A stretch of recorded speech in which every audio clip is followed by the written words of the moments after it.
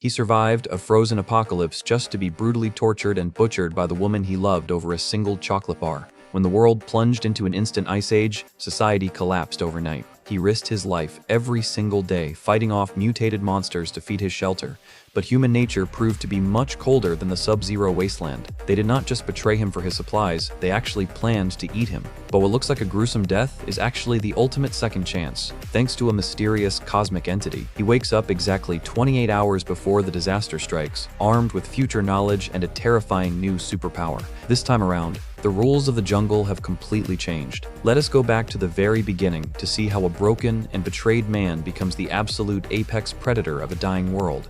We open on a dark, ominous void with a desperate question burned in blood-red text, asking why he was betrayed. This guy is clearly going through it, and the desperation is hitting hard right from the jump.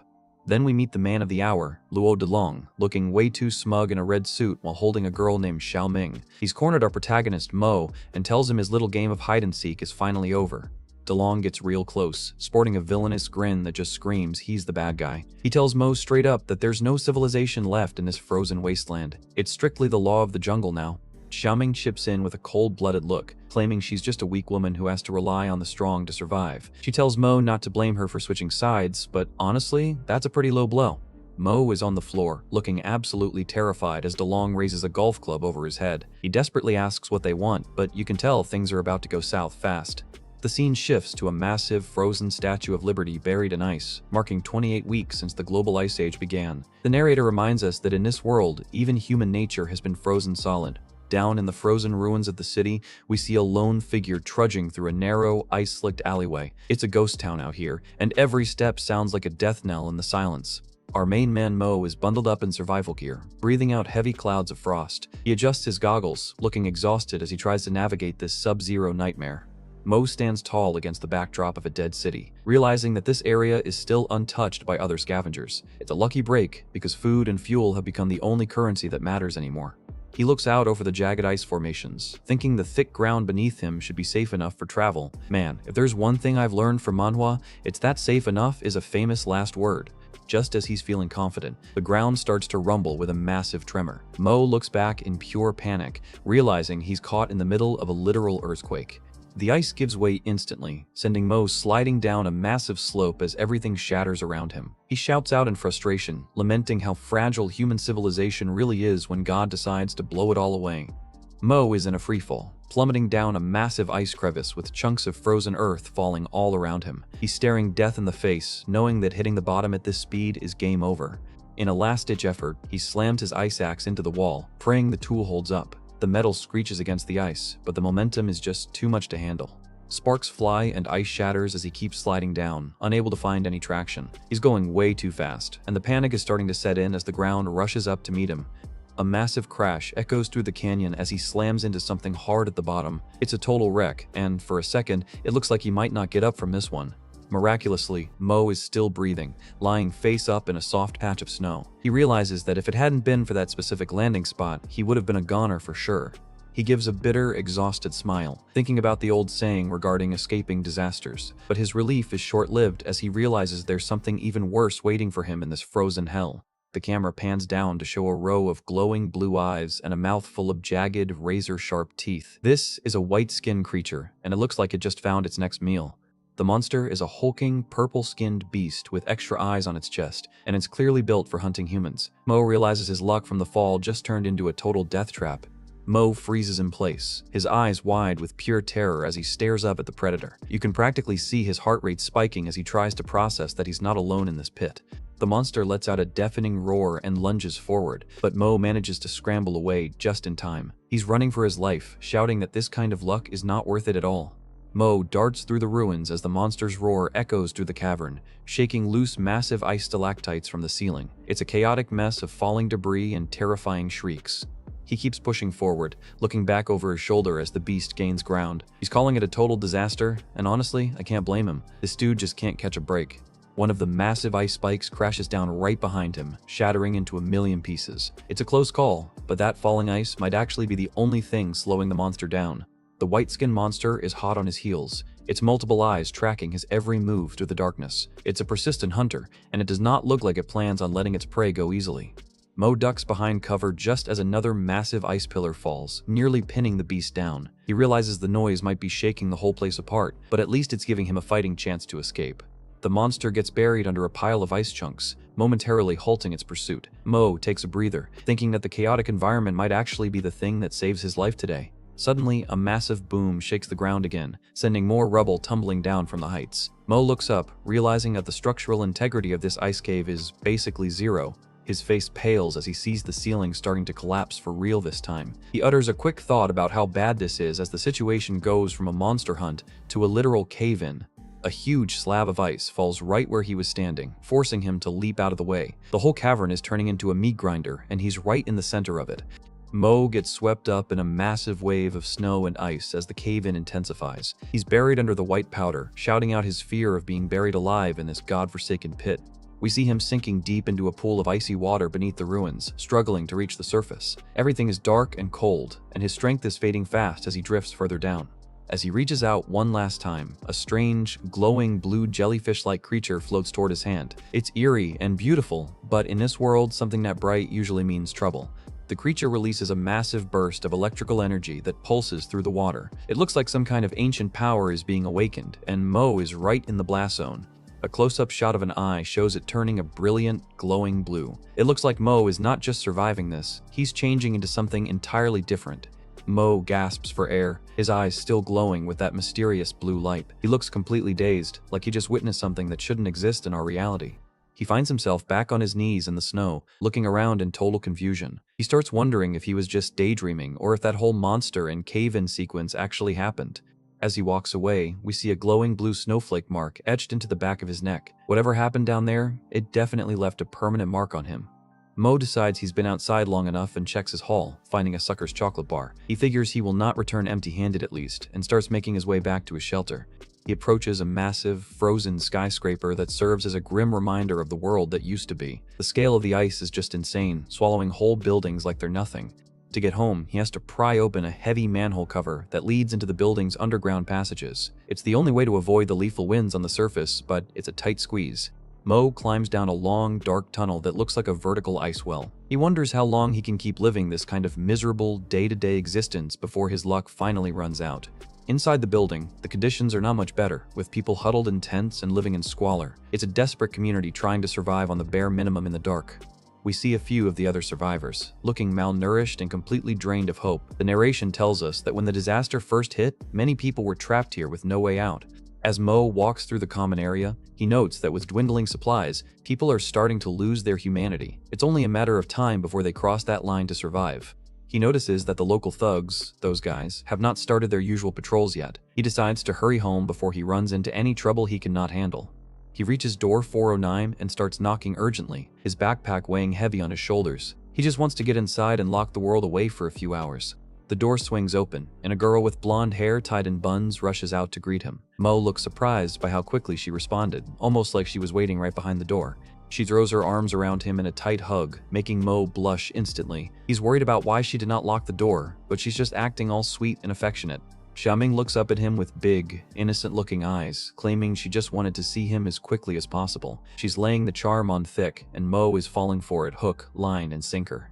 Mo's face turns beet red as she leans into him, and he admits that he wanted to see her too. It's a rare moment of warmth in a frozen world, but you can tell he's completely whipped. They move inside the apartment, which looks surprisingly cozy compared to the rest of the building. Mo tries to be the responsible one, reminding her to lock the door securely next time. He reaches into his bag with a proud smile, telling her to look at what he brought back. He thinks this little gift is going to make her day and maybe buy him some peace. Xiaoming's eyes light up as she sees the chocolate bar, her expression shifting from sweet to greedy in an instant. She cannot believe he actually found something like this in the wasteland. She hugs him even tighter, calling him the best as she stares at the chocolate like it's a bar of solid gold. Mo looks like he's in heaven, thinking his hard work really paid off. As she starts digging in, Mo mentions that he almost got eaten by monsters to get that single bar. He tells her to eat up, not realizing she's already lost interest in him the moment the food appeared. We get a shot of Mo's backpack, which is torn and battered from his journey. It's a quiet reminder of just how much he's sacrificing for someone who might not even care. Xiaoming finishes the chocolate, and her expression immediately goes cold and annoyed. She looks completely different now that the treat is gone, showing her true colors for just a split second. Mo sits alone by a small fire later that night, looking worried about their food situation. He has not found anything decent to eat in days, and the pressure is starting to mount. He holds up a small bag of seeds they've been saving, wondering if they should finally eat them today. It's their last resort, and once these are gone, there's nothing left to plant. He looks at the seeds with a somber expression, knowing that if they eat these, they're basically eating their future. It's a choice between starving now or having zero hope for later. Mo stares out the window into the endless white blizzard, feeling the weight of the whole world on his shoulders. He realizes that if things do not change soon, everyone in this building is going to lose their minds. He thinks back to the monster he saw, wondering if its meat is edible or if it's poisonous. He's so desperate that he's actually considering hunting those things to feed the people in the building. He looks at his hands, realizing that at the very least, the fat from those monsters could be used as fuel. He's trying to stay optimistic, but the reality of their situation is pretty grim. He checks his digital alarm clock and realizes it's February 14th, Valentine's Day. He completely forgot about it in the struggle to stay alive, which is honestly understandable given the Ice Age. Mo feels a surge of guilt, wanting to apologize to Xiaoming for forgetting the holiday. He turns around to find her, but she's nowhere to be seen in the living room. He looks around the empty apartment, calling out her name and wondering where she could have gone. The silence is suddenly broken by a loud, rhythmic thumping sound outside. The banging gets louder, sounding like someone is trying to kick the door down with everything they have got. Mo's heart drops as he realizes someone is forcing their way in. He senses a familiar signal and realizes Xiaoming is actually the one outside. He's confused and worried, wondering what on earth she's doing out there in the middle of the night. Mo opens the door to check on her, but before he can even speak, a massive golf club comes swinging toward his face. He's caught completely off guard, and there's no time to dodge. The metal club connects with a sickening clang, slamming right into Mo's head. Blood sprays across the frame as he's knocked back by the sheer force of the blow. Mo falls backward into the room, his vision blurring as blood pours down his face. He's dazed and dying, unable to comprehend why this is happening to him. Luo Daylong steps into the room, casually leaning on the golf club and wishing him a mocking Merry Christmas. The dude is a total psycho, treating this brutal assault like a joke. Xiaoming steps in right behind him, snuggling up to Daylong with a smug, unexpected look on her face. She's completely betrayed Mo, and she does not seem to feel a single shred of remorse. Mo lies on the floor, coughing up blood and gasping for breath as he asks her why she betrayed him. He's heartbroken and physically shattered, staring at the woman he risked his life for. Xiaoming screams at him, calling him a loser for only bringing back a single piece of chocolate. She accuses him of hiding all the real food for himself and yells that he's not even human. Daylong sits down next to the dying Mo, pretending to feel sorry for him while looking down on him with pure disgust. He tells him he's going to give him some final advice before he finishes him off. He repeats his law of the jungle speech, telling Mo that a man who cannot even support his own woman does not deserve one. He's completely twisted, using the apocalypse as an excuse for his cruelty.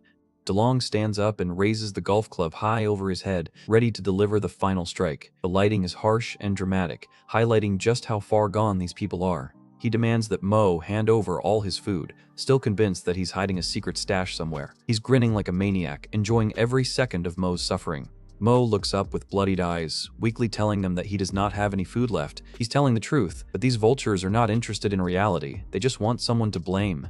Daylong leans in close, telling Mo that since he refused to depend on the strong, he can only be preyed upon by the weak. It's a sick philosophy that justifies everything he's about to do. He brings the club down with a brutal crack, smashing it into Mo's foot or leg as he screams in agony. They're not just killing him, they're torturing him for fun now. Mo lets out a horrific, bloody scream as the beating continues, his face completely mangled by the impact. It's a gruesome scene that shows the true depth of Daylong's depravity. Another heavy strike lands, with a whack sound emphasizing the brutality of the attack. Mo is barely holding on to consciousness at this point, his body a broken mess. The scene becomes a chaotic blur of blood and violence as Daylong's thugs join in on the butchery. It's a total massacre, and they're acting like wild animals tearing into their prey. One of the thugs reports back that they searched the entire place and only found some rotten millet. Daylong looks annoyed, standing over Mo's mangled body like it's just a piece of trash. Daylong sits down, covered in Mo's blood, and coldly states that weaklings are also meat, and they cannot afford to be picky. He's actually suggesting they eat Mo, which is as dark as it gets. He holds out his hand and demands a knife, ready to start the horrific process of butchering his former friend. The shadows are deep and red, reflecting the pure evil in the room. As everything fades to black, Mo's internal monologue reflects on how this was the ending he least wanted to see. He's filled with an intense, burning desire to live and seek revenge. The mysterious, glowing entity from earlier appears again in Mo's fading consciousness, its energy pulsing with life. His last thoughts are a desperate plea to survive and start over. Suddenly, we see a guy slumped over a computer in a modern, brightly lit office. It looks like a completely different world, clean, warm, and totally normal. A close-up shows Mo's eye snapping open, glowing with a fierce light as he shouts out Luo Delong's name at the top of his lungs. He looks like he just woke up from the ultimate nightmare. Mo stands up at his desk, panting heavily and covered in a cold sweat. Everyone in the office is staring at him, but he's too busy checking his own body for wounds. He looks around in a state of shock, clutching his head and wondering what the hell is going on. The transition from a frozen death to a cozy office is enough to give anyone whiplash. He stares at his hands, realizing he's completely unharmed and back in his old life. He's questioning reality, wondering if that whole frozen apocalypse was just a dream or if he really just died. The final shot pans out to the city skyline at night, showing a normal, thriving metropolis. But a terrifying red text appears on the screen, revealing there are only 28 hours left until the global ice age. It was not a dream, it was a warning. We get a quick look at the state of the world before the freeze, and it's not pretty. Protests are tearing through Queens, fires are burning in the streets, and the NYPD is scrambling just to keep some semblance of order. Meanwhile, the elites in Manhattan are living in a totally different reality. They're dressed to the nines at an exclusive gala, sipping wine and acting like the world is not about to end right outside their windows. And of course, in the shadows of Brooklyn, gang deals are going down in the grime. It is business as usual for the underworld, even with a global catastrophe knocking on the door. It's 11:41 p.m. on July 14th, and the city is glowing with neon lights, completely oblivious to the countdown. People are out shopping and hanging out near high-end stores, thinking they've got all the time in the world. The narrator tells us that everyone is in the dark, except for one person. We see Mo walking through the crowd with his hands in his pockets, looking like he knows a secret that would make everyone's blood run cold. Mo looks up at the sky as a vibrant green aurora ripples through the atmosphere. He knows this is not some beautiful natural wonder, it's the first undeniable sign that the Ice Age is coming. His phone starts buzzing, and of course, it's Xiaoming calling. The person who betrayed him so heartlessly in his previous life is reaching out, likely looking for another favor. Mo has a quick flashback to the weak woman act she pulled before, realizing he was blinded by her looks. He can't believe he let such a vile woman ruin him in his past life. He looks incredibly grim as he stares at the glowing screen. He mutters that it's time to end this right now and taps the green button to answer the call. Mo stands there in the middle of the neon-lit street, listening to her talk. She's acting all sweet, asking if he's still working overtime and gushing about how beautiful the aurora is. We see Xiaoming at a club, looking glamorous as she casually mentions that her credit card is maxed out. She's already digging for money, probably expecting him to just hand it over like he used to. Mo's face is cold as stone as he delivers the line we've all been waiting for, telling her they should break up and not to call him again. Xiaoming is left completely stunned on the other end, unable to process the sudden change. He does not even wait for a response, immediately pulling up her contact info. He hits confirm on the delete prompt, officially cutting the poison out of his life. Mo walks away into the dark Brooklyn night, feeling the weight of a second chance. He's done being the guy everyone steps on, and his transformation is just beginning.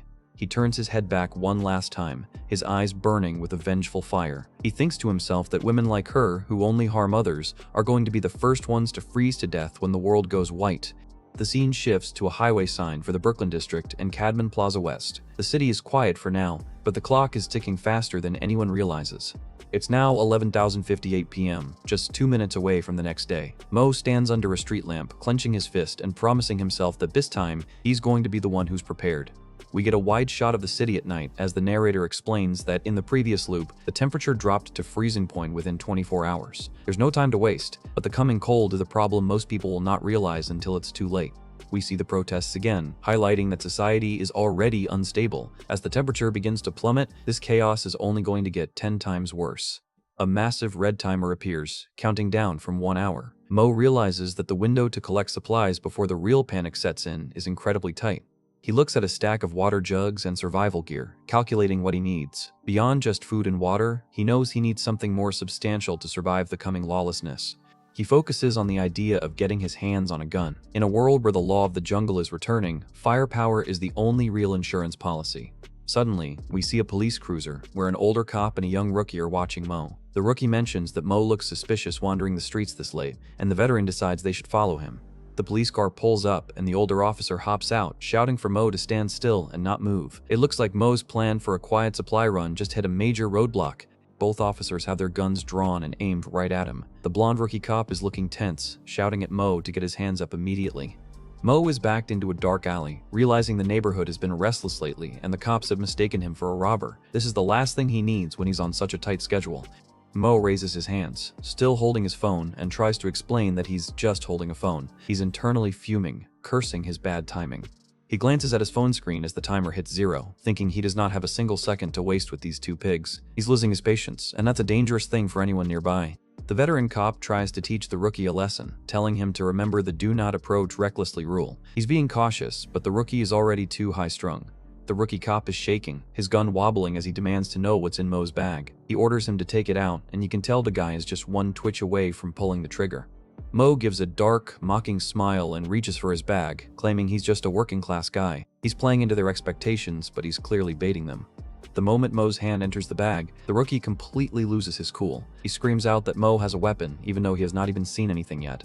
The rookie's face is contorted in pure panic as he shrieks at the top of his lungs. He's totally cracked under the pressure of the robbery call. The gun flashes as the rookie fires around point blank. We see the bullet spiraling out of the barrel as the muzzle blast lights up the alley. The bullet streaks through the air toward Mo's head, and time seems to slow down to a crawl. Mo's internal voice screams that this is bad as he realizes he might have pushed his luck too far.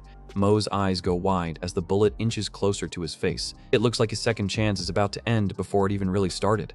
In a void of darkness, Mo's willpower flares up. He refuses to let it end here, screaming in his mind that he wants to live and continue his second chance. His eye suddenly glows with that intense blue energy again, and frost starts forming around his pupil. The mysterious power is reacting to the life or death situation. The cops watch in disbelief as a massive dome of blue energy erupts around Mo. He's not just a guy in an alley anymore, he's a beacon of supernatural power. The rookie keeps firing his gun in a blind panic, screaming about what is going on as his bullets just seem to disappear into the blue light. From Mo's perspective, everything has slowed down to a standstill. He can see the individual bullet floating in the air right in front of him, surrounded by ripples of distorted time. Mo stands in the center of a swirling vortex of snow and electricity, looking down at his hands. He realizes that time is literally slowing down for him, giving him all the room he needs to move. With a confident smirk, Mo casually tilts his head to dodge the bullet. He confirms that this power is not an illusion. He really can react to things at super speed. He calls the rookie an idiot, shouting that he's a taxpayer and the guy just tried to murder him. He's mocking the cop's incompetence while the bullet zips harmlessly past his ear. Mo charges forward, his body crackling with blue lightning. He tells the cops he does not have time to waste on stupid people, and he looks like he's ready to deliver a world of hurt. The rookie fires one last desperate shot as Mo closes the distance in a blur. The shell casing flies off, but Mo is already way too close for the gun to matter. Mo raises his fist, which is glowing with intense energy, and prepares to strike. He's moving with so much force that the air itself seems to be shattering around him.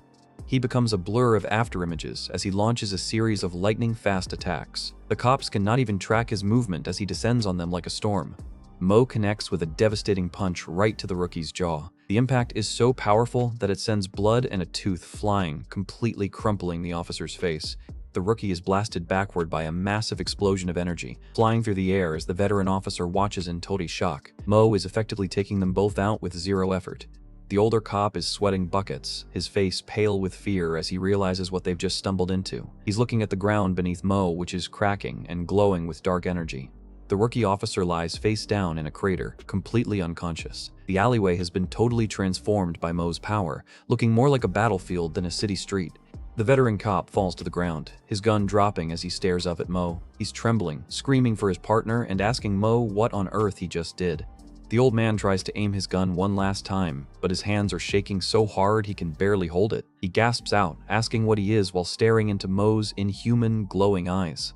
Mo stands tall, looking down at the cop with a cold, detached expression. The blue energy is swirling around him like a cloak, making him look like some kind of ancient god of winter. A close-up of Mo's face shows the glowing blue marks spreading across his skin. He answers the cop's question with a simple, chilling statement that he does not know. He's just as surprised by this power as they are, but he's the one holding all the cards. The veteran cop from earlier is reporting in, sounding completely defeated as he tells command, a suspect escaped and a service weapon was lost. He's just sitting there on the pavement, staring into the distance while his world gets turned upside down. The officer can barely believe what he just witnessed, muttering that today is just totally unbelievable. Meanwhile, we see a trail of blue energy streaking through the city streets as Mo makes his getaway. Mo is absolutely hauling it, jumping between rooftops with a trail of blue lightning following him. He's moving so fast that the city below is just a blur, and it's clear he's starting to get a handle on this insane speed. Mo bursts back into his apartment building, still fueled by adrenaline as he sprints through the hallway. He's leaving a faint glow in his wake, looking like a man possessed as he reaches his door. He collapses against the wall inside his room, sliding down to the floor while gasping for air. The blue marks on his face are still glowing, and his whole body is trembling from the sheer output of energy. Mo stares at his reflection, the reality of what just happened finally sinking in. He asks himself if that was actually real, his mind still trying to bridge the gap between his old life and these new powers. He sits on the floor with his head in his hands, breathing heavily as he tries to process the fact that he just took down 2 cops and dodged a bullet. He's questioning how he's even capable of doing something so extreme. Mo pulls out the stolen police gun, looking at the heavy black metal with a mix of fear and fascination. He wonders if he should try his powers again, wanting to test the limits of what he can do.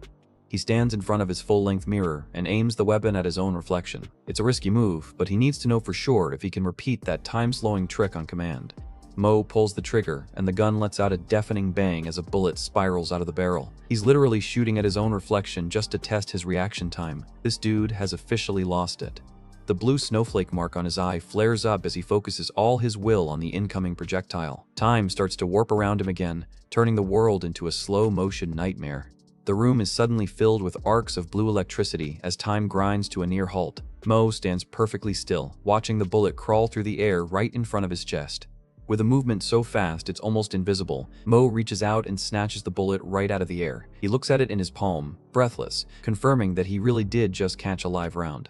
He looks down at the crushed piece of lead in his hand, a wild grin spreading across his face. It's official, he's gained actual superpowers, and in this dying world, that makes him a god. Mo notices layers of frost forming on his clothes and skin, making him realize there's a physical cost to this speed. He wonders if it's some kind of friction or temperature side effect from moving like a supersonic jet. He compares his movement to a supersonic airplane, realizing that his power is specifically tied to extreme velocity. It's a simple ability, but in the right hands, it's absolutely lethal. Mo gives a dark little chuckle, thinking that while it's not the most unique ability, it's exactly what he needs. He's already planning his next moves, and he knows speed is going to be his biggest advantage. With a determined look and the blue mark glowing on his face, Mo realizes he has a major head start. Since he's foreseen the apocalypse, this fast ability lets him stay one step ahead of everyone else. Suddenly, his doorbell rings, jolting him out of his thoughts. He looks annoyed and confused, wondering who would be visiting him this late at night, especially after his run-in with the law. Mo hides the gun behind his back as he cracks the door open, finding his elderly landlady, Mrs. Fang, standing there. She looks worried, asking if those were gunshots she just heard coming from his room. Mo puts on his best fake smile, lying through his teeth that the noise was just his TV because the remote is broken. He apologizes for the disturbance, trying to look as non-threatening as possible.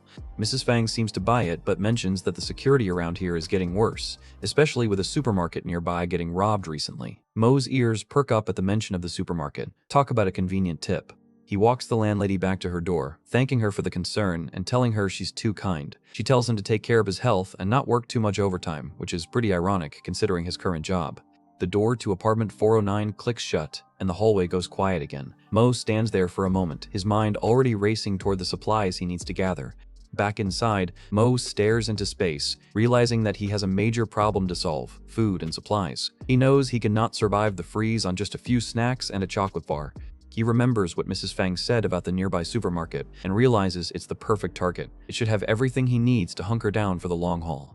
Mo gets a villainous glint in his eye, a dark smirk crossing his lips. He declares that it's time to stock up, and you can tell he's not planning on waiting in the checkout line.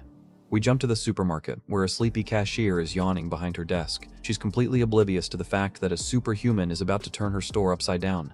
On the store's monitor, we see Mo walking calmly down an aisle filled with water bottles. The timestamp shows he's arrived just after midnight, the perfect time for a heist. In a flash of blue energy, Mo clears out entire shelves in less than a second. The monitor shows a massive blur of motion as everything from water to canned goods just vanishes into thin air. The cashier is still mid-yawn, not even noticing the absolute chaos happening just a few feet away. She's tired and bored, just waiting for her shift to end.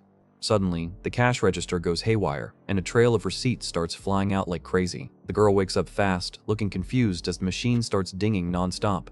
She looks down at the massive pile of receipts and the empty aisles, asking herself if someone actually just bought all that stuff in an instant. It's a total ghost store now. She finds a handwritten note left on the counter, apologizing and telling her not to be scared. Mo actually left her a warning to go home quickly and stay safe, but she's just left wondering what kind of lunatic she's dealing with. Suddenly, the bell rings again, but it's not Mo. A group of thugs, led by a guy with green hair and weird goggles, bursts into the store looking for trouble. One of the thugs pulls out a handgun, looking ready to use it. The cashier's luck just went from weird to absolutely terrible in a matter of seconds. The thug aims the gun right at the girl's head, and she freezes in terror, putting her hands up. He mutters about being really unlucky lately, and he's clearly about to take it out on her. The green-haired thug shouts that it's robbery time and demands she hand over all the money. They're looking for a score, but they have no idea they've just walked into a zone that's being hunted by something else. Mo is already long gone, leaving nothing but a trail of freezing mist and empty shelves behind him. The thugs notice the temperature dropping rapidly, and the air is filled with an eerie silence. A close-up of the thug's gun shows it suddenly getting covered in thick, white frost. Something is sucking the heat right out of the room, and it's not just the winter weather. The green-haired guy shivers, asking why it suddenly feels so cold in here. He's looking around nervously, sensing that something is very, very wrong with the atmosphere. The two thugs look toward the door as a massive shadow looms over them. They're both shaking now, realization hitting them that they are not the biggest predators in this room anymore. A white-skinned monster, identical to the ones from Mo's previous life, stands in the doorway. It's a terrifying, slender creature wrapped in white, with glowing blue spots and 3 eyes on its chest. The green-haired thug is sweating bullets, his eyes wide behind his goggles. He screams in terror, asking what kind of monster he's looking at as the beast lets out a low growl. His partner starts shooting wildly at the creature, the muzzle flashes lighting up the dark store, but the monster just stands there, the bullets seemingly doing absolutely nothing to its pale body. The monster lunges forward through the gunfire, its movements fast and jerky. The thugs are screaming now, realizing that their weapons are completely useless against this nightmare. A long gray arm reaches out and grabs the green-haired thug before he can even blink. He's staring right into the monster's freakish face, paralyzed by pure, unadulterated dread. The monster towers over the thug, tilting its head curiously like a predator looking at a tasty snack. A sickening clang is heard as the guy's gun hits the floor, and you know it's over. The monster grabs the thug's head with its oversized hands, and the guy lets out one last horrific scream. His face is a mask of pure agony as the beast prepares to finish him. In a gruesome spray of blood, the monster bites down on the thug, muttering that it tastes terrible. It's a cold-blooded killing that shows just how little these creatures value human life. The cashier is hiding under the desk, her hands shaking as she tries to film the whole thing with her phone. She's terrified, but knows this footage is something the world needs to see. We see the live stream on her phone, showing the monster standing over its kill. The comments are going crazy, and people are realizing that the world they knew is officially over. At a government facility, 2 officials are watching the short video on a tablet. One asks if this is what young people like, while the other looks much more concerned about the implications. Suddenly, the live stream is cut off by a bright red emergency warning on the screen. It looks like the government is finally stepping in to try and control the narrative, but it might be too late. Alarms start blaring throughout the facility, and an announcement tells all citizens that something major has happened. The officials look tense, realizing the crisis has finally hit home. Mo is standing in front of a building for the Department of Homeland Security and Logistics. He's clearly planning something big, and he looks more prepared for this disaster than the actual government. Mo stands on a balcony, looking out over the city as the first heavy snowflakes begin to fall. He mutters that it's starting with a calm, almost satisfied expression on his face. The final shot shows the entire city being engulfed in a massive, swirling blizzard. An emergency alert tells everyone to stay indoors and keep warm, but Mo knows that for most people, this is just the beginning of the end. The cold wave is officially moving in, and Brooklyn is the first target on its hit list. The suspension bridge looks eerie against the snowy sky as the city prepares for a deep freeze that nobody's truly ready for. Check out that timer, it's just past 1 in the morning, and the countdown to total chaos is ticking away. Those glowing red numbers are like a heartbeat for the disaster that's currently unfolding. Even in a regular apartment building like number 58, the emergency broadcasts are starting to flood in. It's quiet for now, but the city's about to realize that regular is a thing of the past. Over at the Department of Homeland Security and Logistics, the staff is trying to keep it cool with some coffee, but they know something's up. When a department like theirs gets involved over unusual weather, you know it's time to start worrying. Down in a high-tech lab, someone in a lab coat is inspecting a glowing red slab under surgical lights. The government is telling everyone not to panic, which is basically code for you should probably start panicking. Mo is not taking any chances this time, going full DIY mode with a power drill to secure his room. He's determined to make sure there are not any mishaps in his loop while the emergency alerts tell everyone to stay warm and close their windows. Switching over to the bad guys, Luo DeLong is casually lighting a cigarette in a dark room, looking as smug as ever. He's got some poor soul tied up and he's losing patience because the guy will not start talking. The victim is a mess, bruised and shaking while he pleads that he really does not know anything. Tying someone up and beating them is a classic DeLong move, and he's clearly just getting started with the interrogation. Dalong leans in, sporting that leopard print collar and a condescending look that screams bully. He mocks the guy's plea for ignorance, clearly enjoying the position of power he holds. He pulls out a tablet to show some incriminating photos, accusing the guy of being bold enough to drug the boss's daughter. Dalong loves a good gotcha moment, and this poor dude just got caught red-handed. The victim starts shivering even harder, trying to explain that he did not know what he was doing at the time. It's a pathetic sight, and you can tell Dalong is not buying a single word of the "I did not know" routine. Dalong stands tall, looking completely cold-blooded as he tells the guy to just hope for God's mercy. When a psycho like this tells you to pray, you know your time is officially up. Dalong's goons get to work, pinning the guy's hand down to a table while he struggles to get free. The sound of that impact is just a preview of the brutality that's about to go down. A glinting blade catches the light as one of the thugs prepares to make a point, literally. You can feel the tension as the weapon is positioned, and it's clear Dalong does not do empty threats. The scene cuts to a splash of red against the darkness with some sickening, chunking sound effects. It's gruesome, but that's the kind of world Dalong runs, where fingers are just tokens of a lesson learned. Dalong is casually counting out loud while he checks a small metal case. He's got that chillingly calm vibe as he goes through the numbers, making sure everything is exactly where it should be. He holds up a collection of 6 severed fingers like they're trophies in a display box. He says it is just right, with no mistakes. This dude is absolutely unhinged and has zero remorse for what he just did. The henchmen ask how they should finish off the guy, and Dalong decides a death by fire fits the sin of lust. He mentions the apartment building's boiler room, which is a pretty grim way to wrap up an interrogation. Dalong takes a long drag of his cigarette, looking bored as he gives the order to just toss the guy into the boiler. For him, a human life is just more fuel for the furnace. The goons lug a heavy body bag toward the dark, circular maw of the industrial boiler. They mockingly tell the guy to rest in peace right before they chuck him into the dark. While standing by the machinery, one of the thugs wonders if the old boiler might explode from having a body stuffed inside. His partner tells him to stop talking nonsense since the boss is waiting on them, because that's the main problem here. Suddenly, the beanie-wearing thug stops in his tracks, realizing something is very, very wrong. He's staring at the boiler, and you can see the sweat beads forming on his face as the vibe shifts. A massive blast of blue energy erupts from the boiler, throwing the thugs back. It's not fire coming out of there, it's something far colder and way more dangerous. The goon is sent flying as the freezing mist takes over the room, turning the floor into an ice rink. He's terrified, realizing that whatever just came out of that boiler is not human anymore. Back with Mo, he's still working hard, drilling into some materials to build up his survival base. He's focusing on every detail, knowing that a single flaw could mean game over when the real freeze hits. He finally finishes a frame for cultivating crops, looking pretty satisfied with his handiwork. Mo knows that being able to grow his own food is the only way he's going to survive the long haul in this wasteland. Mo surveys his room, which is stacked to the ceiling with water jugs and crates of supplies. He's got a decent hoard, but he realizes that even this mountain of gear will not be enough if he cannot be self-sufficient. Sitting in the middle of his DIY greenhouse, Mo is planning his perfect survival room. He's already got rows of plants growing, proving he's thinking miles ahead of everyone else in the building. He checks the time, it's almost 4:22 a.m., and the freezing phenomenon has been going on for an hour. Mo knows he needs to speed things up, and he's got a special trick in mind to get it done. Mo's eyes flare with that glowing blue power as he holds his drill, ready to accelerate. He's literally going to use his time-warping abilities to fast-forward his construction work, because time is life. He's mid-work when he hears a sudden knock at the door, which is the last thing he expected this late. He looks pretty annoyed at the interruption, wondering who would be visiting him in the middle of a disaster. As Mo goes to answer door 409, he gets a strange sense of déjà vu. He's seen this play out before, and he knows nothing good comes from late-night visitors in this building. It turns out to be old Joe from security, looking pretty sheepish about disturbing Mo so late. He's got that classic worried uncle look, and you can tell he's just trying to do his job.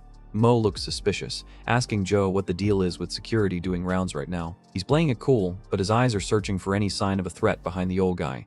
Joe explains that the heating in the building is broken, and they wanted to make sure everyone knew before they froze in their sleep. It sounds like a nice gesture, but in this world, broken heating is usually just the tip of the iceberg.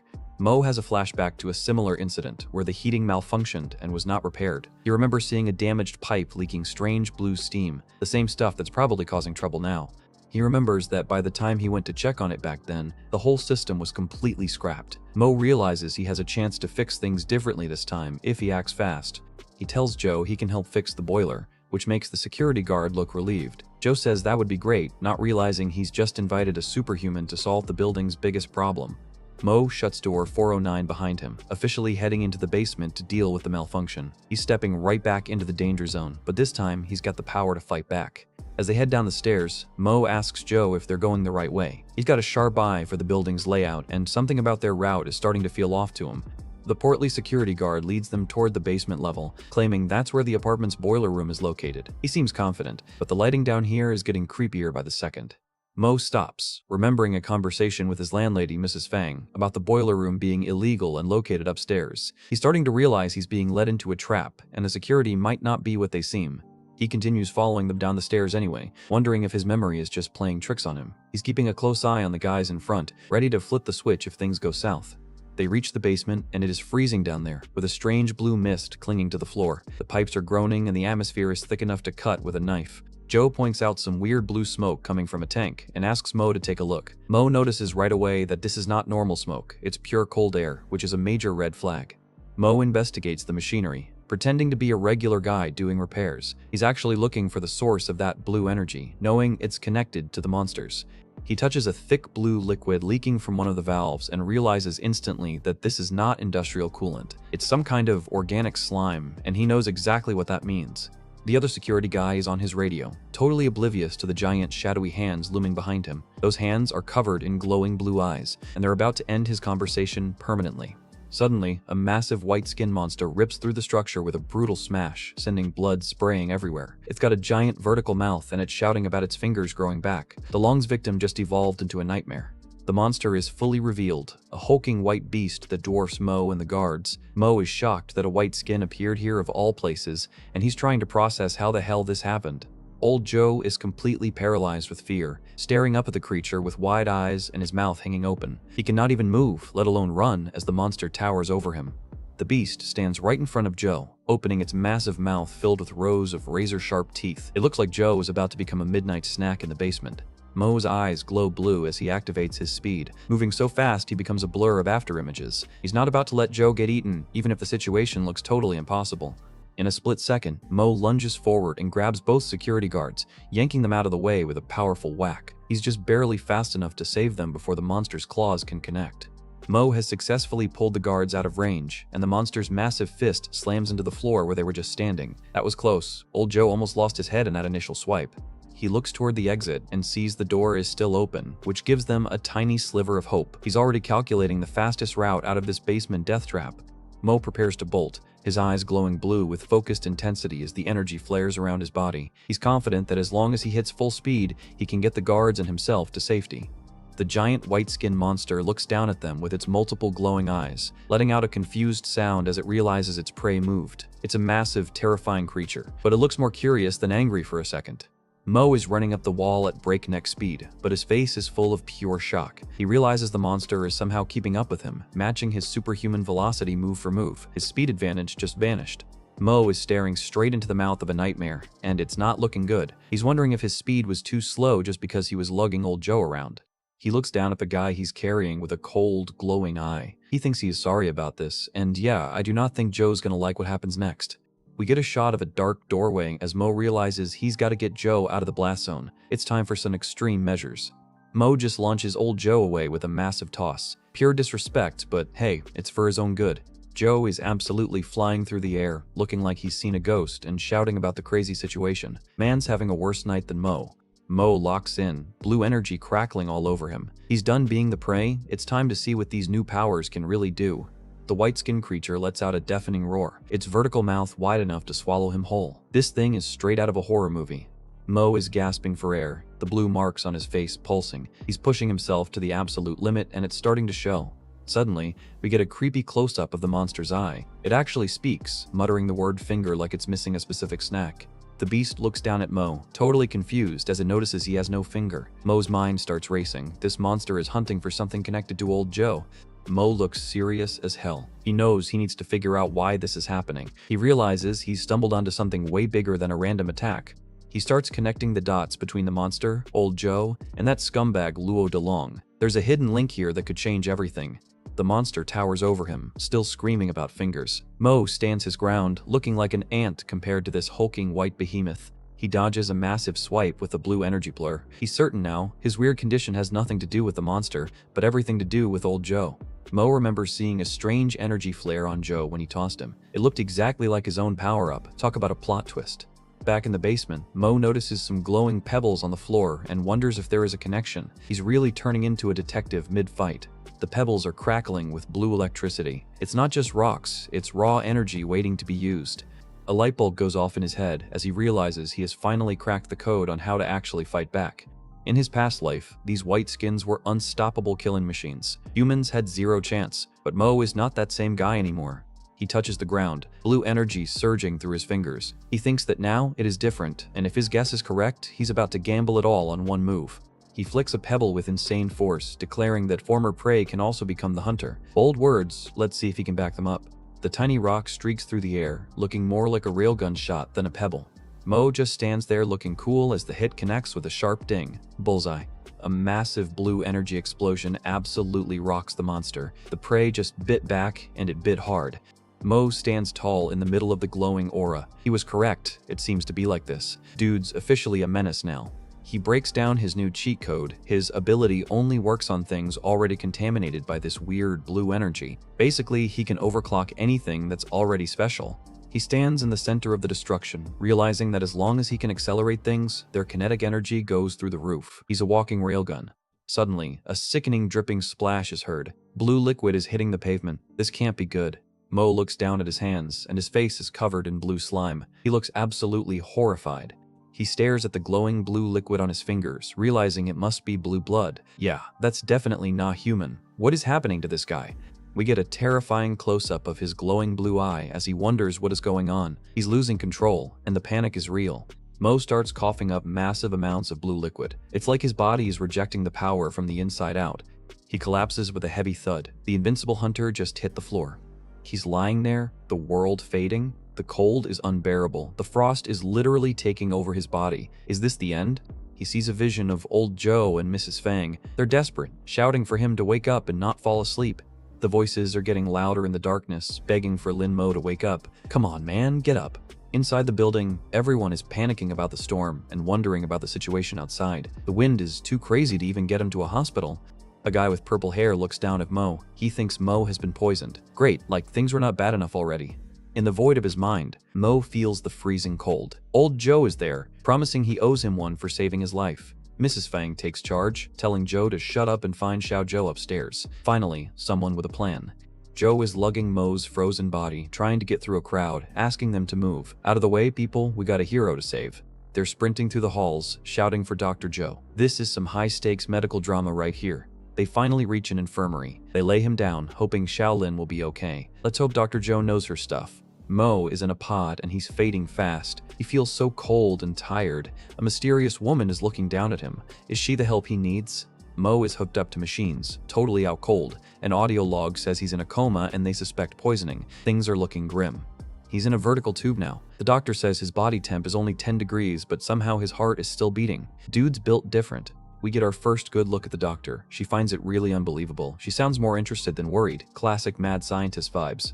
A machine beeps, blood separation is done. Time to see what's actually in those veins. The doctor is fascinated by the blue patterns on Mo's skin. She finds it interesting and has never seen this before. Yeah, that's because he's becoming something else, lady. The centrifuged blood shows a layer of glowing blue impurities. That is definitely not normal. The doctor is all decked out in some gothic medic style. She says the full analysis will take time, but she's gonna keep watching him. Mo's skin is covered in blue web-like marks. She thinks it might be an allergic reaction. Yeah, a reaction to being awesome, maybe. Suddenly, Mo's eye snaps open with a sharp sound. He's back in the game. The doctor looks down at him, totally unfazed, asking if he is awake. Mo's just confused, wondering what is going on. Welcome back to reality, buddy. Mo sits up, realizing he's half naked and hooked up to wires. He demands to know who she is. He's ready to fight even on the medical table. The doctor just lights a cigarette, looking cool as hell. She chuckles, enjoying this. She stands there in a corset and lab coat, looking like a total boss. She claims to be just an unlicensed black market doctor. That does not sound suspicious at all.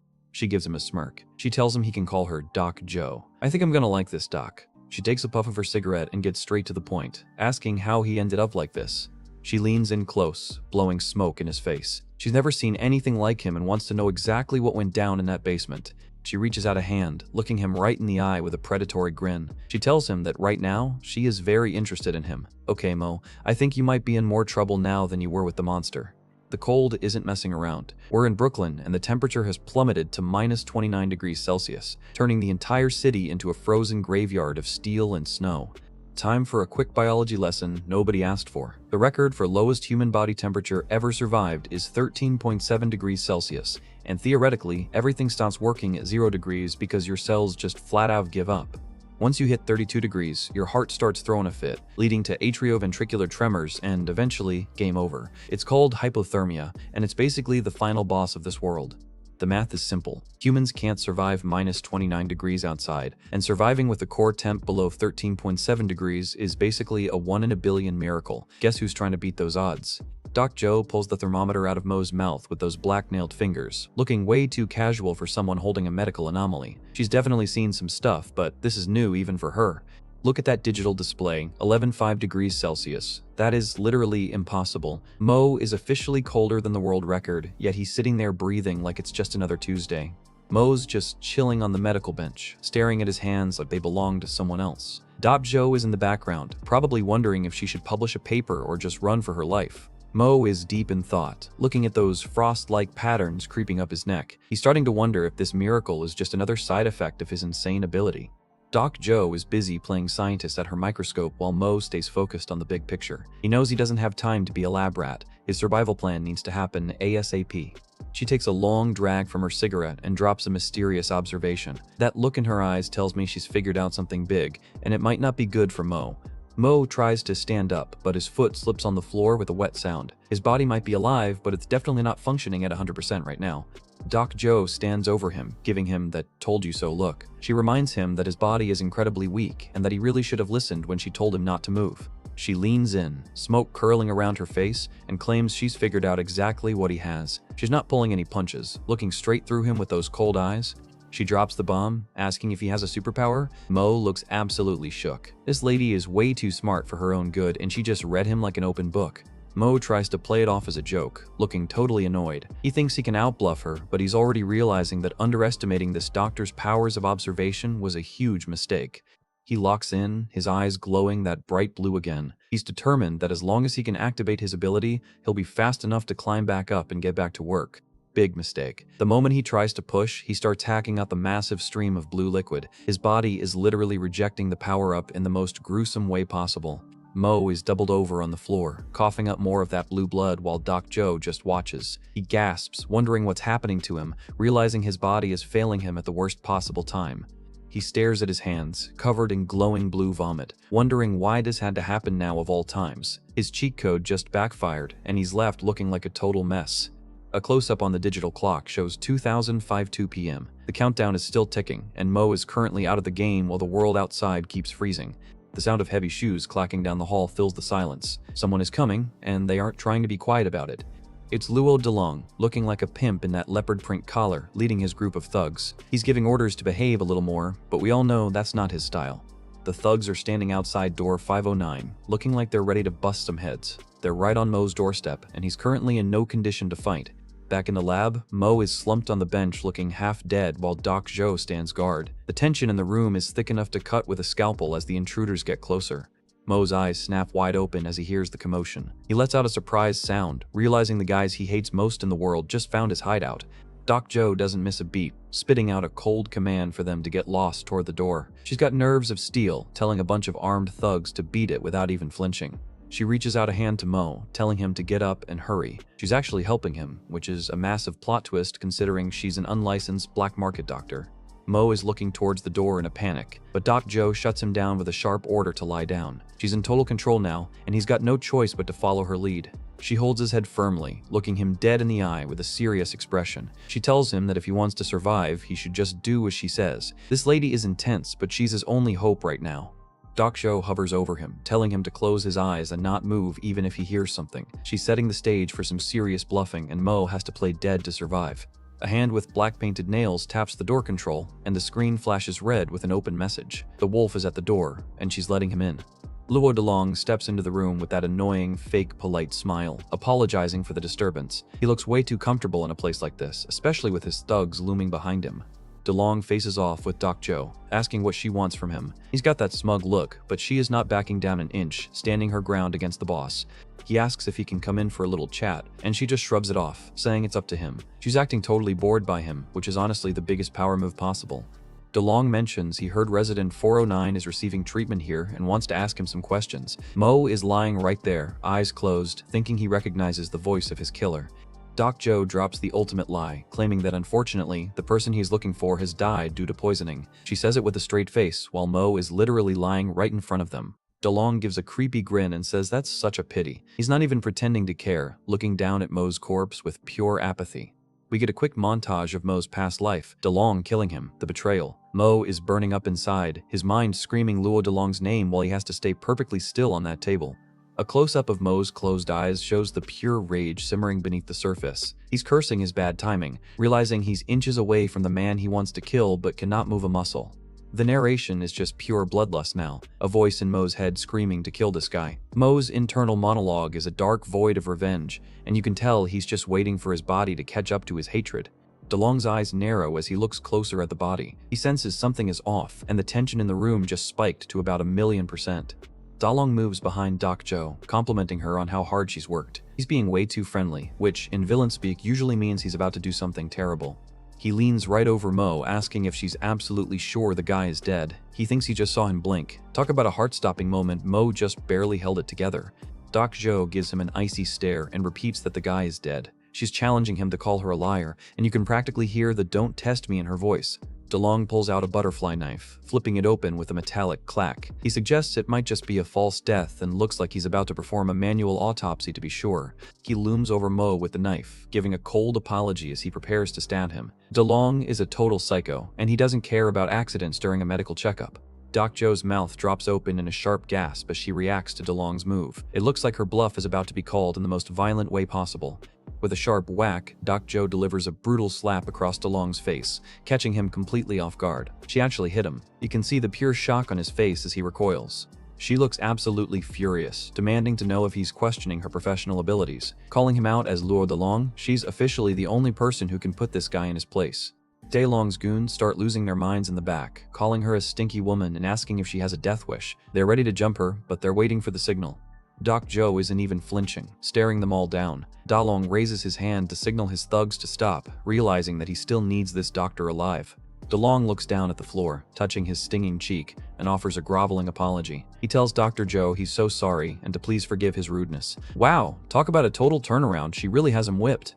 Someone flicks a lighter, the flame popping into existence with a click. It's a small bit of warmth in a room that feels colder than the blizzard outside.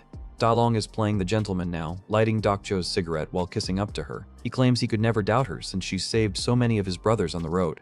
He leans in way too close, whispering that it was his fault and asking her not to be angry. But he follows it with a "but," and you know there's a threat buried in that "but." He gets right in her ear, reminding her who's been taking care of her in her shabby clinic. He demands a response on that matter ASAP, showing that his apology was just for show. DeLong walks away, leaving a trail of smoke and bad vibes behind him. Doc Joe just watches him go, muttering with pure disgust that it was so much nonsense. The coast is finally clear. Doc Joe tells Mo to get up because he's gone, while he sits up on the table, still looking like a frost-covered experiment. She looks at him through the smoke of her cigarette, knowing he's probably got a million questions. She's saved his life twice now, and she's finally ready to talk.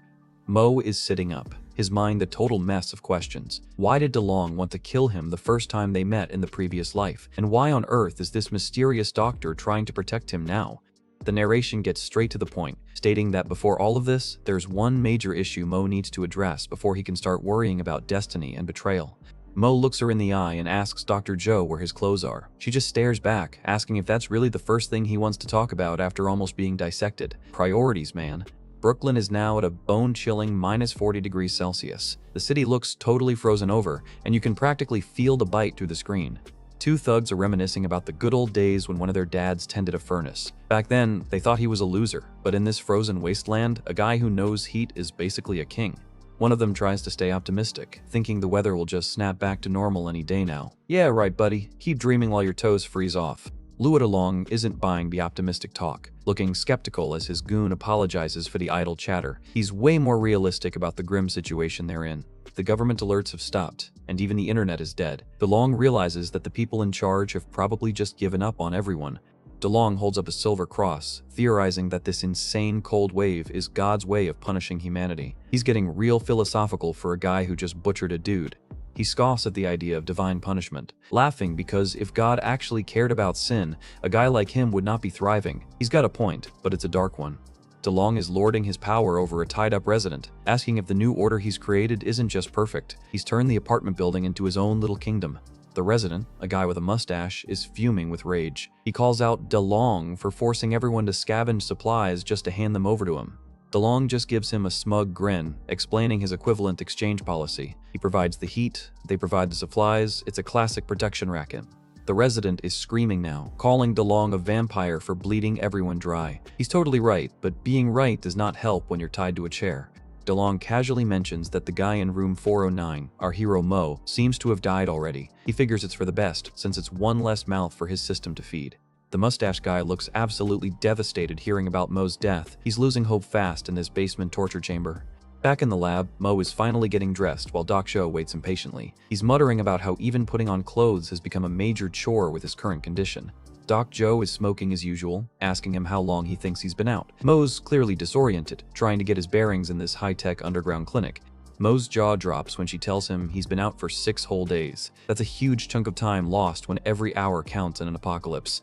A close-up on a laptop shows the date is now July 21st. The narrator confirms that a whole lot has happened while Mo was busy playing Sleeping Beauty. Doc Joe catches him up on the news. Luo DeLong has officially taken over the building's heating system. He's forcing residents to go outside and scavenge just for the right to not freeze to death. She explains that going outside now is basically suicide. The people who left probably figured they were going to die either way, so they took the gamble.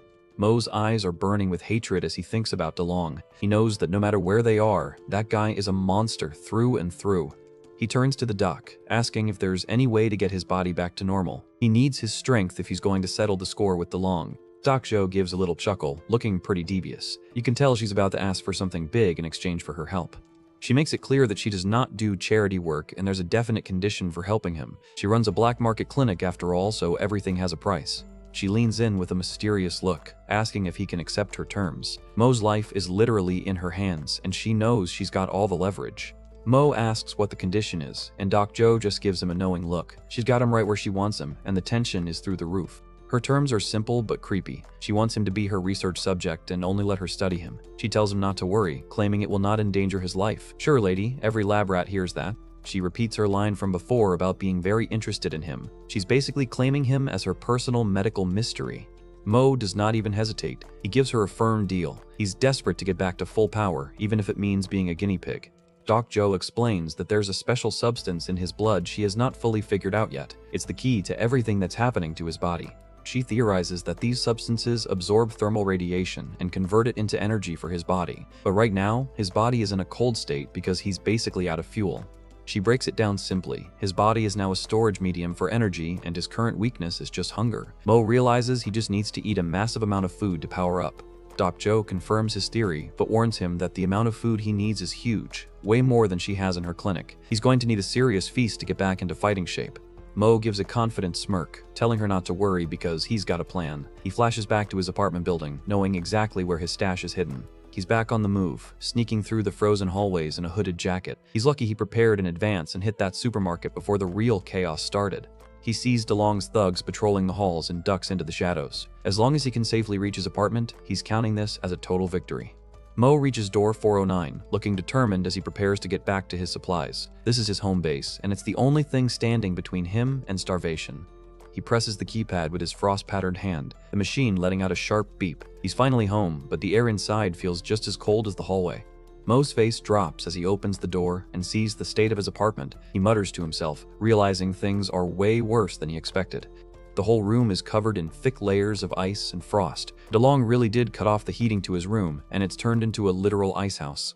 Mo is fuming as he looks at his ruined home, cursing DeLong for being so petty. It's a miracle he was not here when it happened, or he'd be a human popsicle for sure. He starts digging through the frozen crates, looking for the highest calorie food he has. He finds exactly what he needs to restart his internal engine. He pulls out a whole box of Sucker's chocolate bars. It's pure sugar and fat, exactly the kind of high-energy fuel his body is screaming for.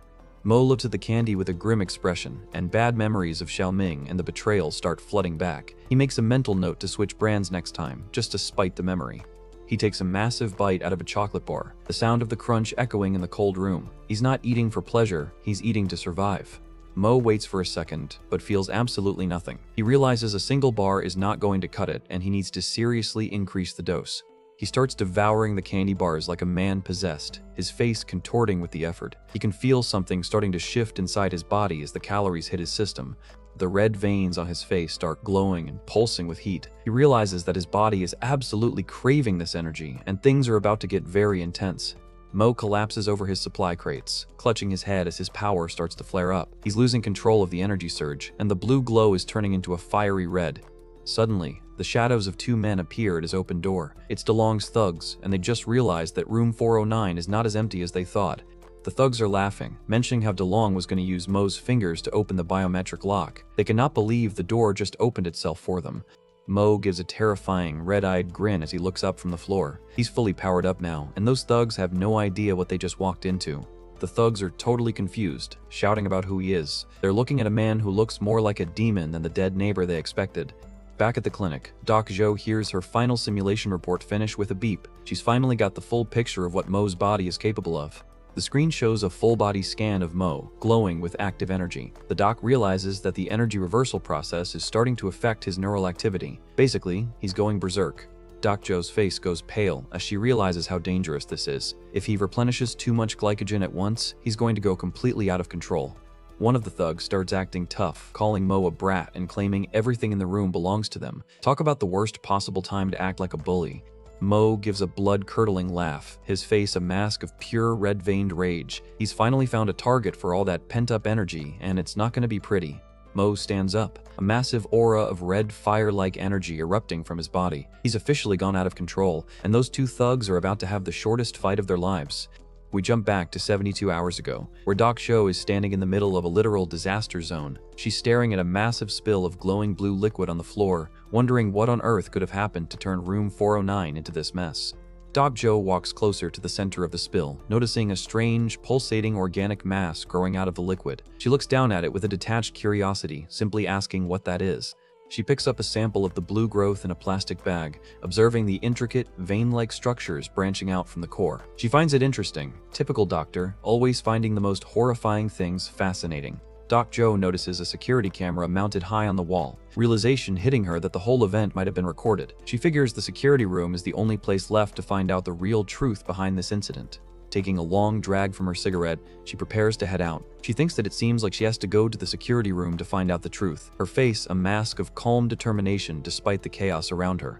The scene shifts to a massive intercom speaker blasting a distorted hello throughout the building. It's loud, static-filled, and definitely not the kind of sound you want to hear in the middle of an apocalypse. Doc Zhou looks up at the speaker as a voice demands everyone's attention. The PA system is blaring throughout the dark, industrial-looking corridors, signaling that some kind of major announcement is about to go down. Inside an apartment, a young kid tugs on his mom's sleeve, complaining that he's hungry. The intercom voice continues, coldly telling everyone to allocate their supplies reasonably to avoid wastage, which is basically code for, "You're on your own." Mrs. Fang is sitting in her darkened living room, the blue static from the TV lighting up her worried face. The announcement gets even more ominous, dropping a massive cliffhanger that leaves everyone in suspense. Suddenly, a door is kicked in, and DeLong's thugs burst into an apartment where a family is huddled together. They're looking for something, and they're definitely not asking nicely. Two goons are carrying old Joe out of his security booth, complaining about how heavy the old man is. The lead thug tells them to quit the chatter and keep an eye on the boiler. Looks like the building's only source of warmth is being hijacked. Luo DeLong leans into a microphone, his face lit by a sinister glow. He tells all the residents that they need to pay him a little compensation in exchange for their heating. Official villain business right there.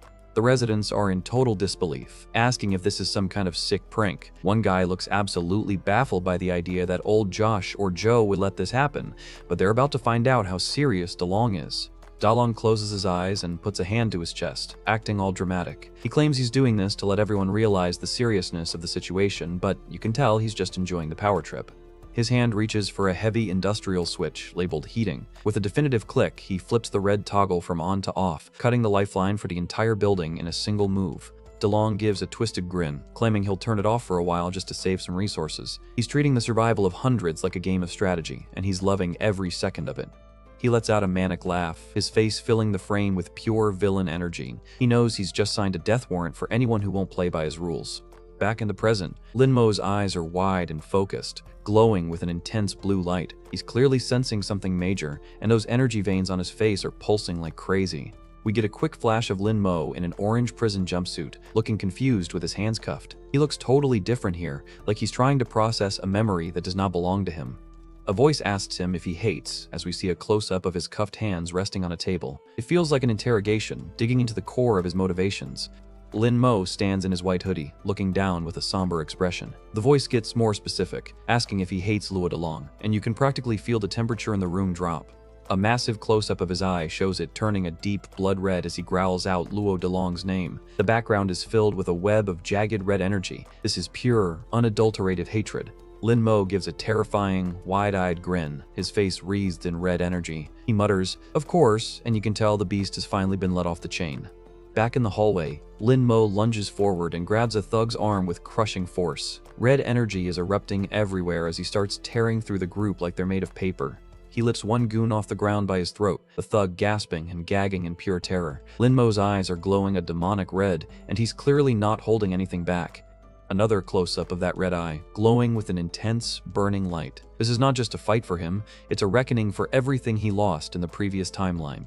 Luo Delong is laughing in the background as Lin Mo screams his name in the text bubbles. Delong drops a truly sick line about human flesh tasting like beef, but he claims he does not eat beef. This dude is on another level of crazy. Lin Mo lets out a massive shockwave of red energy that sends the thugs flying in every direction. It looks like a bomb went off, and he's just standing there in the middle of the carnage, looking for his next target. One thug is sent sailing over the railing, a look of pure panic on his face as he realizes there's nothing but a long drop below him. Big mistake messing with a guy who has nothing left to lose. The thug lands with a sickening thud on the hard floor below. He's crumpled in a heap, and from the way he's lying, it's pretty clear he will not be getting back up for the rest of the fight. A group of residents looks down over the railing, their faces masks of pure horror. One of them exclaims in disbelief, unable to comprehend the level of violence they're witnessing. A gruesome shot of the body on the floor shows the impact was absolutely brutal, with bones visible through the mangled mess. The red aura is still lingering on the corpse, showing the sheer power Lin Mo used. The residents observe the scene from above, noting that it looks like he fell all the way from the 4th floor. The hallway is silent for a moment as the gravity of the situation sinks in.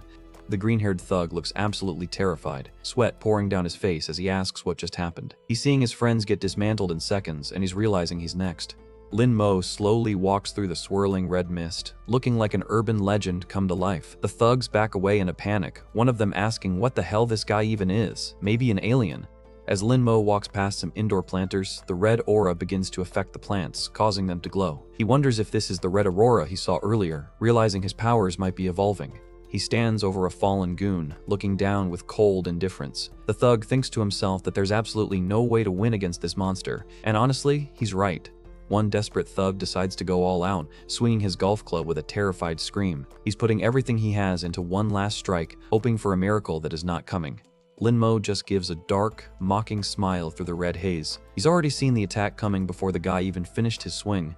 Luo Delong steps forward, swinging his own golf club with a manic grin. He screams that this is the law of the jungle, still clinging to his twisted philosophy even as his men get slaughtered. We get a high-speed motion shot of a golf club whistling through the air. The speed is intense, but you can tell someone is about to get a very rude awakening. Delong's face goes from smug to shocked in a split second. He thinks his target is so fast, realizing that he is not where he thought he was just a millisecond ago. Lin Mo, wreathed in red energy, makes a come here gesture with his hand. He's absolutely baiting them, and you can see Delong realizing that he's being toyed with like an insect. The thug swings again, but Lin Mo is just a blur of motion. He's moving with such precision that the club does not even come close to touching his clothes. Lin Mo dodges through the attacks, leaving a trail of red afterimages in his wake. It looks like there are 5 of him at once, and the thugs are swinging at shadows while the real threat is right behind them. Delong is losing it, laughing while calling Lin Mo a weakling and telling him not to move if he dares. It's classic villain cope, trying to sound tough while he's clearly outmatched. Lin Mo lets out a sharp laugh of his own, the red energy pulsing around him. He's finally having fun, and that's a very bad sign for everyone else in the room. With a sudden burst of speed, Lin Mo lunges forward, his hand extended as a massive wave of red energy blasts toward DeLong. He's finally done playing and is going for the kill. Another close-up of Lin Mo's glowing red eye shows the intensity of his focus. He's totally locked in on his target, and there's no mercy left in him. He flies through the air with his fist pulled back, a massive trail of red energy following him. He looks like a meteor of pure rage heading straight for the villain's face. Lin Mo connects with a brutal kick that sends a thug crumpling into a heap. The impact is so heavy you can almost hear the bones cracking through the screen. Xiaoming appears in the doorway, looking absolutely horrified as she screams Lin Mo's name. She can't believe the guy she betrayed has turned into this unstoppable force of nature.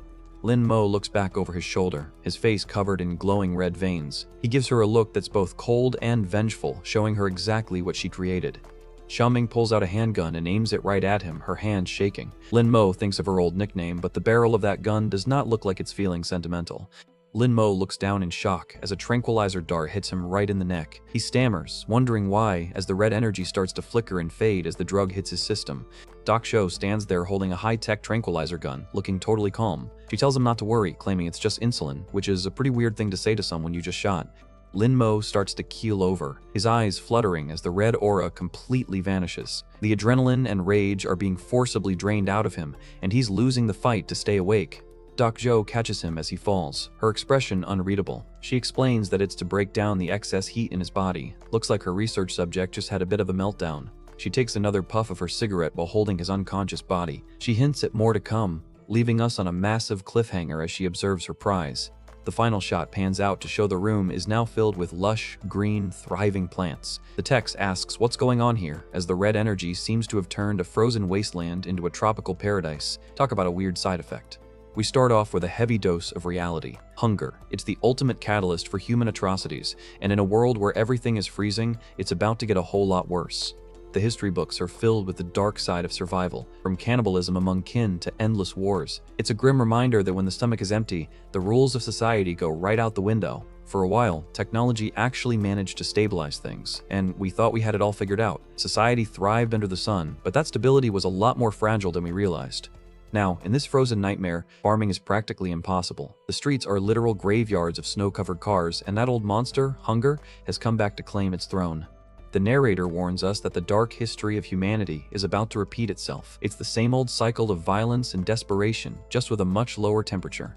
But hey, there's always an exception to the rule. While the rest of the world is starving, something very different is happening in one specific corner of this frozen city. Lin Mo is out cold, resting among a literal forest of green leaves. After his massive power-up and subsequent meltdown, his body finally decided to take a much-needed nap. Dr. Zhou is standing guard, blowing smoke as she looks at her sleeping patient. She apologizes for putting him back to sleep so soon, but clearly the data she's collecting is worth the disruption. The doctor is surrounded by lush green foliage that definitely shouldn't exist in this climate. She looks over the plants, wondering what exactly Lin Mo's heat energy has done to the room. With her black-nailed hand, she reaches out and plucks a perfectly ripe red tomato from the vine. It's like a miracle in the middle of a blizzard, and you can see she's genuinely intrigued. She takes a big bite, the juice spraying as she tests the fruit. It's a weirdly intense moment, a black market doctor eating a supernaturally grown tomato while her patient is sedated. Looking around the hallway, it's clear the plants have taken over everything. Dr. Zhou stands in the middle of this indoor jungle, trying to wrap her head around the sheer scale of the growth. She gives a rare smirk, noting that the taste is surprisingly good. For a woman who usually deals in blood and needles, this is a pretty pleasant side effect of Lin Mo's abilities. Dr. Zhou looks at the massive yield, realizing there's enough food here to feed the entire apartment building. Lin Mo just accidentally solved the hunger problem, provided he does not kill everyone first. Cut to the outside, where the blizzard is absolutely howling. Two figures are struggling through the knee-deep snow, looking like they're one step away from becoming ice sculptures. The woman in the pink parka is shivering uncontrollably, her stomach growling loud enough to be heard over the wind. She's at her limit, and this mission to find supplies is looking more like a death march.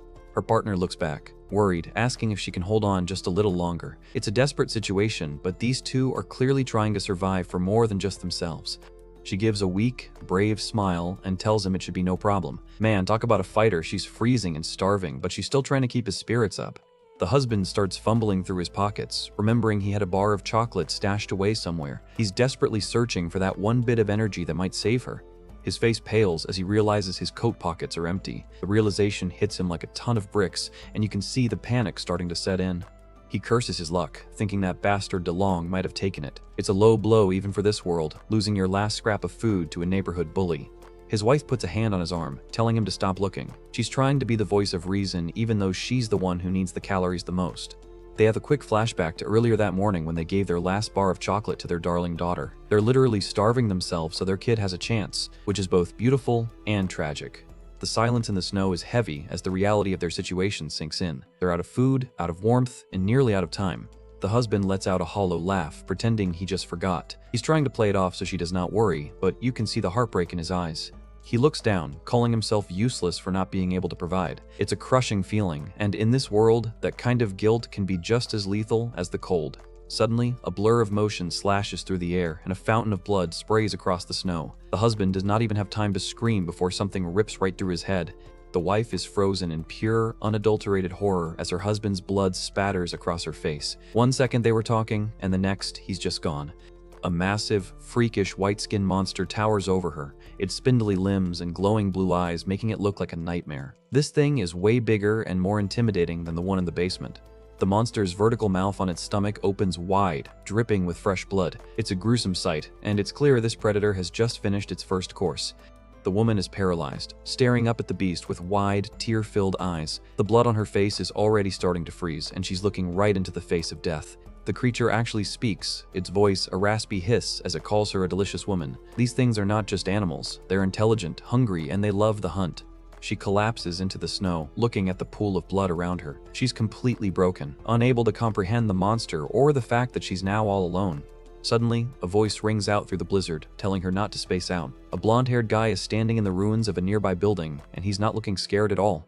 The woman looks up, her face a mask of trauma and confusion. She's hearing a human voice, but in her current state, it probably sounds like a hallucination.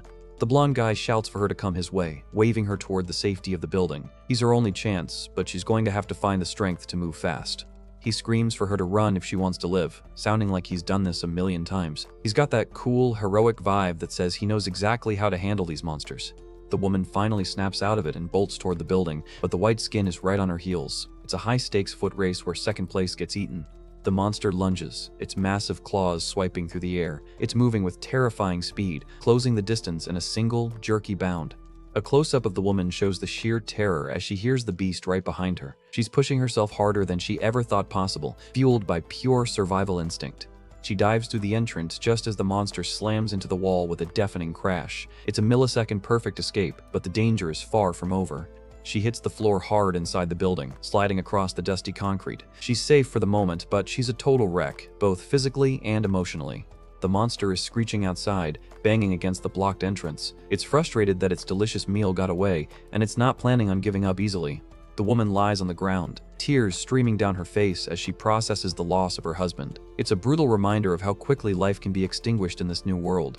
The blonde guy is not just standing there. He's prepping a homemade Molotov. He pours some high-proof liquor over a lighter, looking like he's about to start a very dangerous concert. With a confident toss, he hurls the makeshift firebomb toward the entrance. He's got that "do not mess with me" look on his face, and you can tell he's the one in charge here. A massive explosion of fire erupts, engulfing the area and sending the monster reeling. It turns out these icy freaks really do not like getting cooked.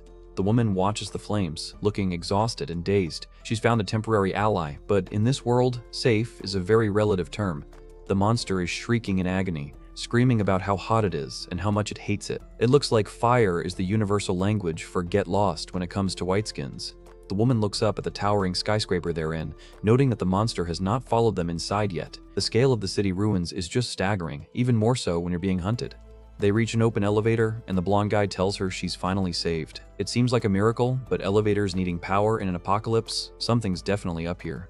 The woman looks completely drained, her eyes hollow as she stares at her rescuer. She's safe, but the cost of her survival is written all over her face.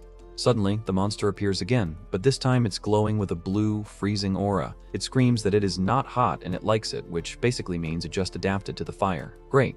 The woman screams, frantically pounding the elevator button to hurry up. The monster is right there, and the doors are not closing fast enough. The monster reaches into the elevator, its blue glowing arm crackling with energy. It looks like it's about to turn the elevator into a coffin if they do not do something fast. The beast is hulking over them, its vertical stomach mouth wide open. It's a terrifying view from inside the small metal box, and there's nowhere left to run. The blonde guy stares at the monster with intense, icy blue eyes. He commands her to close her eyes, looking like he's about to drop the beat, or something way more lethal. The woman is totally confused, stammering out a question as she looks at him. He's acting like he's on stage, and she's just trying not to get eaten. A blinding flash of golden light fills the entire elevator shaft. It's like a mini supernova went off, and you can see the silhouettes of everyone caught in the blast. The monster is screaming, clutching its face as it yells about hating the bright light. It turns out these creatures have a very specific set of dislikes: heat, rock, and apparently high wattage spotlights. The blonde guy is standing under a ring of bright stage lights, striking a perfect rock star pose. He's taking a deep breath, looking like he's about to start the show of a lifetime. He delivers a reference to Nirvana with a smug, legendary grin. He's even dropping song titles in the middle of a monster fight. This guy is officially too cool for the apocalypse. He pulls out an electric guitar made of jagged metal and scrap parts. He's looking like he's ready to shred, and the text at the bottom wonders if it is Kurt Cobain. He strikes a power chord, and literal shockwaves of sound ripple through the air. This is not just music, it's a sonic weapon that's rattling the very foundation of the building. The entire hall is filled with the deafening roar of his guitar, the sound waves visible as blue ripples. He's giving the performance of his life to an audience of one terrified woman and one angry monster. We're kicking things off with a little backstory for Dorothy Perez. Little Dorothy here had big dreams of becoming a doctor, looking all cute and inspired with her toys. Fast forward a few years and Dorothy's grown up, still chasing that dream. She's looking serious and determined as she enters the medical field. Except reality hits a little different. She didn't quite make it to MD status and ended up as a nurse. Hey, nurses are the backbone of the hospital, so no shame in that game. Then she meets Matt, a patient in her ward. It looks like a classic hospital romance is brewing between these two. Check out Matt blushing while he's just sitting there eating noodles. This guy is definitely smitten with his nurse, and honestly, the feeling seems mutual. Dorothy's got that soft, love-struck smile going on. It's a rare, wholesome moment before everything probably goes to absolute hell. They get married, have a daughter named Maggie, and move into a new apartment. Talk about a perfect life montage, which in this series is basically a death flag. And here comes the tragedy. The world freezes over, thugs take over the building, and then come the monsters. We see a chilling shot of a creature looming over Dorothy. Close up on Dorothy's eye, and man, she has seen some stuff. There's blood on her face and pure trauma in her gaze as she faces the nightmare. Back to the present, and Corbin is literally fighting off a monster with rock and roll. The monster is screaming about how much it hates rock trash, but Corbin's riff is actually suppressing it. Dorothy is losing her mind at the absurdity of the situation. She screams that this is absolutely the most ridiculous thing ever, and honestly, hard agree. Corbin finishes his solo with a triumphant pose as the stage lights flare behind him. Talk about ending on a high note while everything is falling apart.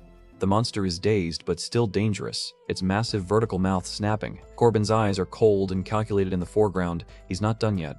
He looks incredibly calm for someone inches away from a predator. He's taking a deep breath, preparing for the final blow. Corbin grabs a massive metal spear or beam from the rubble. He's moving with a purpose now, switching from musician to executioner. He takes a leap of faith, diving down into the depths of the industrial hall. This guy has some serious guts. He descends towards the beast, looking like a total action hero. The lights catch his hair as he prepares to drop the hammer. With a slam, Corbin impales the creature with multiple metal beams, pinning it to the floor. The noise just became lethal for this white skin. The monster is buried under a mountain of scrap metal and debris. That trash it was complaining about ended up being its tombstone. One final twitch of the monster's claw, and it goes still. The freezing mist starts to settle as the threat is finally neutralized. Dorothy looks completely shell-shocked, whispering if it is over. She cannot believe she's actually still breathing after that encounter. She looks down at the dead monster, the reality of her husband's death probably hitting her all over again. She thinks that all of this is finally over, but the relief does not last long as she starts to tremble. The adrenaline is wearing off and the grief is starting to set in. She breaks down, bowing her head in the snow as she sobs. She's lost everything, and even surviving feels like a burden right now. Corbin reaches out a hand to her, catching her off guard. He's been a total stranger until 5 minutes ago, but he's the only friend she's got left. He gives her a reassuring smile and says it's all okay now. This dude is way too smooth for the apocalypse, but Dorothy really needed to hear that. We get a shot of the desolate, frozen woods surrounding them. It's a beautiful but deadly world, and these two are just tiny specks in the white void. They set up a small camp by a fire barrel to stay warm. Dorothy looks hollowed out, staring into the flames as she processes her trauma. She looks at a cracked, bloody mirror, seeing the ghosts of her husband and baby Maggie. It's a heartbreaking visual of the life that was ripped away from her. Corbin looks on with a somber expression, muttering for them to rest in peace. He knows he cannot fix her loss, but he can at least show some respect. They sit together in silence for a moment, the orange glow of the fire, the only source of warmth in the dark room. Corbin lights a cigarette, dropping the classic line dust to dust, ashes to ashes. He's definitely seen a lot of people go during this freeze. He looks over at her, telling her that besides mourning the dead, they also need to protect the living. It's a harsh truth, but someone had to say it. Dorothy just stares at him, her eyes vacant. She's been pushed way past her breaking point and is not quite ready for a pep talk yet. Corbin realizes he might have misread the room and apologizes for being awkward. He's a rock star, not a therapist, and it shows. The fire crackles in the background as the tension between them slowly starts to thaw. Dorothy finally speaks, introducing herself. It's a small step, but she's choosing to trust this weird guitar-playing savior. Corbin introduces himself with a cigarette still in his mouth. He looks a lot more approachable now that he's not busy impaling monsters. Dorothy huddles into her coat, giving a quiet thank you. She's acknowledging that she'd be monster food right now if he had not shown up. Corbin brushes it off with a casual, "You're welcome." He's playing it cool, but you can tell he's glad he was not too late. Dorothy asks him if he's also out here looking for supplies. It's the only reason anyone is crazy enough to wander into the blizzard. Corbin smirks, telling her his situation is a bit complicated. "Of course it is, buddy. Normal people do not fight with guitars." He reaches into his guitar case, telling her to hold on a moment while he shows her something. Dorothy looks curious, wondering what else he's hiding in there. He explains that he came all the way from Seattle looking for a friend but got trapped by the cold wave. That is one hell of a road trip to make during the end of the world. He holds up an old, tattered photo of his friend. He explains that the one with the hat is his friend and that they played in a band together in high school. Wait, look at the photo. That guy in the top hat is Linmo. Dorothy recognizes him instantly. He's the mysterious guy from room 409. Suddenly, a massive boom shakes the entire building. Both of them are nearly knocked off their feet, screaming about what is going on. They rush to the window and see massive plumes of smoke and debris rising from the city. Something big is moving out there, and it's not just the wind. Corbin's jaw drops as he stares at the skyline. He asks what those are, his voice trembling with a fear we have not seen from him yet. A massive, icy foot stomps down into the street, crushing cars like they're soda cans. The sheer scale of whatever this is terrifying. Multiple giant monsters, covered in blue veins and icy armor, are converging on a single point. It looks like a literal army of nightmares. One towering beast stands high above the skyscrapers, looking like a demonic skyscraper itself. The apocalypse just got a massive level up. Dorothy's face pales as she realizes where they're heading. She says that direction is right towards their home base. The final shot shows the monsters looming over Dorothy's apartment building. She screams about the apartment, and you know Lin Mo and the others are in for a very bad day. Back at the clinic, Lin Mo's eye finally snaps open. He looks disoriented, wondering when the heck he passed out again. He wakes up to a face full of, well, let's just say Dr. Joe is leaning way too close. He's completely stunned by the view he just woke up to. He screams, scrambling back and wondering what is happening. This is not the way he expected his nap to end, and he is 100% panicked. Dr. Joe just stares at him with a cigarette, looking completely unbothered. Lin Mo is blushing hard, trying to process the treatment he just received. She smirks and tells him it's good he's awake because she's already put it on him. Lin Mo looks terrified, asking what she put on him while clutching his neck.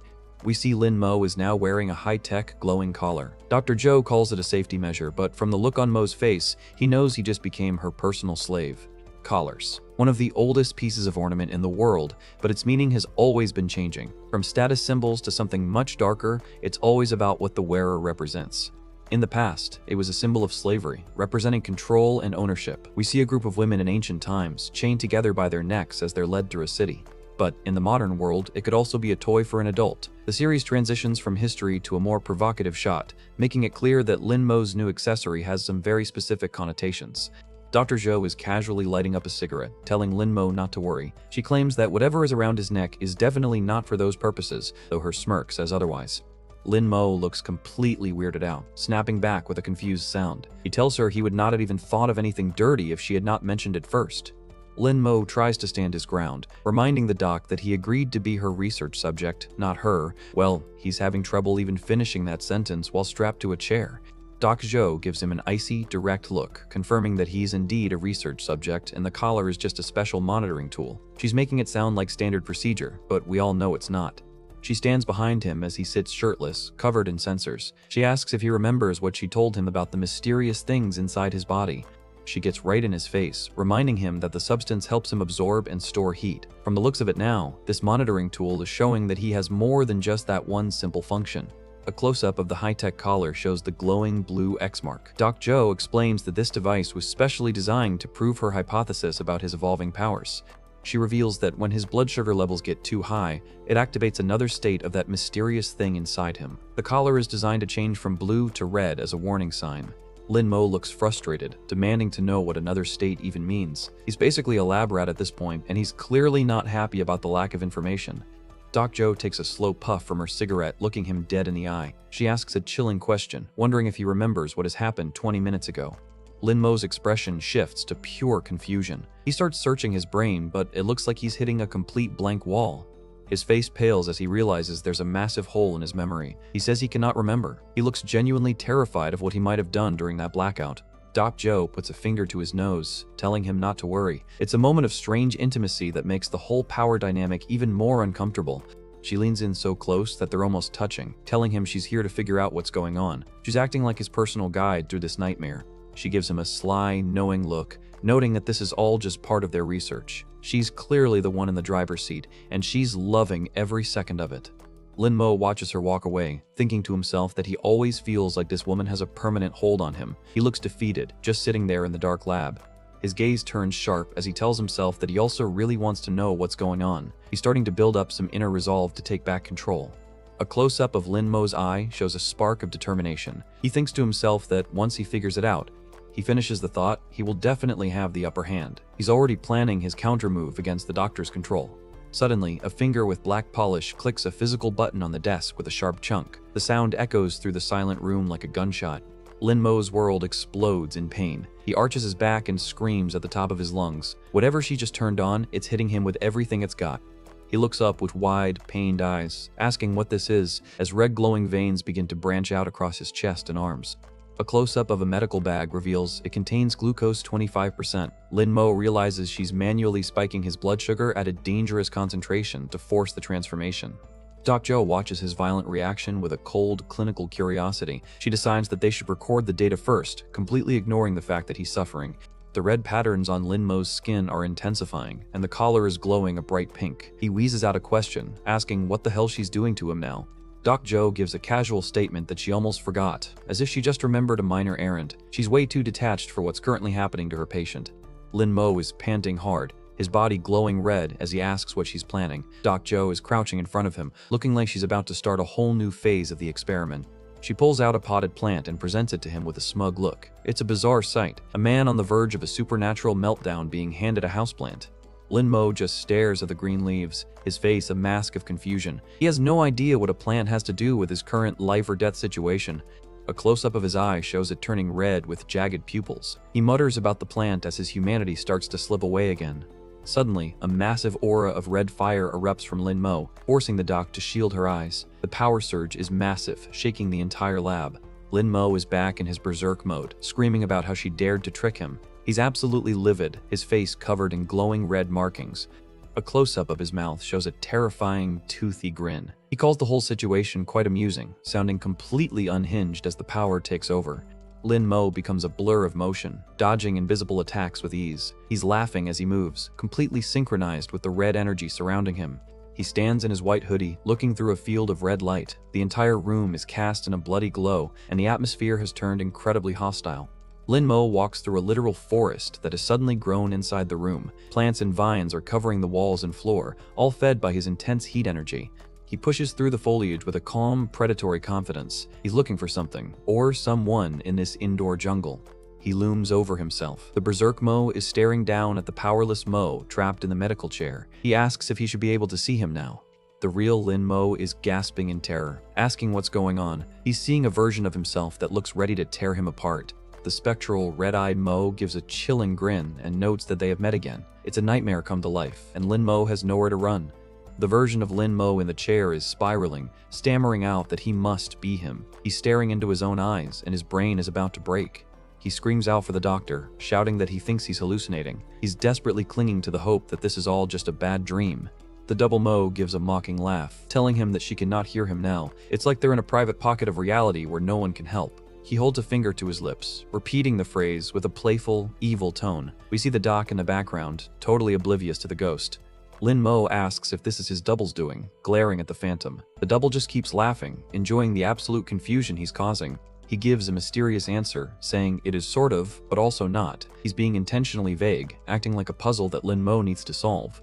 The Mo in the chair is reaching his limit, shouting about who he really is and why he looks exactly like him. He's demanding answers in the middle of his breakdown. The phantom figure holds up 2 fingers, explaining that, to be precise, it's both of them together. He's suggesting they are 2 parts of the same whole.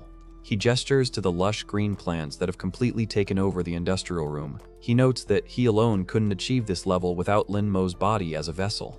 The phantom grabs his hood, his eyes glowing red as he prepares for the big reveal. He starts to explain who he is, letting the tension reach a breaking point. He starts to remove the hood, suggesting that seeing what's underneath will help Lin Mo remember everything. Lin Mo is staring with wide, traumatized eyes. Lin Mo looks like he's just seen a ghost, gasping in disbelief as the hood comes off. The sheer shock on his face is palpable. The figure reveals a face exactly like Lin Mo's, but with glowing blue goggles and markings. He leans in with a smug grin, asking if he remembers anything now. Lin Mo's memory finally triggers, showing a vision of that glowing blue jellyfish creature he saw when he nearly drowned in the icy water. He gasps, realizing he is that time.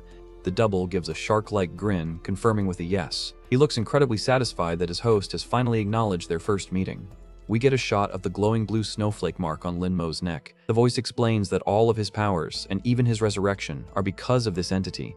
Back in reality, the tiny, glowing jellyfish creature floats in the air while Lin Mo sits in the background, looking completely stunned. The creature tells him they should just get along nicely. The creature transforms into a massive, terrifying blue ethereal figure with glowing horns that towers over the tiny room. It calls out Lin Mo's name in a voice that sounds like both a greeting and a threat. While most government agencies have folded like a cheap lawn chair, the National Security and Logistics Bureau is still holding it down. This group is like the Swiss Army knife of survival, with their own doctors, admin, and even heavy-hitting military units ready for whatever this frozen hell throws at them. They're basically the last line of defense for what's left of human civilization. Inside their high-tech bunker, a door slides open as someone's calling for Xiaoluo, and yeah, that's definitely not a good sign for anyone on his bad side. Meet Barbara and her assistant. Even in a top-secret bunker, the Wi-Fi is still down. Barbara's looking stressed, asking if the network is back up yet because in this world, being offline is basically a death sentence. Her assistant is clearly done with the repetitive questions. Apparently, Barbara's asked about the internet 28 times in the last 48 hours. I get it, girl. I'd be losing my mind without my feed too. Barbara is not amused. We get an extreme close-up of her eye as she lets out a frustrated sound because the tech guys say it's a hardware problem, but engineering is MIA. They're forced to use the most primitive data methods while the world freezes outside. She's finally giving up on the tech support for now, slumping back in her chair and muttering that she gets it. Barbara leans back with a cigarette, looking completely exhausted. She mentions that, to put it bluntly, everyone is just passing the buck to each other while the world goes to hell. Her assistant leans over the desk, asking if the report is finally finished. Barbara looks totally drained, simply replying almost while staring at the blank screen. Barbara tells her it's good enough as is, and to send it to her first. Her assistant is surprised, asking what about the rest. Barbara gives a cynical smirk and asks her if she's stupid. She knows that Baldy will not even read the thing seriously anyway, so why bother with the details? A close-up of the clipboard shows the NSLB logo and a handwritten note. It says the situation is urgent now, which is probably the understatement of the century. Barbara enters the office, muttering that here they go again as she faces the back of a bald man's head. He snaps that the agency does not have time to discuss these things right now. This bald guy is Frank Cordic, and he is laying out the grim reality. First climate change, then cyber attacks, and now their radios are dead. Their field agents have not checked in for 2 days, and things are looking real bad on the front lines. Frank is fuming, his eyes filling with a desperate rage. He's worried about the sleeper agents who have not been activated yet, as they're basically a secret army they cannot even talk to right now. He stands tall and screams that they are in a war and need to act. No more waiting around for the internet to fix itself, it's time to get hands-on. Barbara drops a classic quote, "War never changes." She's looking at her soldiers on the screen, thinking about the people she's about to send into the grinder while Frank looks down, feeling the weight of the world. Frank slams his fist down with a massive thud, shouting that this is a low blow. He's clearly not a fan of Barbara's detached approach. He yells at Barbara to shove her political correctness because in the apocalypse, nice manners do not save lives. He's ready to do whatever it takes, no matter how dirty it gets. They move into the lab, and Frank is basically saying, "I told you so." He asks Barbara if she finally understands why he's so anxious as they stare at a high-tech observation screen. Frank is looking through the observation window and his jaw is practically on the floor. He's just uttered a terrified, "Oh my god," and that's never a good sign from a high-ranking official. The monitor shows footage of a terrifying entity they found wandering right outside the bunker. Talk about a creepy neighbor. Get a look at this thing. Shell is a nightmare in blue, tall, spindly, and covered in weird glowing patterns. It looks like it was designed in a lab by someone who hates humanity. The head scientist, Green D, drops a truth bomb. This monster did not come from space. It used to be human. From their observations, it mutated into this thing. Frank cannot believe it. He asks about humans, looking completely shaken as he stares at the screen. He's zeroing in on a very specific detail around the creature's neck. Frank leans in for a closer look, his eye narrowing in focus. He's found that one piece of evidence that proves his colleagues are not just crazy. And there it is, dog tags. One of them says Johnny Silverhammer. This monster was one of their own agents from the Field Operations Department. Frank is spiraling, demanding to know what's going on here. The scientist tells him it probably happened before the network even went down, making it the ultimate stealth attack. Barbara fills in the blanks. Agent Silverhammer went missing near the bunker, and when the security department found him, he showed no signs of life. It only took 24 hours in the morgue for the body to start changing. Barbara notes with a cigarette that the mutation turned him into the thing they're seeing now. They've got more footage, this time from a supermarket. These creatures have been around longer than the blizzard, and they even obtained info from the CIA confirming this creature was monitored before the cold wave. The screen shows the footage we saw earlier, the monster absolutely tearing through a supermarket. It's a brutal reminder that these things are top-tier predators.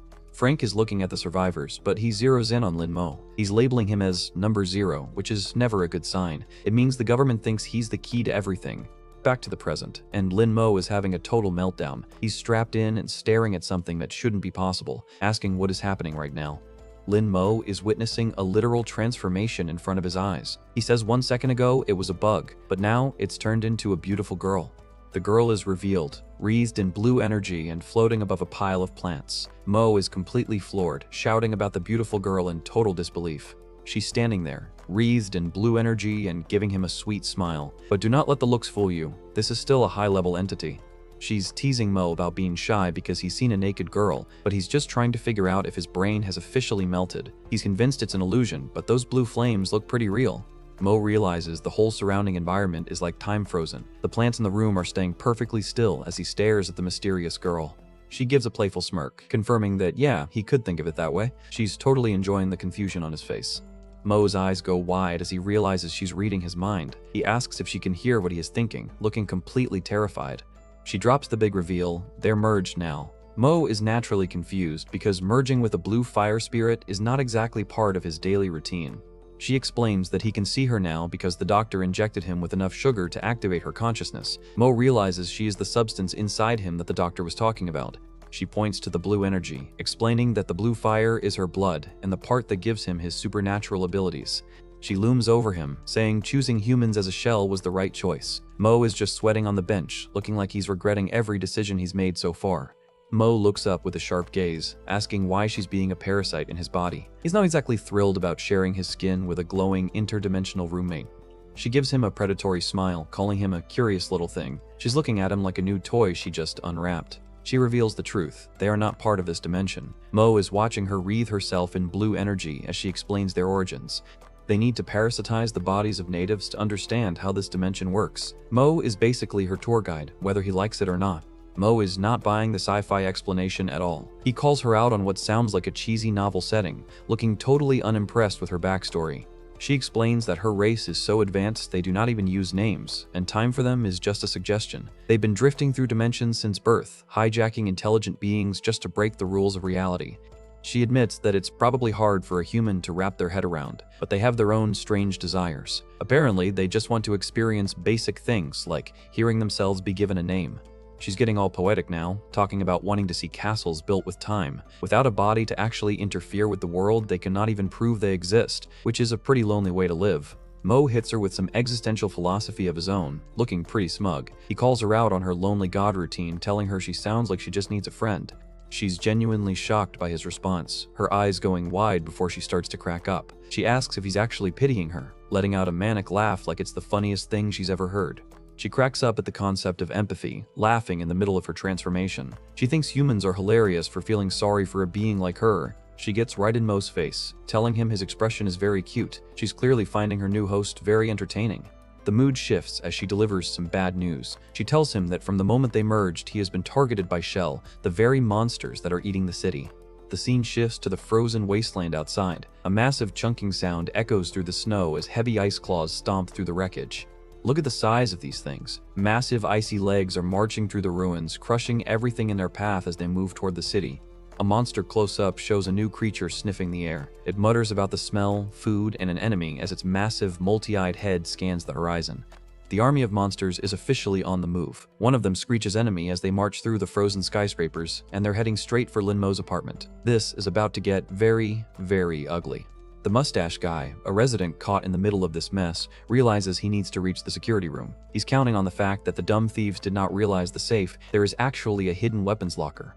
Just as he's making his move, he stops dead in his tracks. A white-skinned monster is standing right in the middle of the hallway, and it looks like it just finished a very messy snack. The guy is sweating buckets, his nose bleeding from the stress or an injury. He grits his teeth and lets out a frustrated curse. Honestly, running into one of these freaks while unarmed is a total death sentence. Back in the lab, Doc Joe is geeking out over the plants that sprouted from Lin Mo's energy. Mo is definitely not having it, asking her to hurry up and undo the weird collar she strapped to his neck. The doc stays clinical, warning him that he can't use his accelerate ability for long periods. If he pushes his luck, he's going to end up in a weakened state that could leave him wide open. Joe finally admits she's collected enough data for now. Lin Mo is practically begging her to unlock him at this point, but in typical Mad Doctor fashion, she's not exactly rushing. Doc Joe gives a smug little smile, looking completely unfazed by the blue energy swirling around the room. She tells Lin Mo it's amusing to see his powers up close, which is a wild thing to say while being hunted. Lin Mo is not waiting for her to finish her sentence. He scoops her up and bolts. They're moving so fast, the entire room is just a blue blur of motion lines. As they fly through the corridor, Mo asks what the hell that thing was. The doc admits she does not know if it's a regular white skin or something new called shell, but it's definitely lethal. Doc Joe looks up at Mo with a surprised expression. For a guy she was just treating like a lab rat, he's showing some serious hero vibes right now. Lin Mo is locked in, his blue markings glowing as he carries the doc to safety. He tells her to let him handle this thing. He's done running and is ready to show these monsters who the real predator is. Outside, the apocalypse is in full swing as a pack of white skins sprints through the frozen streets. These things move like rabid animals, and they're clearly heading toward the survivors' building. Inside Mo's head, the mysterious shell entity is teasing him about his situation. Mo is confused, asking what she means by shell, but she just tells him he'll find out soon enough. The blue phantom girl tells him to come find her if he needs anything, which is pretty cryptic considering she's currently living in his blood. She gives him one last creepy smile before fading away. Back in reality, the blue energy dissipates right in front of Doc Joe. She's staring at her computer monitors, probably wondering if her patient just had a psychic break or a genuine power evolution. The room is a mess, with supernatural plants growing out of every corner. The shell girl is completely gone now, leaving Lin Mo alone with his questions and a very confused doctor.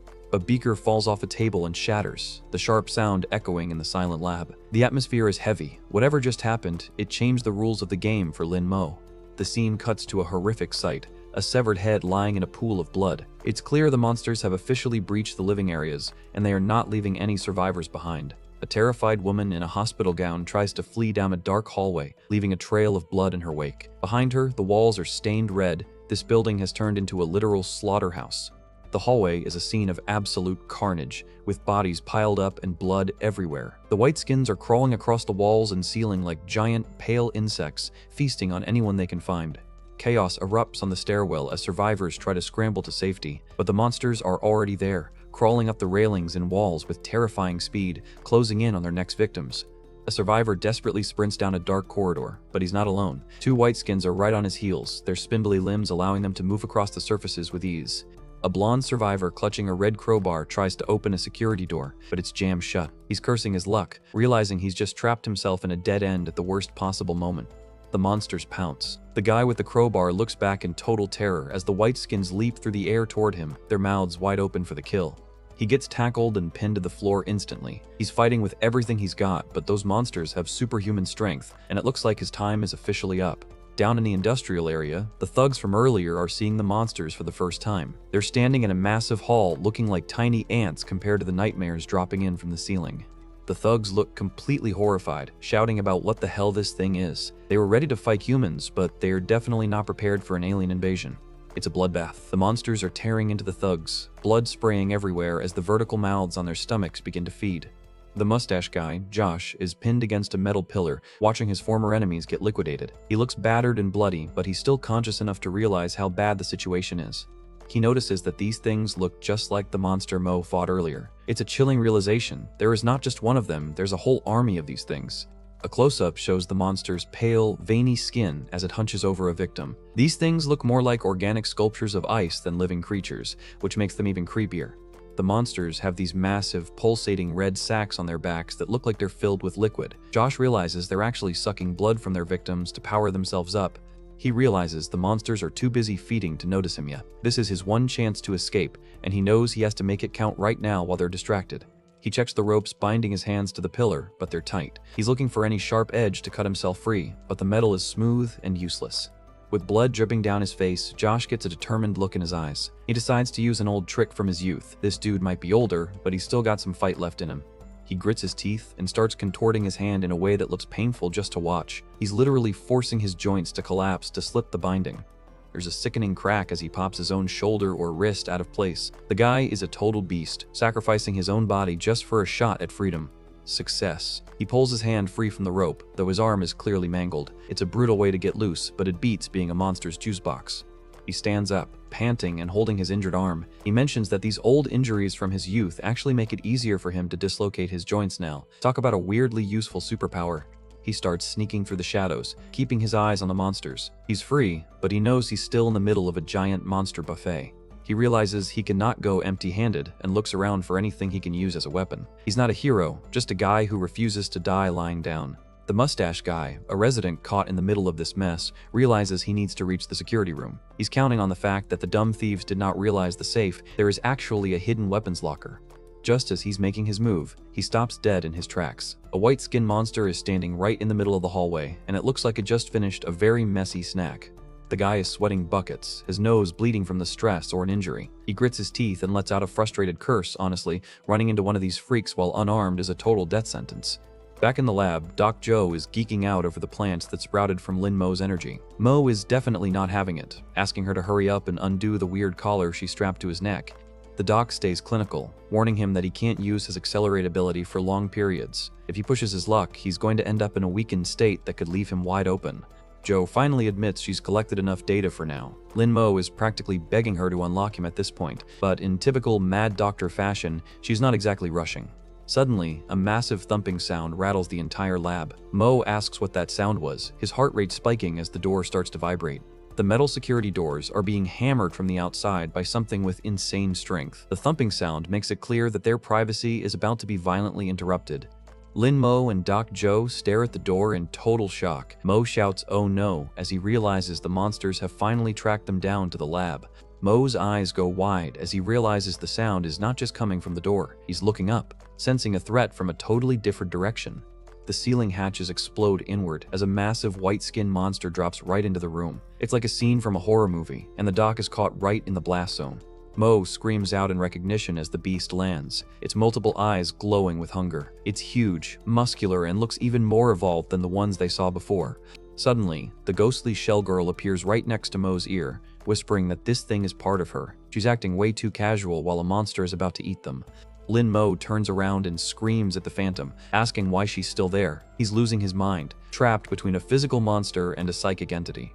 Shell just puts a finger to his nose, shushing him like a misbehaving child. She's completely in control of the situation, and she knows he cannot do anything about it.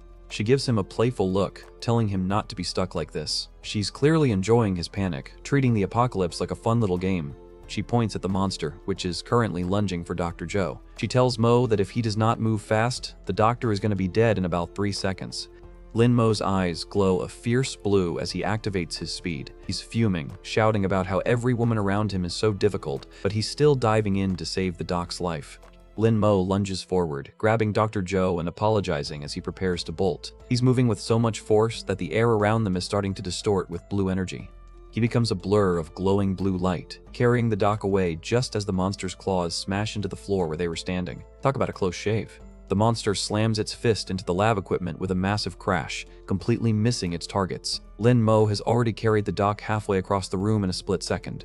He skids to a stop and asks the doc if she's okay. He's panting from the effort, his blue energy still crackling across his skin like lightning as he holds her. Mo looks determined, his glowing eyes fixed on the monster as he catches his breath. He's not the scared kid he was at the start, he's a warrior now, ready for round 2. Dr. Joe is blushing, looking up at Mo with a look we have not seen from her before. She tells him it's amusing to experience his ability up close like this. Doc Joe gives a smug little smile, looking completely unfazed by the blue energy swirling around the room. She tells Lin Mo it's amusing to see his powers up close, which is a wild thing to say while being hunted. Lin Mo is not waiting for her to finish her sentence. He scoops her up and bolts. They're moving so fast, the entire room is just a blue blur of motion lines.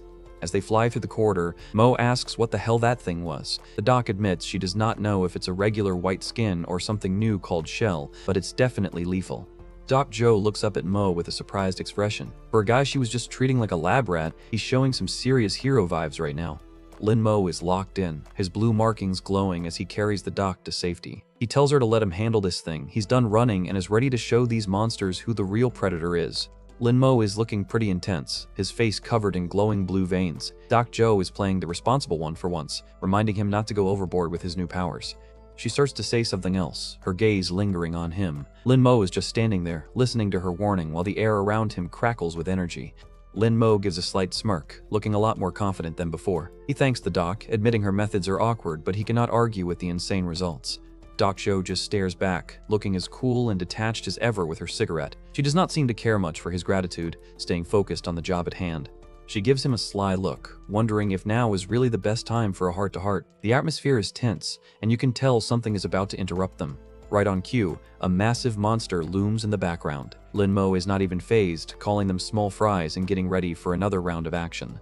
He adjusts the high-tech collar on his neck, looking completely in his element. He tells the doc he'll find a better way to thank her properly once he's done cleaning up the trash. Suddenly, a whole swarm of white-skinned monsters drops from the ceiling. It's like a scene from a horror movie, and they're surrounding him from all sides. Lin Mo is genuinely shocked by the sheer numbers this time. He shouts in surprise as the monsters close in, realizing this is not just a random attack. He realizes these things are working together, taking collective action to take him down. It looks like the Whiteskins have a hive mind, and they've targeted him specifically. He worries that taking on a whole crowd like this might drain him too fast. He remembers falling into that weakened state before and knows he has to be careful. Doc Joe is actually teasing him in the middle of a monster ambush. She says she was looking forward to that thanks, while Lin Mo tells her she's going to have to wait a bit longer. The monsters are everywhere, crawling on the walls and ceiling like giant, pale spiders. Lin Mo is right in the center of the trap, and it's about to get very messy. He locks in, his eyes glowing with that piercing blue light again. He decides there's no point in running, it's time to face this horde head-on. Lin Mo lunges forward, becoming a blur of blue electricity as he tears through the air. He's moving with so much speed the camera can barely keep up with him. Doc Joe is watching the whole thing on her tablet, looking completely unfazed as she smokes. She's treating this like a science experiment, wanting to see exactly where his limits are. The screen shows a glycogen monitoring bar sitting at a solid 100%. She's literally counting the calories he burns every time he throws a punch. Lin Mo is dancing between the monsters, dodging claws and teeth by inches. He's already thinking 3 steps ahead, trying to find a way to finish them all without crashing. He finds his opening, his face lit up by the glow of his own power. He thinks there is a solution, realizing he does not need to waste energy on flashy moves. He leaps high into the air, creating a massive explosion of energy beneath him. The shockwave sends monsters flying, clearing out the immediate area in one go. The Whiteskins are not giving up though, trying to hit him with a pincer attack. Lin Mo notes that they're actually smarter than they look, which is a scary thought. He lands with a cocky grin, telling them that he's not their prey anymore. He's officially the apex predator in this room now. Time literally slows down from his perspective as he activates acceleration. He's watching the monsters' movements in slow motion, picking apart their every flaw. He effortlessly slides past a monster's attack, looking like he's bored. He's realized he can dodge most things without even pushing his abilities to the max. Now it's his turn to play offense, charging forward like a bullet. He's aiming to end this fight fast and save his energy for whatever comes next. He clenches his fist, blue sparks flying everywhere as he builds up power. He realized that even bare-handed, his accelerated strikes have the force of a wrecking ball. He lets loose a punch that creates a literal supersonic sonic boom. The air itself shatters from the force of his fist moving through it. The impact is absolute chaos, with monster parts and debris flying everywhere in a cloud of blue energy. He just wiped out a whole group of them in a single strike. Lin Mo stands over the remains of the monsters, looking back at the survivors with a cold stare. He mocks them, asking what's wrong and if they are feeling scared now, fully embracing his new role as a powerhouse. He's just getting warmed up, his blue energy flaring up even brighter than before. He looks ready to take on the whole world if it stands in his way. Doc Joe looks impressed as she checks her data. She notes that while he's still burning calories, he's become way more efficient at using his abilities. The monitor shows his glycogen level has only dropped to 91%. He just wiped out a squad and only used less than 10% of his tank. Talk about an upgrade. A close-up of the doc shows a very satisfied smirk. She finds it interesting, clearly loving the monster-slaying show her new test subject is putting on. She calls out to her test subject, catching Lin Mo's attention in the middle of the mess. She's acting like his personal coach now. She gives him the green light to go all out, telling him that move he just used is something he should really lean into. She's egging him on to see just how much destruction he can cause. Lin Mo looks back at her, finally realizing she's been monitoring his every heartbeat. He looks a bit annoyed that he's still being studied even in the middle of a life-or-death fight. He decides to follow her advice and unleashes a massive, blinding flash of blue energy. He shouts that she is certainly enthusiastic enough as the room disappears in light. A massive vortex of blue flames and snow erupts in the center of the lab. It's like a localized hurricane of power, and anything caught in it is toast. Lin Mo takes a deep breath, cold mist flowing from his mouth after the huge exertion. He looks slightly drained but still standing strong after that massive blast. We get a close-up of his body, showing the glowing blue veins and the sensor collar. Whatever that explosion was, it took a physical toll on him. The digital monitor flashes red as his level drops to 83%. He's still got plenty of juice left, but you can see why the doc was worried about overusing it. Doc Joe stands over a pile of blue monster mush, looking down at Mo with a smirk. She admits he's mastered his abilities much better than she expected. Lin Mo stands in the freezing mist, his back to the doc as the blue energy starts to fade. The silence in the room is deafening after all that noise. He turns around, a new question on his mind as he looks at the carnage. Something about the doc's knowledge is starting to bug him. He points out that she seems to know way too much about these creatures. For a black market doctor, she's got some suspiciously high-level intel on alien monsters. The doc just gives him a mysterious smile through her cigarette smoke. She tells him she'll reveal everything, but for now, he's still just her test subject. The scene shifts to a dark, industrial room where a monster is hunched over a body. The red lighting and the sound of dripping blood make it a total horror show. The body on the floor belongs to Josh Castillo, the guy who was kidnapped and tied up earlier. He's covered in gore and looks like he's already been through the meat grinder. Josh's eye suddenly snaps open. It's wide with pure, unadulterated terror as he looks up from the floor, realization hitting him that he's still alive. He's panicking, gasping, and wondering what's happening while looking at the massive pool of blood he's lying in. He's a total mess, and he's clearly in shock from his injuries. He's clutching a bloody crowbar, his fingers shaking as he tries to find the strength to move. He looks like a man who's been through hell and is barely clinging to sanity. A flash of memory shows the monster with the vertical mouth attacking him. He realizes he just survived a literal nightmare, and the blood around him is not all his. Flashbacks show him fighting back and finding the crowbar in the chaos. He realizes that without that one lucky tool, he would have been monster food days ago. He limps toward the exit of the industrial area, looking completely broken. He knows that if these things show up again, his luck is definitely going to run out. Josh is standing in the dark industrial area, looking totally baffled. He's staring at his vibrating phone, wondering how the hell he's getting a call when the entire global network is supposed to be fried. We see a close-up of his screen, and yep, it's an unknown number calling in. In a world where everything is dead and frozen, a ringing phone is basically a jump scare. Josh tentatively answers with a shaky hello, but the voice on the other end is already one step ahead. They call him by his full name, Josh Castillo, which is definitely not what you want to hear from a random caller during an apocalypse. The mystery deepens as we see a jacked guy from behind, sporting a massive cross tattoo on his back and a literal sword on his hip. He asks if he should call Josh Mr. Curveblade, revealing that our mustache guy might have a much darker past than he's letting on. Mo is finally opening up to the doc, telling her that's basically everything he knows. But of course, he's leaving out the tiny detail about dying in a previous timeline and traveling back to fix his mistakes. Dr. Zhou is rocking a brand new look in a sleek white environment protection suit. She asks Mo for a hand with the zipper, but he's just standing there wondering if they are doing a fashion show right now. Mo asks why the sudden change of clothes, and Zhou explains it's a prototype from her old workplace, flaws and all. She looks totally unbothered, while Mo is still trying to figure out her deal. The doc points up at the ceiling, her tone shifting to serious. She tells Mo to take a good look, and you know whatever she found up there is not going to be good news. She puts on a pink puffer jacket, explaining that those monsters crawled in through the maintenance ducts. The pipes are busted, and she asks if he noticed the temperature is dropping faster than a lead weight. Zhou stands in the dark hallway, the flickering lights making her look like a character from a horror game. The cold is starting to seep into the building, and you can tell the safe period is officially over. The two of them stop in their tracks, staring into the darkness of the corridor. Something is moving out there, and it does not sound like a monster. Out of the shadows, a tiny kid with bun hair appears, looking totally lost and out of place in this industrial nightmare. Mo's eyes go wide, completely blindsided by a child wandering around. Mo recognizes her as the kid from the apartment next door. He's baffled, wondering how a small child survived the monster swarm that just tore through the floor. Without saying a word, the girl turns and bolts down the hall. Mo shouts for her to wait up, muttering that this is exactly why he hates dealing with unpredictable kids. A side profile of Mo shows him looking incredibly tense. He's realized that if a kid is running that fast, she's probably terrified of what she just left behind.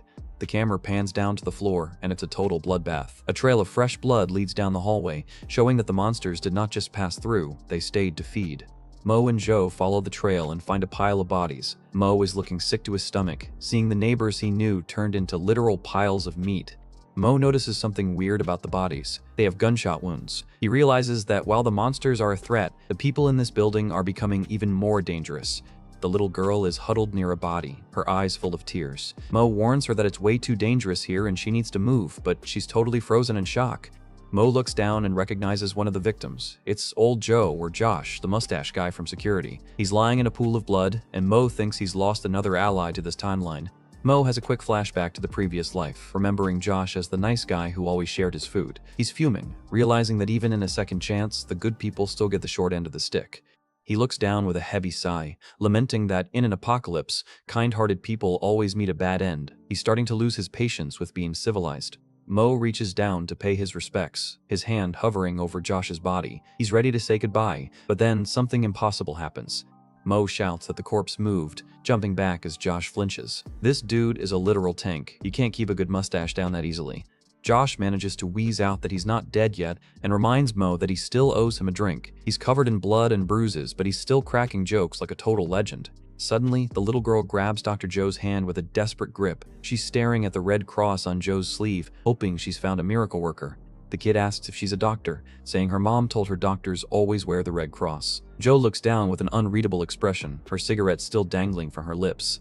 She begs the big sister to help Uncle Josh, her eyes wide and full of hope. It's a heartbreaking sight that would make even a black market doctor stop and think. Doc Joe stares back with those cold, pink eyes. She's calculating her next move, but you can tell the kid's plea actually reached her. Joe decides to make an exception and see him for free this time. She's got that cool boss vibe as she walks toward Josh, and even Mo looks a bit impressed. As she starts checking his wounds, she asks him how he ended up in this state. Josh admits it's a long story, looking like he's lived 10 lifetimes in the last hour. Flashback time. After Josh left the boiler room, he was trying to make it to the security room to gear up, but the ground floor was already crawling with those freakish monsters. He met up with some other survivors in the fire escape route, everyone panicking and trying to climb their way to safety. It was a chaotic scramble for every floor. But as they climbed, the monsters just kept coming, herding them up the stairs like sheep to a slaughterhouse. Josh was trying to lead, but they were running out of room. Josh looks haunted as he tells the next part. He's remembering the moment things went from bad to humanity is doomed, levels of terrible. Luo DeLong appears in the flashback, cold-bloodedly firing his gun at the people on the stairs. He's not even looking at the monsters, he's just liquidating his own neighbors. A survivor takes a bullet straight to the head, blood splashing against the wall as he falls. Dalong is using the chaos to play God, and it's absolutely sickening. Josh is screaming at him, asking what the hell he thinks he's doing. He's standing right in front of the monster, yet DeLong is the one he's most afraid of. Josh is fuming, his face red with rage as he calls DeLong a bastard. He's staring down the man who just murdered innocent people for no reason. DeLong just gives a chilling smile, admitting he's just stalling for time with these weaklings. He fires again, showing that he's completely lost his mind to the power trip. People are tumbling down the stairs in a heap of bodies and blood as the gunshots echo through the hall. It's a total massacre, and DeLong is the one pulling the strings. The little girl is watching the whole thing from the stairs, her face a mask of pure trauma. DeLong mutters about the survival of the fittest, quoting some sick rule set by God. DeLong takes aim right at Josh, looking completely bored by the whole thing. He's ready to tie up the last loose end and clear the building for himself. A bullet hits Josh right in the chest, sending him flying backward as the girl watches in horror. DeLong did not even flinch, just pulled the trigger like he was swatting a fly. After that, the bastard DeLong just kept heading up the stairs, not even bothering to check if Josh was dead. Josh's final struggle was just trying to crawl far enough to hide the girl. Back in the present, Doc Joe tells Josh he's lucky the bullet missed his vitals, but he's losing blood fast, and she tells Mo they need to find a safe place to operate. A close-up of Mo's mouth shows him growling out DeLong's name. You can practically hear the anger vibrating in his voice. He's officially reached his breaking point. Mo stands up, his blue energy starting to leak out of his body in wisps. The residents in the back look at him with wide eyes, realizing the corpse from earlier is now something else entirely. Mo's aura flares up, turning him into a beacon of glowing blue fire. He's done being the guy who just builds safe houses. He's ready to be the guy who hunts the hunters. We see DeLong from behind, rocking that leopard coat and standing over more victims. He's acting like the building is his personal playground, and he's loving every second of it. He calls the survivors weaklings, looking down on them with pure disgust. For him, the apocalypse is just a chance to finally be the top dog he always thought he was. He steps on a victim's head, noting that the bodies along the way should delay the monsters for a while. He's using human lives as decoys. This dude is on another level of evil. DeLong decides that the old warehouse is the safest place to bunker down. He's walking with total arrogance, convinced that no one in this building can touch him. He approaches a heavy door, wondering if there are any supplies left inside. He's looking for loot while the building is literally being eaten by aliens. DeLong stops dead in his tracks as he hears someone walking down the hall. He looks back with wide, terrified eyes, realizing the ghost of Lin Mo is standing right behind him. Mo stands in the corridor, wreathed in blue flames and looking like a demon of winter. He growls that, "Here we meet again, Luo DeLong," and the vibe is pure retribution. DeLong panics, screaming if he is not dead as he whips his gun around. He starts firing wildly, but his hands are shaking so hard he could not hit a barn door. Mo is a blue blur, weaving through the gunfire like it's standing still. He's closing the distance in a fraction of a second, his glowing eyes locked on DeLong's throat. Mo lunges forward, his fist glowing with intense kinetic energy. He's moving with so much speed, the air itself is shattering around him. DeLong's life just flashed before his eyes. Mo's hand slams directly into DeLong's face with a sickening crack. He's delivering a world of pain to the man who ruined his previous life, and he's not holding anything back. Mo pins DeLong to the ground by his face, blood spraying from the villain's nose. DeLong is wheezing out that they have no grudges, the coward already begging for mercy now that he's the one on the floor. Mo looks down with pure hatred, noting that from DeLong's perspective, the betrayal has not even happened yet. He's disgusted that he has to kill this man all over again just to find some peace. We get a wide shot of the snowy apartment atrium as Mo reflects on his mistakes. He realized that instead of seeking revenge after his resurrection, he wasted his energy building a safe house while evil men flourished. Mo looks at the dead bodies around him, calling his previous pacifism a ridiculous idea. He's finally accepted that in a world this broken, innocent people only die because the strong refuse to fight. A massive close-up of Mo's eye, glowing a fierce blue with veins of power pulsing around it. He's officially done with his naive self and is letting his rage take the wheel. He screams out in fury, his blue aura erupting in a massive pillar of light. He's channeling all of his hatred for DeLong and himself into one explosive release of power. A huge column of blue energy blasts through the hallway, shaking the entire apartment complex. It's a literal explosion of power that shows Mo has finally unlocked his true potential. Lin Mo stands in the center of the glowing blue mist, looking like a god of winter. He vows that from now on, every drop of blood will be met with immediate retribution. The era of mercy is officially over. We find Josh and little Maggie huddled together by a fire in a dark, grimy corner of the boiler room. The place is a mess of industrial pipes and shadows, and the orange glow of the flames is the only thing keeping them from freezing. Dr. Joe stands tall, looking like she's ready for anything in her pink jacket and futuristic white suit. She's surveying the warehouse they've turned into a base, her expression as unreadable and cool as ever. The supply situation is looking pretty bleak, with just a few old wooden planks and scraps of metal left in the pile. It's a far cry from the high-tech lab we saw earlier, and you can tell they're scraping the bottom of the barrel. Lin Mo is sitting on a crate, staring off into space while Doc Shou takes a long drag from her cigarette. The two of them are taking a breather, but the tension in the air is still heavy enough to notice. Lin Mo is lost in thought, remembering his spectral double from earlier. He's questioning if his revenge actually felt real, realizing that even after taking down DeLong, he's still trapped in this frozen nightmare. Doc Joe breaks his trance with a sharp whack to the back of his head. She's asking him what he's daydreaming about, snapping him back to reality before he gets too deep in his own head. The doc starts walking away, giving Mo a bit of a lecture on impulsiveness versus superpowers. She's skeptical about his act first, think later approach, even if it did yield some impressive results against DeLong. She sits down on a crate, cigarette in hand, and gives him a piercing look. She asks Mo point blank if he had some kind of personal beef with DeLong before all this started. Mo flashes back to the previous timeline where DeLong was aiming a gun right at his head. He looks grim, knowing that beef is a massive understatement for the kind of history he has with that guy. Doc Joe stares at him for a long moment before deciding to drop the subject. She can tell it's personal, and she's got more important things to worry about than his past life grudges. They stand together in the warehouse, looking like an unlikely pair of survivors. Mo looks determined, while the doc keeps her usual detached vibe, both of them preparing for the next step of their survival plan. Mo points out a heavy metal trapdoor in the floor that leads down into a dark pit of pipes and machinery. This is the way they need to go if they want to get the building's infrastructure back online. Back in the boiler room, Josh explains the layout to Maggie, noting that they cannot rely on the fuel they have forever. He knows that with the white skins outside and the temperature dropping, they're on a very tight clock. We get a chilling view of several white skins prowling through the industrial corridors. These things are getting bolder, and they're starting to infest every corner of the building like a parasite. Josh looks at Mo, telling him that to turn the heating back on, they're going to have to descend even further into the basement. He's looking pretty rough with that head bandage, but he's still the most knowledgeable guy they have. Little Maggie lets out a loud sneeze, shivering as the cold starts to win. It's a heart-wrenching sight, and it's clearly the final push Josh needs to risk everything on a repair mission. Mo looks at Josh with a serious expression, realizing they're just waiting to die if they stay put. He decides to take the lead, telling Josh that he has a way to get down there, though he's clearly nervous about it. He finds an old garbage chute, the metal looking rusty and dangerous. It's a straight drop into the unknown, and it's definitely not the kind of scenic route anyone would choose voluntarily. Old Joe's suggested route turns out to be a literal slide through the trash system. Mo looks disgusted as he prepares to dive in, but he knows it's the fastest way to avoid the monsters in the main hallways. As Mo descends, he finds himself in a room covered in strange, pulsating blue organic matter. He looks around in shock, asking if these are what he thinks they are, as he realizes the building is starting to look more like an alien hive. He finds a horrifying nest made of white skins and the bodies of residents fused into the walls. Red, glowing sacks hang from the ceiling, and it's clear the building has become a literal incubator for these nightmares.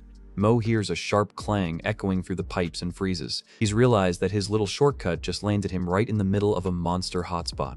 Back in the warehouse, Dr. Joe is standing guard, looking like a total boss in her white suit. She's keeping an eye on the door, ready to back up Mo if things go south downstairs.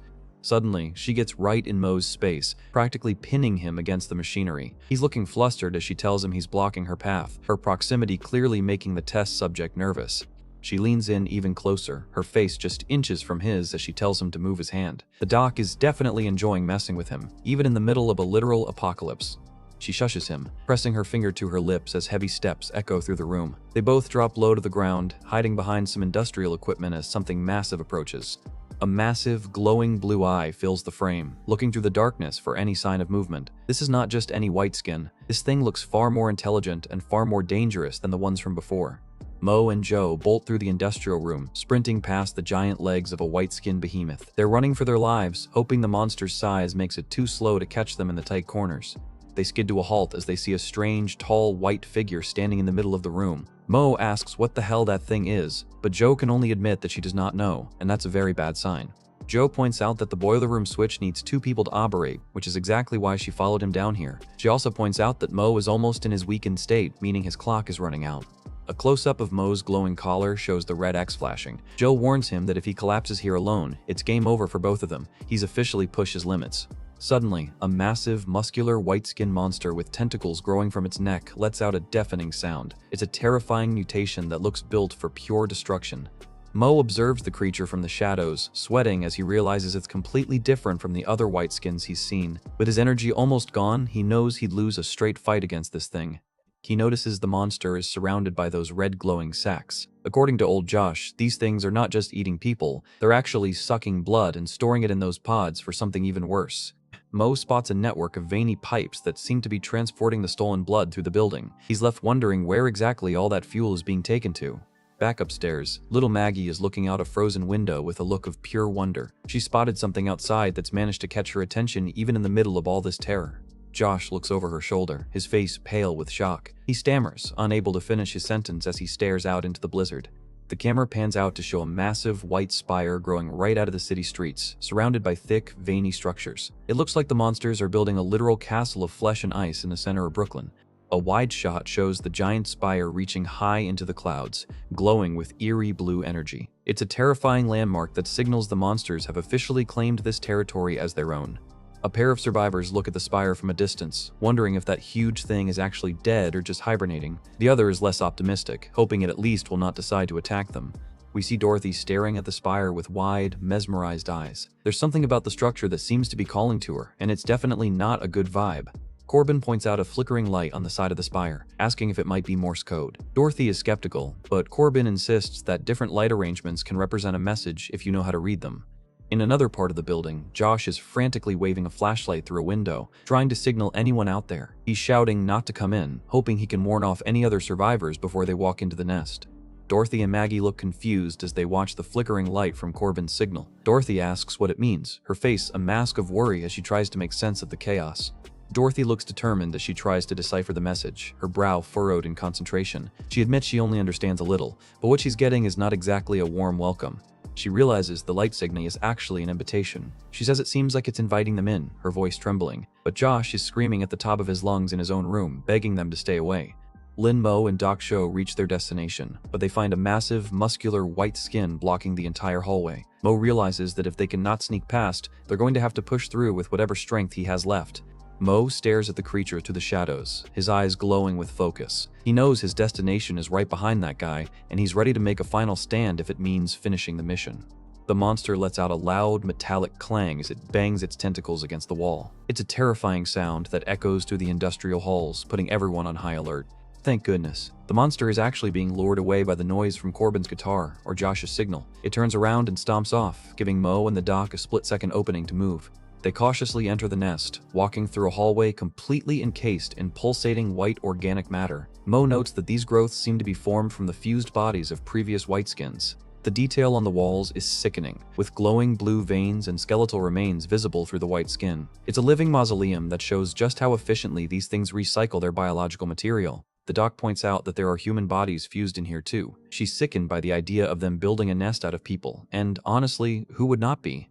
We see a gruesome shot of a skeleton trapped inside the white mass, its skull looking out with empty eyes. It's a grim reminder of the survivors who did not have a Lin Mo to save them. Suddenly, a monster reaches into its own vertical stomach mouth and pulls something out. It's a bizarre and disgusting sight, even for this series. The creature pulls out a literal blade made of blue, glowing bone or ice. This thing is actually forging weapons out of its own body, proving it's a warrior class of monster. The monster slashes through the air with a swish, the blue blade cutting through everything in its path. Lin Mo freezes as he senses a new, uncomfortable feeling. He's just realized he's not the only one in the room with a weapon. The sword-wielding white skin lunges from the shadows, catching Lin Mo completely off guard. It's moving with an incredible speed that rivals Mo's own, swinging its blue bone blade with lethal intent. Mo barely manages to react, his eyes wide as he realizes the monster's blade is inches from his face. Dr. Joe watches in horror as the high-speed confrontation unfolds in a blur of blue energy. A massive slash sound effect rips across the panel as blood sprays into the air. Lin Mo has been hit, the blue blade cutting deep as the monster continues its relentless, high-speed assault. Lin Mo is reeling, holding his arm or head as blood drips from his face. He's completely stunned, muttering that it's unbelievable that this thing is actually faster than him. The final panel shows the sword monster in all its terrifying glory, standing tall and pointing its glowing blue blade at Lin Mo. It looks like a demonic knight, and the text confirms what we're all thinking. This guy is not like the other whiteskins at all. He's a boss. Lin Mo is staring down his new nightmare, completely on guard. He mutters about this guy as he sizes up the massive armored threat looming over him. The beast is finally revealed in full, a terrifying entity wreathed in purple and white armor, brandishing a lethal blue energy blade. This is not just any regular monster. This is a high-level warrior class that's built for slaughter. The monster lets out an eerie hiss as its mechanical, skeletal face clicks into place. It looks like it just stepped out of a high-tech horror movie, and it's hungry for a fight. The creature's vertical stomach mouth splits open, revealing a glowing blue core and a singular holographic eye. It's locking onto its next target, and the target is sitting right behind our hero.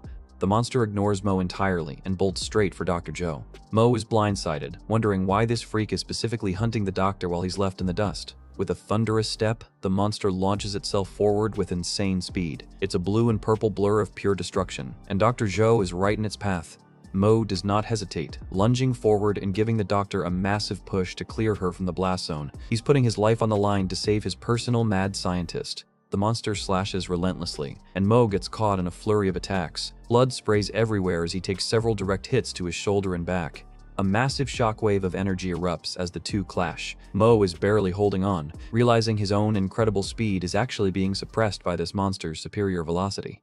Lin Mo is gritting his teeth, feeling the pressure as the monster stays right in his face. He knows that if he cannot find another gear soon, they're both going to be history. The monster looms over its bleeding prey, looking completely dominant. Mo is at his lowest point, realizing he's about to fail both himself and the doctor.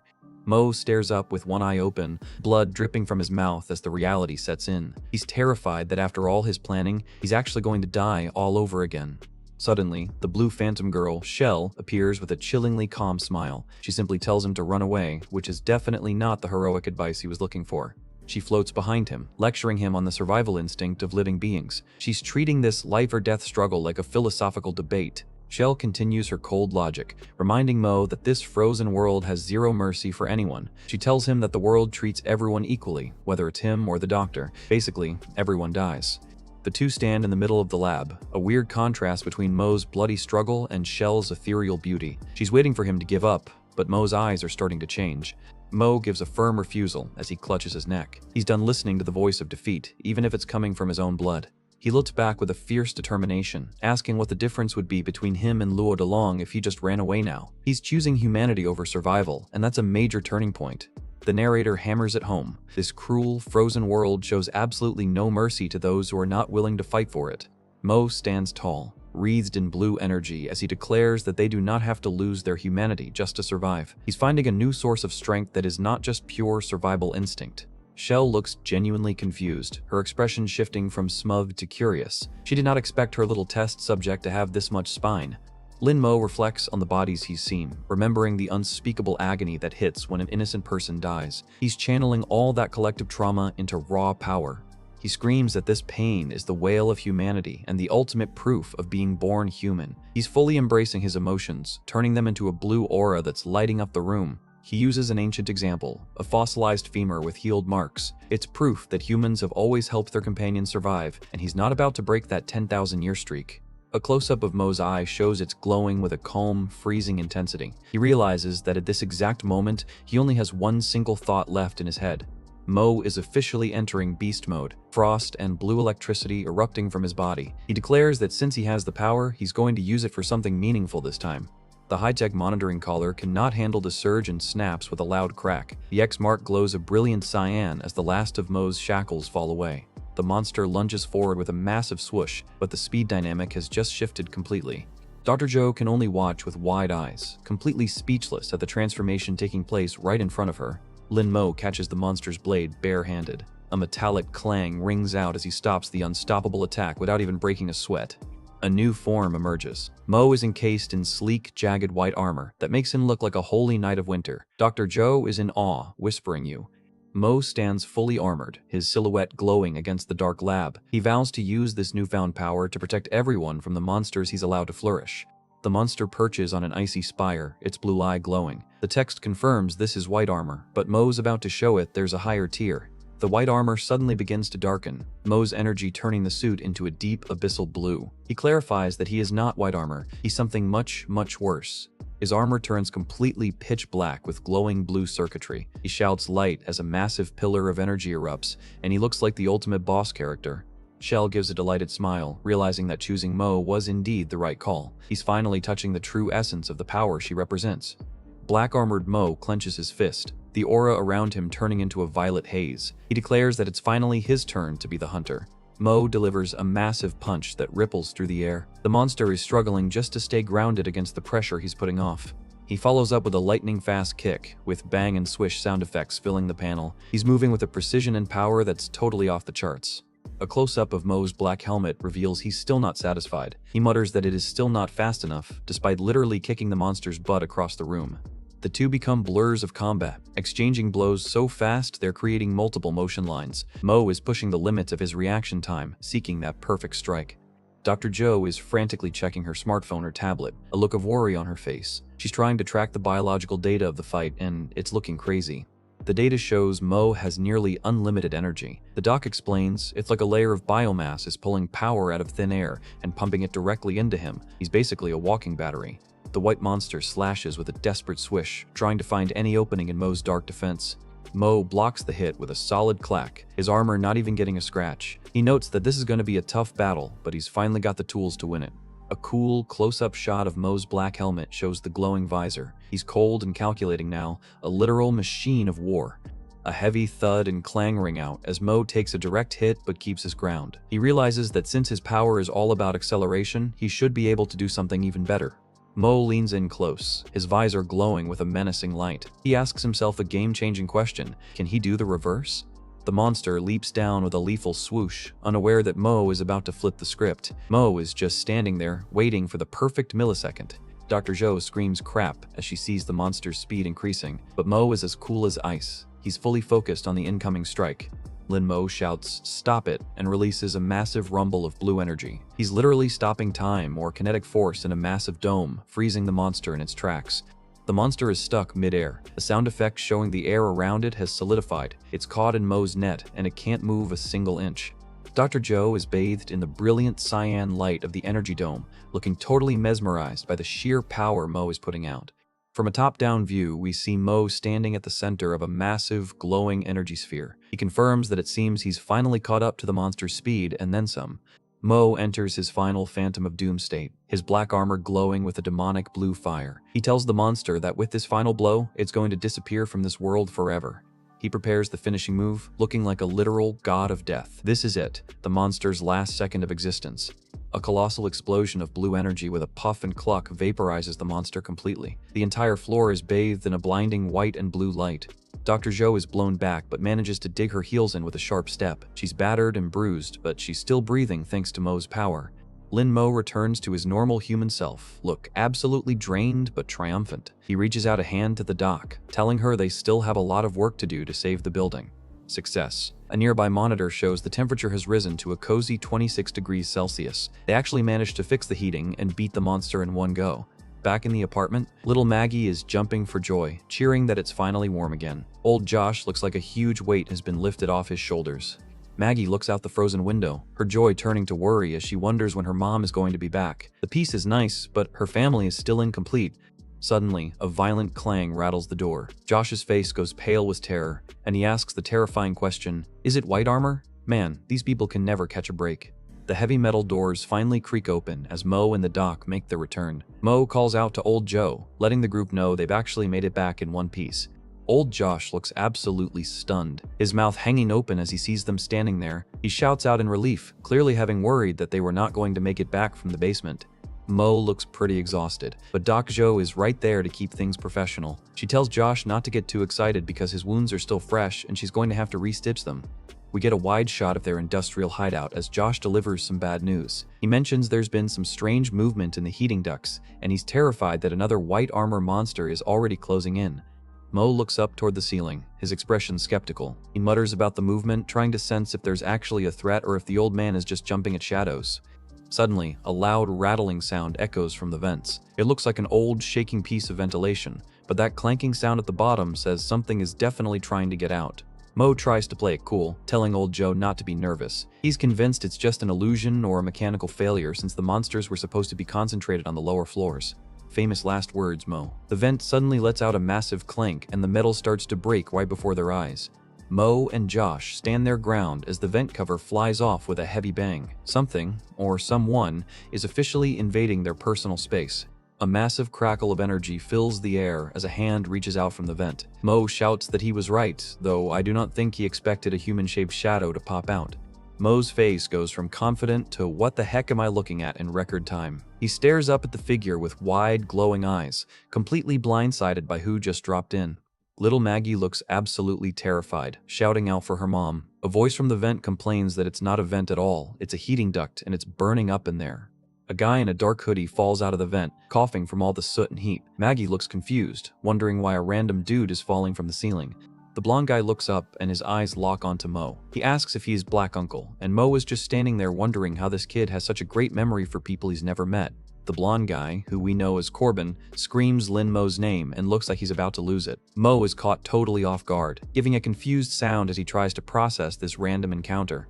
Mo's face is a mask of pure confusion as the blonde guy keeps shouting. He's got no clue who this minion is, and his brain is working overtime to figure it out. Corbin does not care about the confusion and lunges forward for a massive hug. He shouts that he's missed Mo so much, acting like they're long-lost besties.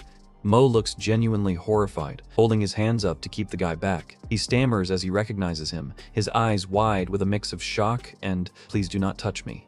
Corbin is making a total scene, shouting that he's come all the way from Aberdeen on foot just to find him. Mo is looking down at him with a gaze that says, "I have zero idea who you are, buddy."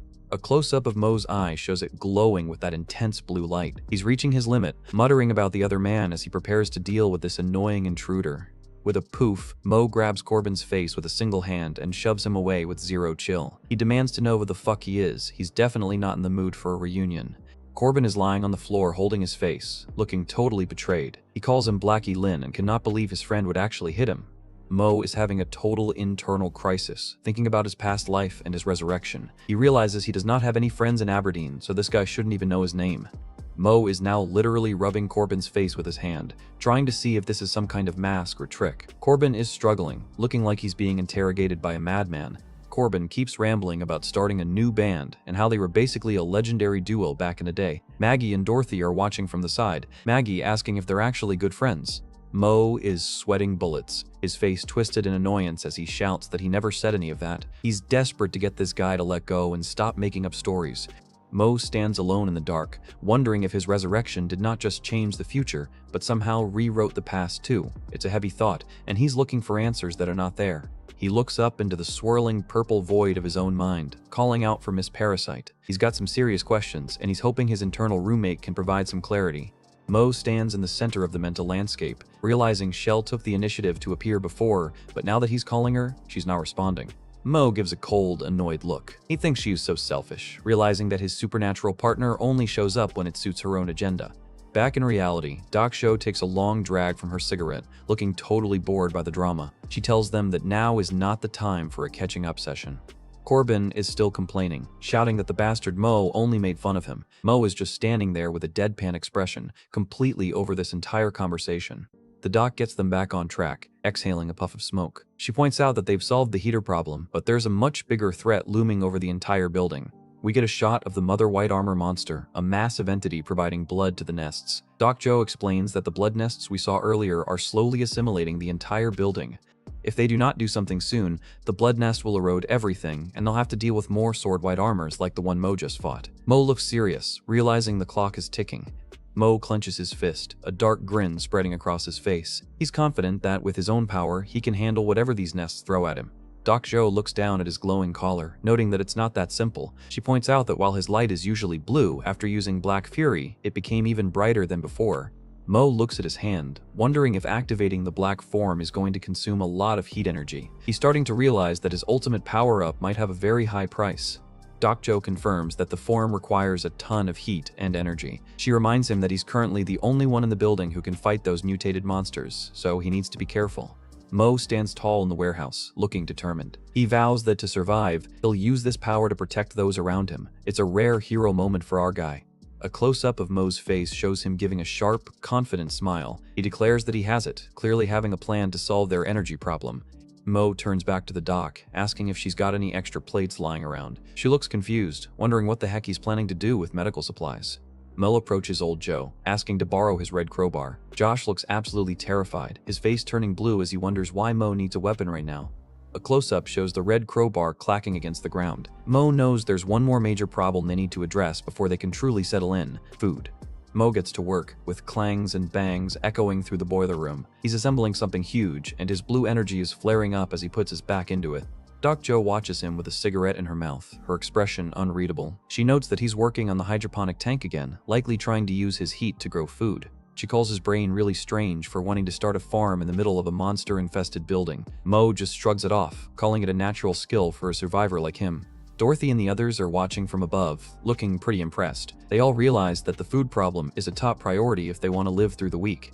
Mo has a dark, serious look in his eyes. He mutters that he knows exactly what people do when they're hungry, likely remembering the cannibalism from the previous timeline. Doc Joe blows a cloud of smoke and asks him what his next plan is. Mo looks dazed, his face covered in a faint gray shadow as he ponders their next move.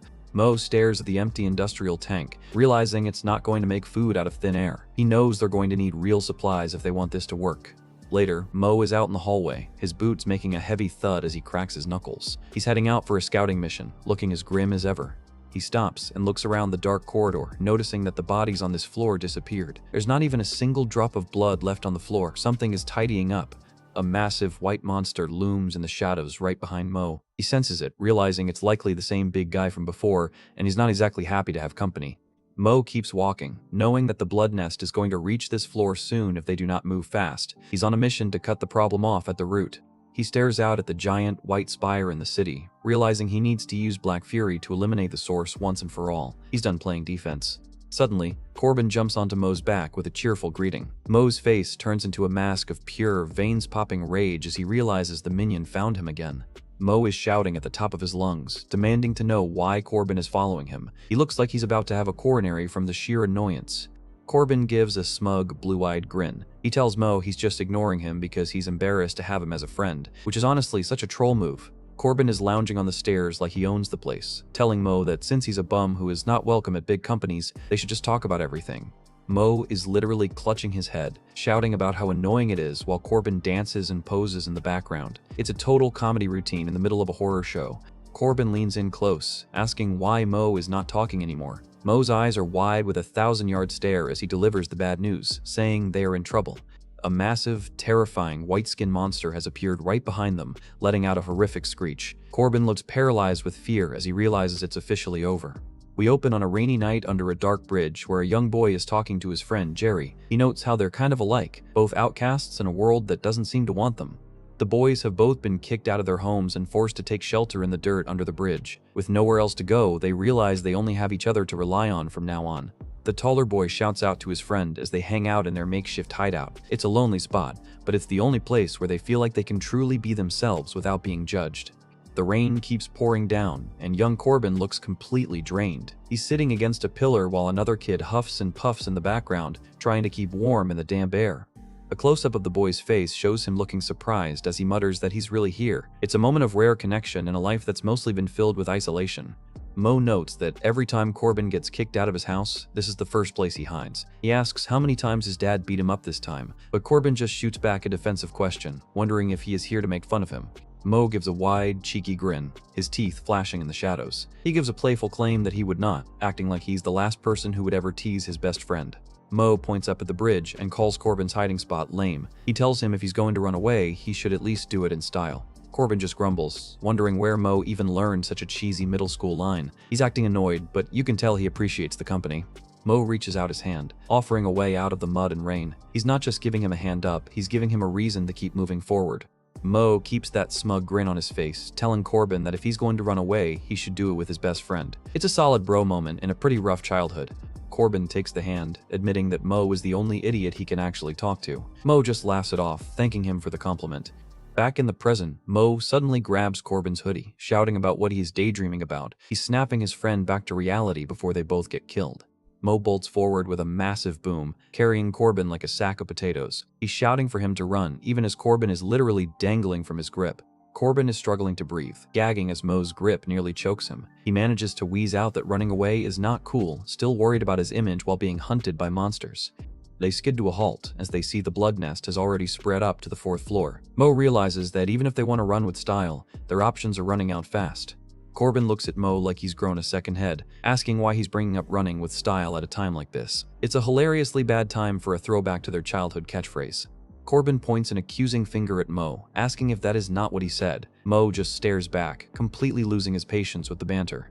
Mo looks totally baffled, snapping back about when he said that. He's done with the trip down memory lane, telling Corbin that enough is enough. Suddenly, the wall next to them starts to crack. Mo and Corbin both look back in horror as the structural integrity of the hallway goes south. A massive boom echoes through the hall as a giant white-skinned hand smashes through the wall. Debris flies everywhere as the monsters finally breach their position. Mo's eyes go wide as chunks of the ceiling start falling around him. He shouts crap, realizing that the timing could not be any worse. Corbin screams as he's nearly hit by a massive piece of rubble. The monster's arm is flailing through the gap, trying to snatch anyone within reach. Mo is pinned against the wall as a monster's limb clacks around him. He's gasping for air, terrified that his head is about to be crushed like an egg. Suddenly, a flame lights up the darkness as Corbin fumbles with a bottle. He's not going down without a fight, and he's about to give this bug guy a taste of some homemade heat. Corbin shouts at the bug guy as he prepares to launch his makeshift firebomb. He's acting like a total hero, even if his hands are probably shaking. With a swish, Corbin hurls the bottle, shouting for the monster to let go of his brother. It's a big move for the guy Mo kept calling a minion. The bottle connects with a massive explosion of fire. The monster is instantly engulfed in flames, its body illuminated by the orange glow. The force of the explosion sends Mo flying. The monster is reeling from the fire, giving them a tiny window to escape. Mo lands with a heavy thud right into a massive pile of white webbing. He's dazed and confused, realizing he's just traded one death trap for another. With a squelch, the webbing starts to pull Mo in deeper, the blood nest reacting to his presence. He's struggling to move his limbs as the organic mass starts to absorb him. Mo's eyes are wide with panic as he realizes he's being sucked into the heart of the nest. The fibers are wrapping around his torso and legs, pulling him down into the darkness. Mo grunts in pain, his eyes snapping wide open as he tries to fight the pull. He's cursing his luck, realizing that being buried alive by a monster nest is a pretty terrible way to go. Mo stares at his hand, which is completely encased in the sticky white strands of the nest. He's losing his grip on reality as the webbing starts to sap his strength. Mo's hand brushes against something solid in the dark. He lets out a confused sound as he realizes he's not just in a pile of webs anymore. The sound of rustling fills the air as Mo finds himself in a strange, cave-like area. He looks around in a daze, wondering what the hell is going on. He stands in a corridor filled with barbed wire and jagged rocks, looking totally lost. He asks where this place is, realizing he's stumbled into the inner sanctum of the monsters. Mo freezes, his face pale with sweat as he hears a noise. He mutters to wait, sensing that he's not alone in this dark pit. Deep within the nest, he sees a figure tied up with thick cables and wire. He's baffled, asking if this thing is a white armor monster or actually a human girl. The girl's face is a mask of jagged markings and stitches, her eyes glowing with a cold blue light. Mo stares at her, wondering if she's even still alive or just a hollow shell. Mo shivers as he feels an intense pressure coming from the girl. He shouts stop as he senses her power starting to flare up. With a step, Mo's boot hits the wet floor as he approaches. He's drawn to the girl, but he knows he's stepping into a world of trouble. Suddenly, the scene shifts back to the bridge. Mo looks back at his younger self, realizes that this memory is the key to everything that's happening. His younger self is telling someone that they're the only idiot he can talk to. Mo is crackling with energy, his mind being flooded with the truth of his past. Young Corbin reaches out toward Mo, looking confused. It's like the past and the present are finally starting to collide. Mo looks at the kid in total shock, realizing for the first time that the boy in his memories is actually himself. He gasps in disbelief, his brain nearly short-circuiting. He looks at the handshake from earlier, wondering if they were actually friends. It's a heavy question that's been eating at him since he woke up in this timeline. Young Mo and adult Mo face off, the kid looking annoyed as he tells himself they were not really friends. Mo is totally blindsided, looking at his other self in shock as his memory gets a reality check. Mo finally remembers the truth, that the minion was actually Kirk Corbin. He looks fierce as he corrects himself, realizing he's been looking down on his only real friend this entire time. A close-up of an eye shows Mo's focus sharpening as he returns to the present. He's done being confused. It's time to act. Corbin is literally pulling Mo out of the blood nest with all his might. He tells him that dying in a sticky pile of monster webbing would be so lame, which is honestly a great point. Mo sits up, rubbing his head in total confusion. He's wondering if that whole sequence with his younger self was just a dream or something much more meaningful. Mo looks incredibly grim, telling himself to forget it. He knows this is not the time to be having a midlife crisis when there's a giant monster in the room. Corbin looks up at the massive white skin looming over them, asking what they should do with the big guy. The monster is hulking over Mo, looking ready for a rematch. Corbin grabs another bottle, telling the beast he's going to treat it to another drink. He's got that crazy look in his eyes again, ready to start another fire. Mo puts a hand on his shoulder, telling him to wait and not to rush. He's seen how the monster reacts to fire, and he's starting to formulate a real plan. Mo notes that this specific monster seems to absorb the flames and heat to heal itself. It's a terrifying ability that makes fire-based attacks a lot less effective than they thought. Mo tells Corbin they need to burn it until it cannot recover, but Corbin is just shouting that he's an idiot. He thinks Mo is not even listening to his warnings about the monster's strength. A massive explosion rocks the monster, but it seems to have zero effect. Mo realizes that standard attacks are not going to cut it against this tank. Mo realizes he has no choice. He has to use Black Fury. He knows he cannot leave this building as long as this monster is standing in his way. Mo stares at his hand, concentrating all his will into a single point. He's waiting for that dark energy to surge through him, but nothing is happening. His face pales as he realizes the doc was right. He does not have enough power left to transform. He's standing in front of a giant monster with absolutely no way to fight back. Mo looks terrified as he realizes just how much trouble they're in. He shouts for them to wait as the monster prepares to crush them into the floor. Mo suddenly realizes that while the monster absorbs heat, he can absorb heat too. He gets that crazy glowing blue grin on his face, shouting that it works as he finds a new source of energy. A massive rumble shakes the building as an explosion of fire and energy erupts from Mo. He's turning the monster's own strength against it, and the tide of the battle is finally shifting. We open on a pitch-black screen that sets a heavy mood. The text tells us the grim reality. Their stronghold has been attacked once again by those relentless monsters. The scene shifts to a snowy graveyard where a simple wooden cross stands, tied with a red ribbon. A somber prayer is offered, wishing for the departed spirit to finally find rest with the Lord. We get a close-up of Lin Mo looking absolutely exhausted behind his glasses. He laments that they've been losing men for a month straight and have had to move their position constantly just to stay one step ahead of the white armors. The camera pans over a desolate, ice-covered city that looks like a frozen tomb. Mo's narration continues, describing the cycle of escaping and looking for new bases only to be found again, no matter how hard they try to hide. Mo stands over the grave while old Joe remains on his knees, head bowed in grief. Mo realizes that things simply can't go on like this. Running is not a strategy anymore. Mo starts walking away, his mind clearly made up. Old Joe looks up in shock, confused by the sudden change in Mo's demeanor as he calls out his name. Lin Mo stops and looks back with a fierce, determined gaze. He drops the bombshell. He does not want to run away anymore. The scene cuts to a terrifying white-skinned monster with glowing purple eyes and a skull-like face. Mo realizes his hunch was right and he's ready to put his theory to the test. Mo discovers a new trick, literally absorbing the heat from the surrounding flames. He realizes he can convert that thermal energy directly into power for his own use. Kurt Corbin looks on in total disbelief as Mo begins to transform. Dark, shadowy tendrils erupt from Mo's body as Corbin hilariously asks why he has horns. Mo is fully embracing his armored Black Fury form, looking like a demonic knight of the ice. The blue markings on his skin are glowing with power as he prepares to engage. We get a close-up of Mo's armored fist, crackling with intense blue electricity. He's officially powered up and looking for someone to hit.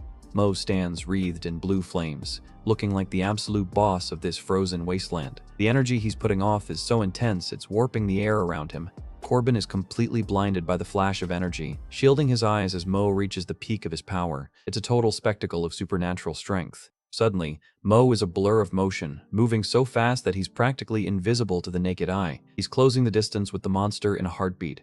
Corbin looks absolutely stunned, his mouth hanging open as Mo starts giving him orders. Mo tells him to listen up because everything is about to change. Mo stands tall in his dark armor, his eyes glowing blue through the visor. He warns Corbin that whatever version of Lin Mo he knew before is dead. This is a completely different man. Instead of being intimidated, Corbin goes full fanboy, blushing and gushing over how cool the armor looks. Mo is just thinking about whether Corbin even understands the gravity of the situation right now. Corbin is doing that weird framing thing with his hands, trying to process Mo's new look. He admits he can't even tell it's his old friend Blackie anymore, which Mo finds incredibly annoying. Corbin checks his inventory, asking how many Molotovs they've got left for the fight. Mo's ready to go, and the tension is building as they prep for the assault. Corbin gives a cocky thumbs up, claiming they've got plenty of heat to go around. Mo is just baffled by how Corbin managed to fit so many bottles into that guitar case. A massive, hulking white armor monster looms over them, having finally woken up. Mo notes that the big guy is finally ready to play. Corbin starts to panic as the giant monster towers over them, asking if they should run. Mo's response is short and sweet: run. Mo looks back at his friend with a cold, focused expression. He asks the question that's been on his mind: should we run away again? We see a quick flash of the burial cross again, a reminder of what happens when they lose. Mo gives a firm no as he rejects the idea of retreat. Mo launches himself into the air, wreathed in blue energy. He shouts that running away is so lame, finally choosing to stand and fight. Corbin looks up with a mix of awe and realization. He can see that his friend has truly changed into something else entirely. Mo is a blur of blue and black as he clashes with the white armor. The impact is so fast that the camera can barely keep up with his movements. Mo is perched right on the monster's shoulder, analyzing its abilities. He realizes that while it has insane regeneration, its movements are way too slow to catch him. Mo's visor glows as he locks onto his target. He's identified the flaw in the monster's defense and is ready to exploit it. Mo becomes a whirlwind of attacks, landing blow after blow on the beast. He's moving so fast, he's creating multiple afterimages around the monster. Mo delivers a devastating punch right to the monster's face. The impact sends a spray of blue liquid everywhere as the beast's head recoils. Mo follows up with a series of high-speed strikes, refusing to give the monster a single second to recover. He's a one-man army out here. Mo looks back at Corbin and gives the signal, telling him it's his turn. He's set the stage for the final part of their plan. Corbin lets loose a barrage of Molotovs, and a massive explosion of fire engulfs the monster. It's a literal inferno in the middle of the ice. The monster is screaming in the flames as Mo notes that white armor fat is surprisingly flammable. This is exactly the opening he needed.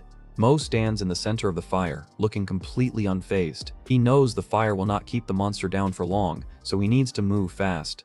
He clenches his fists as the energy around him starts to swirl. He mutters that while it burns, he's preparing his secret technique. Mo starts literally absorbing the heat from the monster's burning body. He's using the enemy's own flesh and blood to refuel his energy reserves. A close-up of his chest plate shows the blue X glowing with a blinding intensity. He's charging up for one final massive attack. Mo is now a beacon of pure blue energy, looking like a literal god of war. He's never been this powerful before, and the monster is in serious trouble. Mo slams his foot down with a crack, the ground shattering beneath him. The impact is so heavy you can feel it through the frame. Mo lunges forward like a supersonic jet, creating a massive shockwave behind him. He's moving at speeds that defy physics. A massive vortex of energy and debris swirls around Mo as he charges. It looks like a localized hurricane is about to hit the monster. Mo delivers a final, shattering punch that ripples through the air. He's putting every bit of that absorbed heat into this one strike. Mo points his finger at the monster's core, looking cold and clinical. It's game over for the big guy. A colossal explosion of blue energy vaporizes the monster in an instant. The sheer force of the blow clears the entire area of snow and ice. Corbin is nearly blown away by the shockwave, shouting in total shock. He asks if Mo just broke the sound barrier with a single punch. Mo stands over the smoking remains, back in his human form. He notes that if you shatter the whole body at once, even their insane regeneration is useless. He gives a rare bit of credit to Corbin, admitting that despite being a minion, his help was actually essential to pull this off. Mo checks on Corbin, who's still on the floor looking dazed. Corbin asks why he's being so polite all of a sudden, and Mo just thinks to himself that at least his friend is not a total idiot.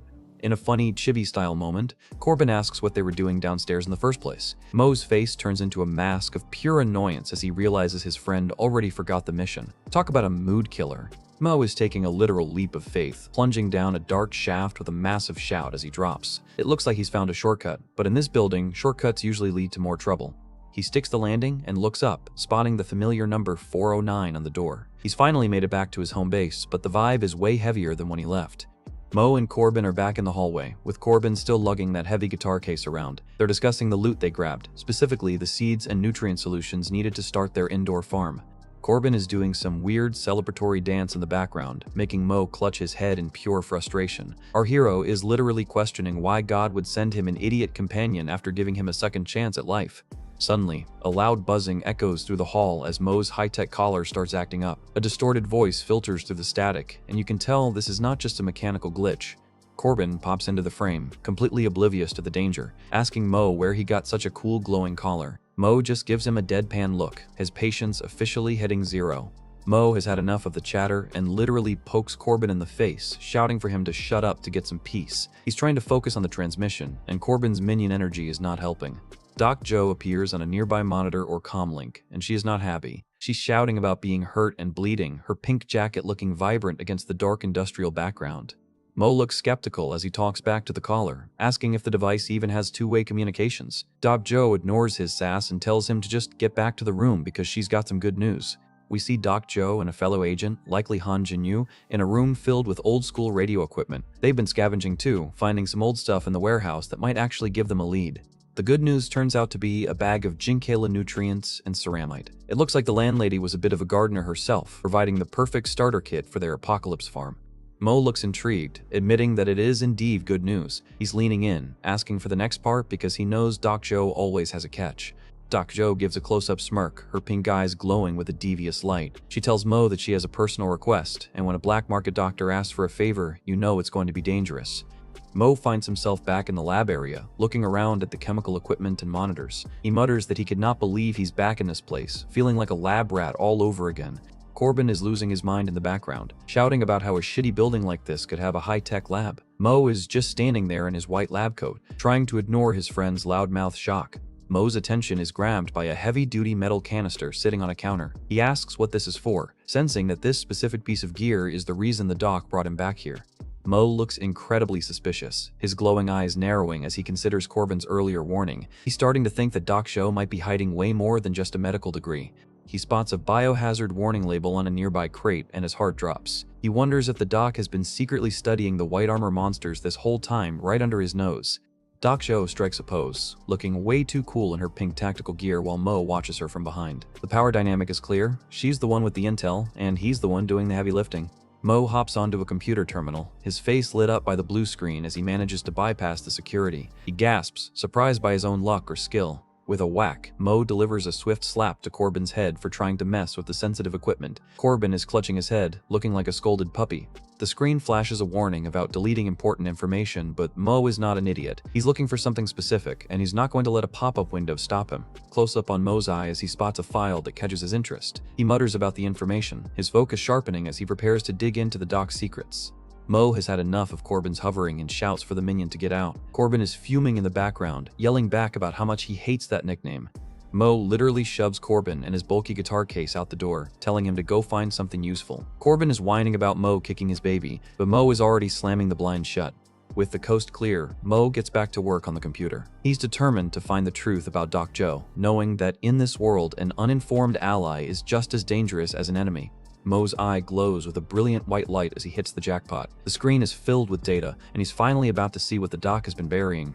He finds a digital photo showing a younger Doc Joe smiling next to another woman. It looks like a standard hospital setting, but the ID cards and the atmosphere feel way too official for a civilian clinic. Mo scrolls through more glitchy, encrypted files, trying to piece together the timeline. He mutters that he sees as the realization starts to dawn on him. He leans back from the glowing monitors, his face a mask of serious concern. He realizes Doc Joe has been hiding a massive part of her past from him, and the trust they built just took a major hit. The scene shifts as a heavy metal security door clangs open. The tension is high as the group regroups after their respective missions. Old Josh is there to greet them, looking relieved as he shouts that they're back. Little Maggie is peeking out from behind a crate, happy to see her protectors returned. Corbin is bragging about how smoothly everything went, but Doc Joe is standing in the back looking moody. She tells the loudmouth to shut up, which is honestly the mood for the entire team right now. A chilling close-up of Doc Joe's eye as she peers through the doorway. She's watching Mo intently, and you can tell she knows exactly what he was doing in the lab. They open a bag filled with assorted seeds, but the haul is underwhelming. They only managed to collect a few because so many floors are already inaccessible due to the monster nests. Mo looks somber as he explains he could not find anything edible, just seeds for the future. Old Josh tries to be supportive, blaming Daylong's previous raids for the lack of supplies. Old Josh puts his hands together, begging to help with the planting because he knows how to farm. Mo shuts him down immediately, reminding him that he's still wounded and needs to rest up. Doc Joe steps in, offering her expertise in botany and biochemistry to help get the farm started. She's looking as cool and capable as ever, but Mo is viewing her through a new lens now. Mo gives her a long, hard stare and asks if she thinks so. He's testing her, letting her know he's not as oblivious as she might think. Corbin is in the background making rock and roll signs, claiming he wants to help too. He looks totally out of place in a serious botany conversation, but you gotta love his enthusiasm. Mo loses his cool and shouts at Corbin to go to the kids' table because he's definitely not helping. Corbin looks genuinely hurt, yelling back a desperate plea to his bro. The scene cuts to an old, rusty ventilation fan spinning in the dark. Mo's voice filters in, asking the doc about the biohazard canister he found earlier. Doc Joe is holding that same canister, asking if he means this. She's standing in the shadows, her expression unreadable as the confrontation finally begins. Mo lunges forward, telling her to wait as he tries to grab the capsule from her hand. She's too fast, pulling it back and making him look like he's chasing a carrot on a stick.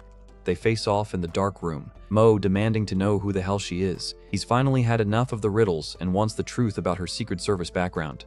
Mo leans in close, his face lit by the glowing canister as he repeats his question. He's looking for a confession, but the doc is not looking intimidated at all. Doc Joe takes a slow puff from her cigarette and gives him a knowing look. She asks if he does not already know, officially confirming that she knew he was snooping in her files. Mo is staring at her, realizing he walked right into her trap. He gasps, questioning her expression and if she did it on purpose, realizing the whole biohazard canister was just bait to see what he'd do. Doc Joe gives a chilling, beautiful smirk through her cigarette smoke. She's finally dropping the unlicensed doctor act and showing her true colors as an elite operative. Mo asks if the capsule was just a prop to lure him to her apartment. He's fuming, demanding to know what her ultimate goal is in this frozen mess of a world. The truth is out. Doc Joe reveals her identity as a former National Security Bureau Biochemical Safety Department agent. She's looking like a total boss, standing tall as she admits her real name is Zhou Shuya. She tells Mo that he's only half right about the bait. She reaches for the canister again, signaling that while the setup was a test, the item inside is very, very real. She says this is not bait, holding the canister up as it begins to glow with an intense blue light. The atmosphere in the room just shifted from a tense interrogation to a major power reveal. The canister is revealed to be transparent, filled with glowing blue orbs of energy. It's a white armor lump of meat, the very source of the monster's power, and now it's sitting right in front of them. Doc Joe shows Mo a screen of his armored white fury form, pointing out the eerie connection between him and the monsters. She's got a theory that his power is literally using the same energy storage as the white armors, which is a pretty terrifying thought. Mo looks completely unconvinced, his eyes narrowing as he asks what any of this has to do with their survival. He's also rightfully suspicious about why she's suddenly being so open about her identity as a secret agent. We get a close-up of the glowing blue orbs inside the capsule, which Joe claims is an energy storage organ harvested from the monsters. It's the key evidence for her theory that Mo's body is changing to match the invaders. Doc Joe leans in with a smug look, telling her test subject not to worry so much. She's acting like she's got everything under control, but her definition of safe usually involves a lot of needles. The scene shifts to a view of the massive white spire outside, which is looking more like a biological fortress every day. Joe explains that they need to solve their food problem fast if they want to survive the mother lurking at the heart of that nest. Doc Joe's profile is lit by the blue glow as she mentions using Mo's red limit state to hyper-accelerate the growth of their crops. She's basically suggesting they use his superpowers as a giant space heater for their garden. Mo's face is split in the frame, one eye human, the other glowing red with jagged markings. He realizes that the red limit is the key to everything, but he does not even have enough energy left to enter that state at will. A medical diagram shows a human body with red energy pathways, highlighting how inefficient Mo's current organs are. To hit that red limit whenever he wants, he's going to need a serious internal upgrade. Doc Joe holds up a finger with a wicked grin, suggesting the solution is to literally add a new organ to his body. She's pitching this like it's a simple tune-up, but Mo looks like he's reconsidering his life choices. Mo is visibly stressed, clutching his head and telling her it's getting too complicated to track. Below him, we see a mechanical sound as a needle prepares to inject the capsule into his system. Doc Joe looks down with a cold, predatory smile, telling him it's time to insert it into him. She's way too excited about this procedure, and Mo is the one who has to deal with the consequences. Mo stares at the capsule in his hand, his face a mask of desperate determination. He asks if there's going to be a rejection reaction, but in this world, that's probably the least of his worries. Suddenly, massive black shadowy tendrils erupt from Mo's chest, lashing out like living oil. Doc Joe looks on in shock, gasping out in confusion as his powers go haywire. Doc Joe's face is pale with genuine fear for a split second. She's a scientist, but even she was not expecting Mo's Black Fury energy to react this violently to the new organ. Mo is being completely swallowed by the dark, crackling energy, his mouth open in a silent scream. He's losing control, shouting about what is going on and why it is happening as the power takes over. A brutal close-up shows Mo's face contorted in pure agony, his teeth bared. It looks like his body is being torn apart and put back together as the monster organ tries to fuse with him. The black shadows are not just energy, they're acting like a living parasite, literally reaching out to grab the white armor lump of meat from the capsule. It's like his power is hungry for the upgrade. The capsule is sucked into the void of Mo's chest as Doc Joe watches from a distance. She realizes his body cannot wait for a surgical procedure and is just absorbing the material directly. Mo enters a massive berserk transformation. A giant red X's of energy erupts from his body, casting him as a demonic silhouette in a whirlwind of fire and shadow. Doc Joe is absolutely stunned, staring at the transformation with wide eyes. She wonders if this parasite is the true source of his power, realizing she might have unleashed something she cannot control. Mo is slumped over on the floor, the black energy slowly receding back into his body. Doc Joe stands over him, baffled by how his human frame can contain such a massive amount of supernatural mass. Mo looks up with a sinister, glowing red eye and a jagged mark spreading across his cheek. He gives a terrifyingly confident grin, looking less like a survivor and more like a villain who just got exactly what he wanted. The scene shifts to the hydroponic racks, where the seedlings have miraculously ripened into healthy green plants. It looks like Mo's energy surge did the trick for their garden. The garden setup is looking pristine and high-tech now, with the narrator noting that the racks have been sterilized. There is not a single bit of green algae left, just pure, clean growth. Mo looks over the rack, noticing a pair of ears poking up from the other side. Little Maggie is spying on him, her big eyes full of curiosity as she watches the god of agriculture at work. Maggie's adorable face pops over the ledge, looking at a tiny plant. She's mesmerized, whispering that it's so small with total innocence. Mo points to the plant, explaining that it's a lettuce seedling. Maggie looks totally confused, asking if it's hair. I guess green plants are a myth to kids born in the Ice Age. Mo gives her a soft look, telling her the lettuce is just a baby for now, just like her. Maggie is not having it, giving him a skeptical look that says she's way more mature than a vegetable. Maggie stands tall and insists she's much bigger than a plant. Mo cannot help but laugh, agreeing that she's definitely the taller of the two. Maggie looks up at her mom, Dorothy, asking what lettuce even is. Dorothy is watching from the background with a gentle, tired smile, happy to see her daughter distracted from the cold. Dorothy explains that it's the green stuff they put in her favorite hamburgers. Maggie's eyes light up at the mention of real food, a luxury they have not seen in months. Maggie starts jumping for joy, asking if they can go out for a hamburger once her dad comes back. It's a heartbreaking moment because everyone in the room knows the truth, except for her. A somber shot of Dorothy's face shows her fighting back tears. She has no idea how to tell her daughter that her father is not coming back from the wasteland. Corbin whispers to Mo in the background, confirming that her father is gone. Mo's face drops as the weight of the tragedy hits him. This world really does not pull any punches. Mo looks at the family with a heavy silence, his blue eyes full of regret. He realizes that for all his power, he cannot bring back the people this ice age has already taken. Dorothy looks away, her expression full of grief as she tries to keep a brave face for Maggie. She turns to Corbin, trying to shift the focus back to the survival mission. Mo gets back to business, asking Corbin if he brought the wheat and veggie seeds. He's determined to fulfill Maggie's wish for a burger, even if they have to grow every part of it from scratch. Mo gives a big, goofy thumbs up to Maggie, asking her if she really wants that burger. She's shouting a massive yes, her hope being the only warm thing in the room. Maggie looks at the seedlings, asking how long it'll take for them to get big. Mo promises they'll be eating fresh lettuce before she knows it. Mo starts flexing his muscles and acting all tough, claiming that in ancient Greece he'd be the god of agriculture. He's laying the charm on thick to keep the kids' spirits up. Maggie is totally sold on the act, her eyes sparkling like she's looking at a real superhero. It's a small victory for Mo in an otherwise miserable day. Dorothy thanks him for the kind gesture, looking genuinely touched. Mo just gives a cool wave and introduces himself as Lin Mo from 409, finally being a good neighbor. Dorothy looks at the garden racks, whispering that if they could only make them grow faster, they might not starve. She's desperate for a miracle, and Mo is the only one who can provide it. Corbin grabs Mo's shoulder, telling his sis, Dorothy, that their Blackie is really super and was not kidding about the growth speed. He's about to blow Mo's secret wide open. Mo instantly clamps his hand over Corbin's mouth, looking absolutely panicked. He's shouting to wait as he tries to shut down the information leak before it spreads. Mo pulls Corbin close and tells him to keep his mouth shut about his powers. He knows that in a desperate building, having a superpower makes you a target, not a hero.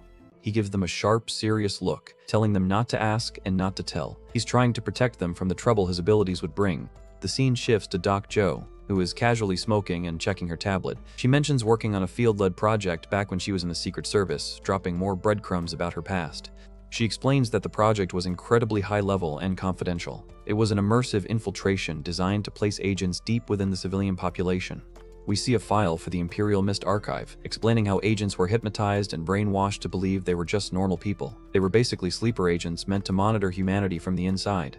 Joe calls these agents human monitors, whose only job was to protect the country's bottom line. They could be anyone, your neighbor, your friend, or even a total stranger. Mo looks skeptical as Joe explains that these NSB guys are unpredictable. She warns him that if they find out about his powers, nothing good will happen. Joe gives him a chilling look, reminding him that the less people know about you, the better. She's really driving home the point that Mo needs to stay in the shadows. Mo tries to lighten the mood, giving Dorothy a goofy, wide-mouthed grin and telling her he has a way to handle things. He's trying to be the hero Maggie thinks he is, despite the warnings. Mo walks off into the dark corridor, while Corbin tells Dorothy that he's the Greek god of agriculture. Mo is already focused on the task ahead, his back to the group. Mo stands alone in the garden room, looking back over his shoulder with a sharp sound as he scans for any spies. He's taking the doc's human monitor warning seriously. He sighs in relief, noting that he's finally alone. He looks like he's about to get down to some serious, high-speed business. Mo steps up to the hydroponic racks, looking determined. He tells himself it's time to get this done and starts reaching for the plants. He closes his eyes and takes a deep breath, focusing all his energy into a single point. You can practically feel the air in the room starting to vibrate. Mo's eyes snap open, glowing a fierce red as he activates the red limit state. His face is covered in glowing veins as he prepares to overclock the garden's growth. Mo becomes a red blur of high-speed motion, his energy literally vibrating the entire garden rack. He's using his powers to force the plants to grow months' worth in just seconds. The final shot shows a computer screen with a red alert transmitting. It looks like Doc Joe was right. Someone is watching Mo, and his secret is officially being broadcasted. We open high above the Earth as the National Security and Logistics Bureau finally gets a satellite signal back online. The communication device is buzzing with static, but it's a tiny glimmer of hope for a world that's been in the dark for weeks. Down in a high-tech bunker, the monitors flicker to life with the NSLB logo as the system reboots. They're finally connecting to the eyes in the sky to see exactly how much damage this ice age has done. The view from space is a total nightmare. Entire continents are just white, frozen voids. The operators realize that since everything is frozen over, they'll have to deploy ground equipment to gather any real intel. the agency deploys 3 high-tech drones into the ruins of Brooklyn, their rotors humming over the snow-covered wreckage. It's a ghost city out here, and these little guys are the only things moving. A close-up of a drone shows it hovering near a shattered skyscraper, its sensors scanning for life. The pilots are worried because the extreme cold is absolutely tanking the batteries, meaning they're on a very short clock. The drones fly through the narrow canyons of the city, looking for anything that is not made of ice. One of the operators spots something strange up ahead, and the vibe immediately shifts from scouting to high alert. The drone squad keeps low to the ground, trying to stay beneath the radar of the lethal winds. They're desperately hoping to find a rescue team or even just a few survivors, but the silence is deafening. The camera pans over rows of abandoned apartments, but there's nothing of interest on this side of the block. It's just more snow and more silence, at least until they turn the next corner. Wait, is that what I think it is? The drone camera catches a glimpse of a massive, organic structure growing right out of a building. It looks like the blood nest has officially taken over the neighborhood. The operator lets out a terrified sound as they get a better look at the nest. It's a massive, pulsating web of white skin and blue energy that's literally swallowing the city block by block. Suddenly, a massive white skin limb smashes through the air with a whack. The drone is nearly taken out as the monsters realize they're being watched by the agency's eyes. The drone manages to stay airborne, recording a horrifying mutation of a white skin monster fused with the environment. The voice on the comms is shouting not to just stand there, they need to record every second of this nightmare. A massive shot shows the mother of the nest in all her gruesome glory, towering over the ruins. It's a literal factory for monsters, and you can see the red energy pulsing through its core.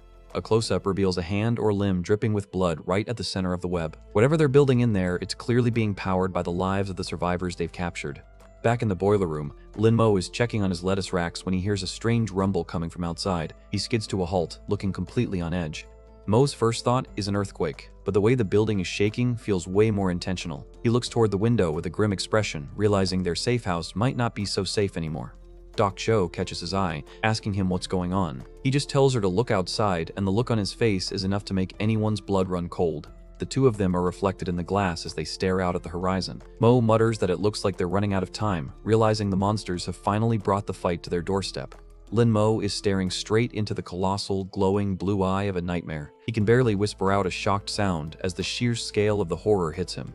This is the child the mother gave birth to, a haunting, graceful monster wrapped in a web of ice and bone. It looks way more elegant and deadly than any white armor we've seen so far. The creature's eye pulses with a cold light, searching for something as it mutters where it is. It's clear this thing is not just a mindless predator, it's on a mission.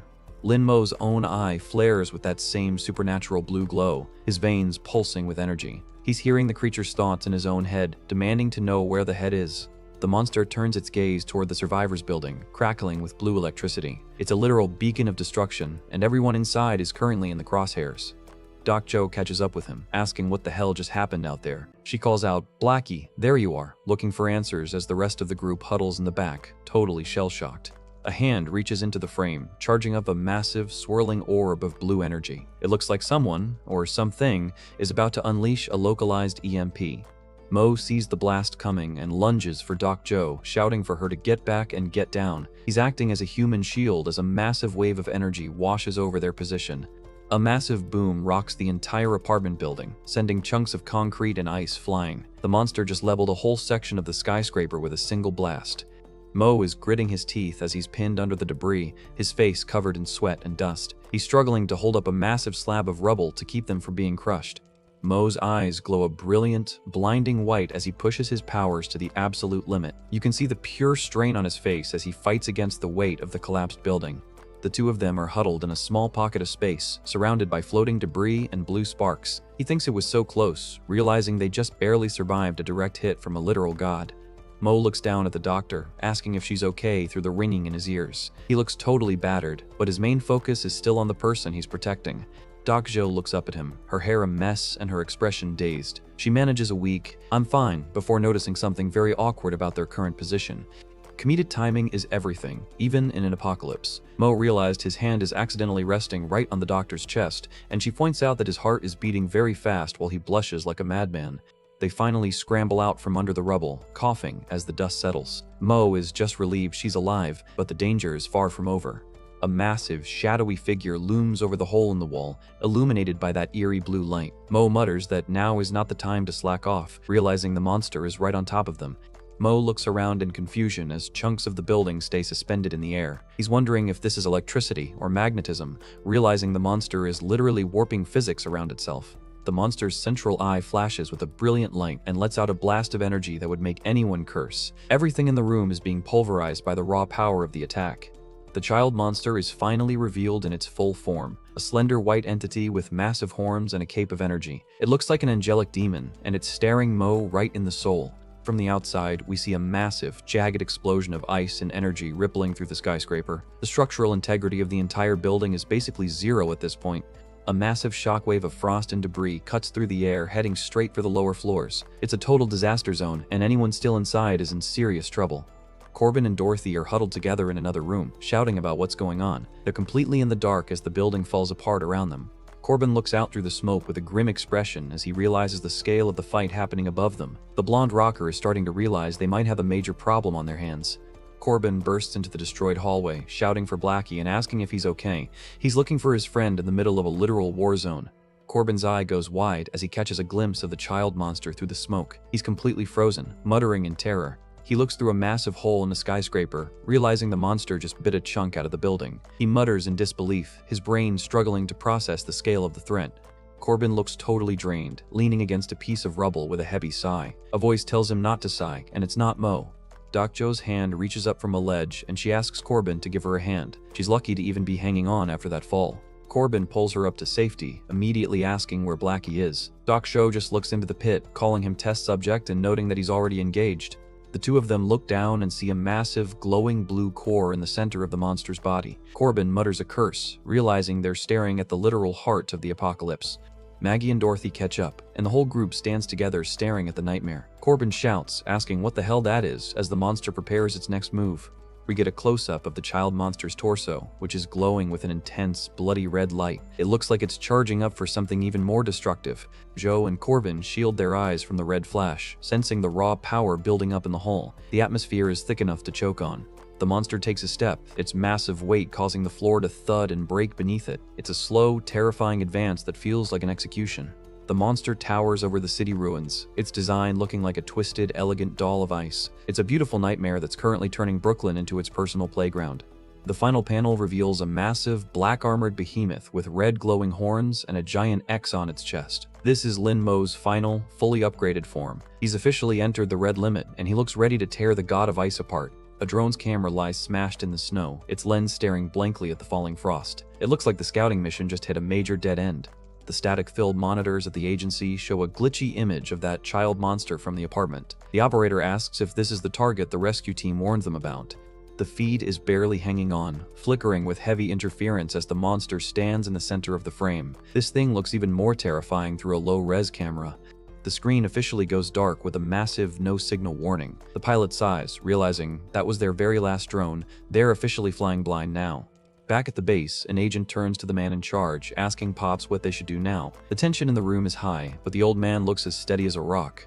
Pops takes a second to process, noting that communications were only just restored. He figures it's going to take some time before the bunker can actually send through a proper response. The purple-haired woman chips in, saying the people in the bunker can afford to wait, but the agents in the field have a lot more on their plate. They know the clock is ticking for anyone left on the surface. The young agent is itching for action, suggesting he should gear up for a scouting mission to find survivors. He's got the heart, but the mission is looking like a suicide run.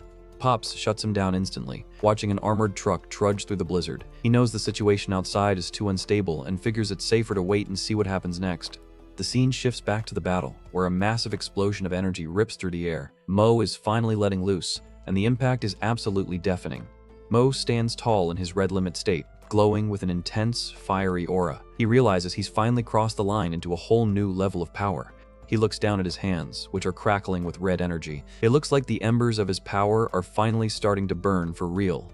Mo is fully wreathed in red flames, looking like a demonic knight. He calls this state reburned embers, and you can tell he's about to bring the heat. The monster and the man of the hour face off, a classic David versus Goliath moment. The monster is huge, but Mo looks like he's the one holding all the cards now. Mo lets out a sharp breath as his visor glows red. He's locked in, focusing every bit of that heat into his next move. With a sudden burst of speed, Mo crouches low and prepares to lunge. He's moving so fast, the ground beneath him is literally starting to melt. A massive impact rocks the frame as Mo connects with a powerful strike. Debris and energy fly everywhere, showing just how much force he's putting out. Mo is airborne, surrounded by floating chunks of concrete. He's moving with a level of agility that shouldn't be possible in that heavy armor. The whole area is a chaotic mess of flying rocks and blue electricity. Mo is right in the eye of the storm, looking completely untouchable. The child monster watches Mo with its massive central eye, clearly trying to track his movements. It realizes it's not fighting a normal human anymore.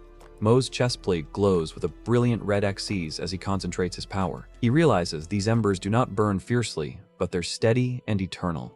The monster raises its arms, causing a massive whirlpool of debris to swirl around it. It's trying to crush Mo with sheer mass, but he's not even flinching. The monster gathers a colossal ball of rubble over its head, looking like it's about to drop a literal mountain on Mo's head. Talk about an overkill. The monster launches the debris with a deafening whoosh. It's a literal wall of rock and ice heading straight for our hero. Mo looks tiny against the massive tide of falling debris, but he's standing his ground. He knows that this is not the darkness of despair, it's just the prelude. A close-up of Mo shows him channeling that intense red energy into his fist. He's ready to turn this prelude into a literal prairie blaze. Mo generates a massive spectral fist made of pure red energy. He's throwing a punch that looks like it could shatter a moon. The energy fist punches through the debris like it's made of wet paper. The shockwave is so intense it's clearing the entire sky. A massive explosion of red and blue energy rocks the city. It's a total spectacle of power that signals the end of the fight. The blast hits a nearby skyscraper, the impact sending fire and smoke billowing into the sky. This is some high-level destruction right here. The building is crumbling as the red energy continues to pulse through the ruins. Mo really did a number on the landscape with that one. The white armor monster is blasted back by the force, crashing into the wreckage. It looks like its reign of terror just hit a permanent stop. Back at the shelter, Maggie and Dorothy are watching the show from their window. Maggie asks what that red thing is, while Dorothy can only wonder if it's an angel. Old Josh is just as confused, staring out with wide eyes. He wonders if that is an angel. Man, they really have no idea they're looking at their neighbor. The monster lies defeated in the snow as Mo hovers over it. To the people in the building, it looks like an angel sent by God finally put the beast down. But as Mo turns around, his dark form and wings of fire make him look more like a devil. It's a scary sight that would make anyone second-guess the angel theory. Mo stands in the center of a massive crater, his armor smoking as the energy begins to cool down. He's the undisputed king of the hill now. Mo's face is visible inside the helmet, looking exhausted. He mutters about this time as he reflects on how far he's come since his first death. He stands alone in the middle of the destruction, the silence finally returning to the city. He asks himself if it is not too much, likely feeling the toll of that power. Suddenly, a pale, blue-veined foot steps into the crater. A familiar voice tells him that it's actually good. He's the only one who can handle this kind of strength. Mo looks up as a mysterious woman appears in the mist. He realizes it's the entity that's been living in his blood, finally showing her face. Shell is finally out in the open, looking like a glowing blue goddess. Mo asks her if she's finally willing to come out and talk face to face.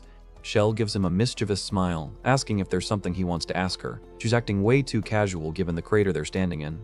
Mo gives a grim look and tells her there's a lot. He's finally ready for some real answers about this apocalypse. Shell mentions that thanks to the crazy woman, Doc Joe, feeding him the core, she's in a great mood. She's even manifested some energy clothes to keep things PG. She gives him a sly look, telling him to just ask whatever is on his mind. She's finally dropping the parasite act and becoming a proper guide. Mo asks the big question, what exactly is white armor? He needs to know what these things really are if he's going to keep fighting them. Shell puts a finger to his lips and shushes him. She's clearly enjoying being the one with all the secrets. She gives him a playful wink and tells him they'll do it one by one. She's turning this into a literal tutorial session. She explains that white armor is actually more like an empty shell. They're soulless bodies bound by the obsessions of their past lives.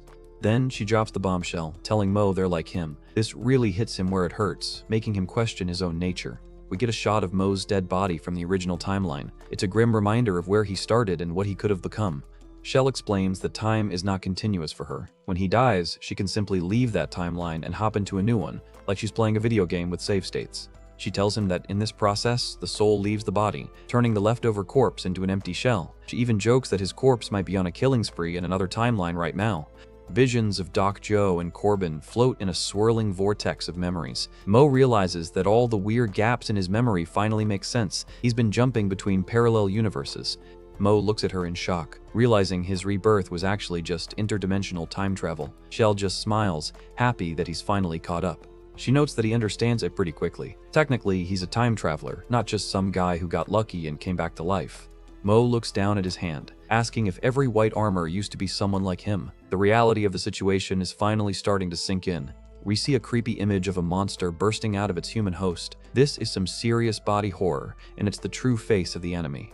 A glowing blue heart pulses in the dark, looking like the core of a star. This is the power they're all fighting over, and it's beautiful and terrifying at the same time. The final shot shows a futuristic woman with a blue flaming head, looking like a total final boss. The text asks if all these supernatural beings are actually just time travelers. Talk about a massive plot twist. Inside a high-tech facility, the scientists are frantically searching for evidence brought back by the field agent who turned into a monster. It's clear they have no idea what they're truly dealing with yet, but they know it's high-level intel. The leader, sporting a short blonde cut and a lab coat, is not worried about the boss, Mr. Kaldick, getting mad. She's too focused on the yellow-taped danger container that holds the key to this nightmare. The reveal is sickening. There's a human head preserved inside a glowing tube. The label simply says a head, but the look on the face inside suggests a fate far worse than death. The scene shifts to a monster's perspective, or a dark memory, where the word head echoes in a void of blue light. It feels like a search is underway for something missing from a larger whole. A massive structure of bone and ice pulses with energy as the voice asks where it is. The atmosphere is thick with dread as the entity grows more impatient. A futuristic, feminine armor figure floats in the sky, wreathed in blue flames and falling snow. She looks like a literal goddess of the apocalypse, surveying the ruins of the world below. Mo, wreathed in his red limit armor, is absolutely stunned by the speed of the opponent. He's struggling to track her movements, realizing his super speed might have finally met its match.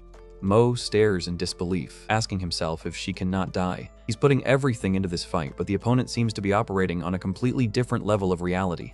Shell, the blue phantom girl, pops up with a cheerful look that is totally out of place in a deathmatch. She suggests that since the kid is special, they should just ask her for help instead of fighting. Shell gets annoyed, her eyes glowing as she lectures Mo about time not being linear. She's losing her patience, telling him that if he keeps getting things wrong, he will not be able to correct his mistakes. Mo is having a total meltdown, clutching his face as he screams at Shell for acting like a child. He's caught between a cosmic entity's riddle and a monster trying to kill him, and he's officially reached his limit. The armored girl, 13, stands tall in the background, her blue flame head burning brightly. Mo is caught in the foreground, gasping crap as he realizes she's closing the distance with terrifying speed. 13 is revealed in a full-body shot, looking sleek and lethal in her black and white armor. She's charging up a purple energy orb in her hand, looking like a total boss character ready to end the stage. A close-up of Mo shows his eye widening in pure shock as he senses the incoming attack. He barely has a millisecond to react before the entire area is engulfed in light. Mo gets blasted backward, a massive shockwave of blue energy tearing up the ground around him. He notes that the attack was close, and even though he's fast, 13 is pushing his speed to the breaking point. A massive white claw or limb slams into the pavement with a clang and crack sound effect. The ground is shattering, showing that 13 has the raw strength to match her insane agility. Mo is sent flying through the air, shouting what as he loses his footing. He's surrounded by floating debris, looking completely vulnerable for the first time in this loop. A wide shot shows a massive gravity well opening up, pulling everything toward the center of the crater. Mo is floating helplessly in the middle, asking himself if this is actually a gravity-based superpower. 13 reaches out and grabs Mo right by the face with a metallic clack. She's completely dominated him, stopping his momentum as if he were nothing. Mo's eyes glow a fierce blue as he realizes his energy is being drained. He's panicking, shouting that she's literally absorbing his heat through the physical contact. Mo is gritting his teeth in agony, his face visible through the cracks in his helmet. He's cursing his luck, realizing that being a battery for this monster is a one-way trip to a frozen grave. A close-up of the monster's armor shows its mechanical details. Mo wonders if they are of the same origin, sensing a deep, unsettling connection between his power and hers. Shell appears right behind Mo's head, giving him a playful but dangerous warning. She tells him that if he gets sucked dry, it's going to be very bad for her too, so he better figure something out. Mo lets out a shocked sound as energy starts to vent from his armor. He's caught in a double bind. 13 is eating his energy, and Shell is just watching from the sidelines. 13 kicks Mo away with incredible force, a massive blur of motion lines showing the power of the strike. She's treating him like a toy, throwing him around the battlefield at will. The impact is brutal, a crack sound effect echoing as Mo's helmet is nearly shattered. The mask is being pulled apart, revealing the raw energy and fear underneath. 13 stands tall, her visor glowing with 3 sinister eyes. She's mocking him, her mechanical face looking like a literal predator that just caught its lunch. Mo is pinned down by 13's foot, blood spraying from his wounds. Shell is floating above, observing the test subject with a detached look, telling him that she'll have to do it herself if he stays in this state.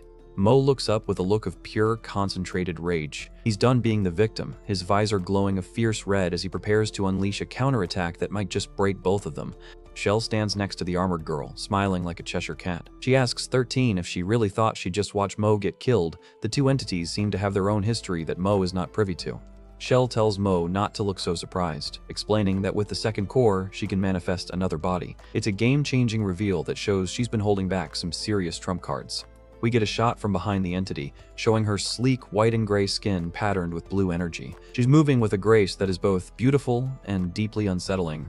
Shell warns that doing this would disrupt the energy balance, which is science speak for the room is about to explode. She's willing to take the risk to save her host. The two armored girls clash in a high-speed melee, their kicks and strikes creating a blur of blue and white energy. One of them shouts that there's no time to waste as the fight reaches a fever pitch.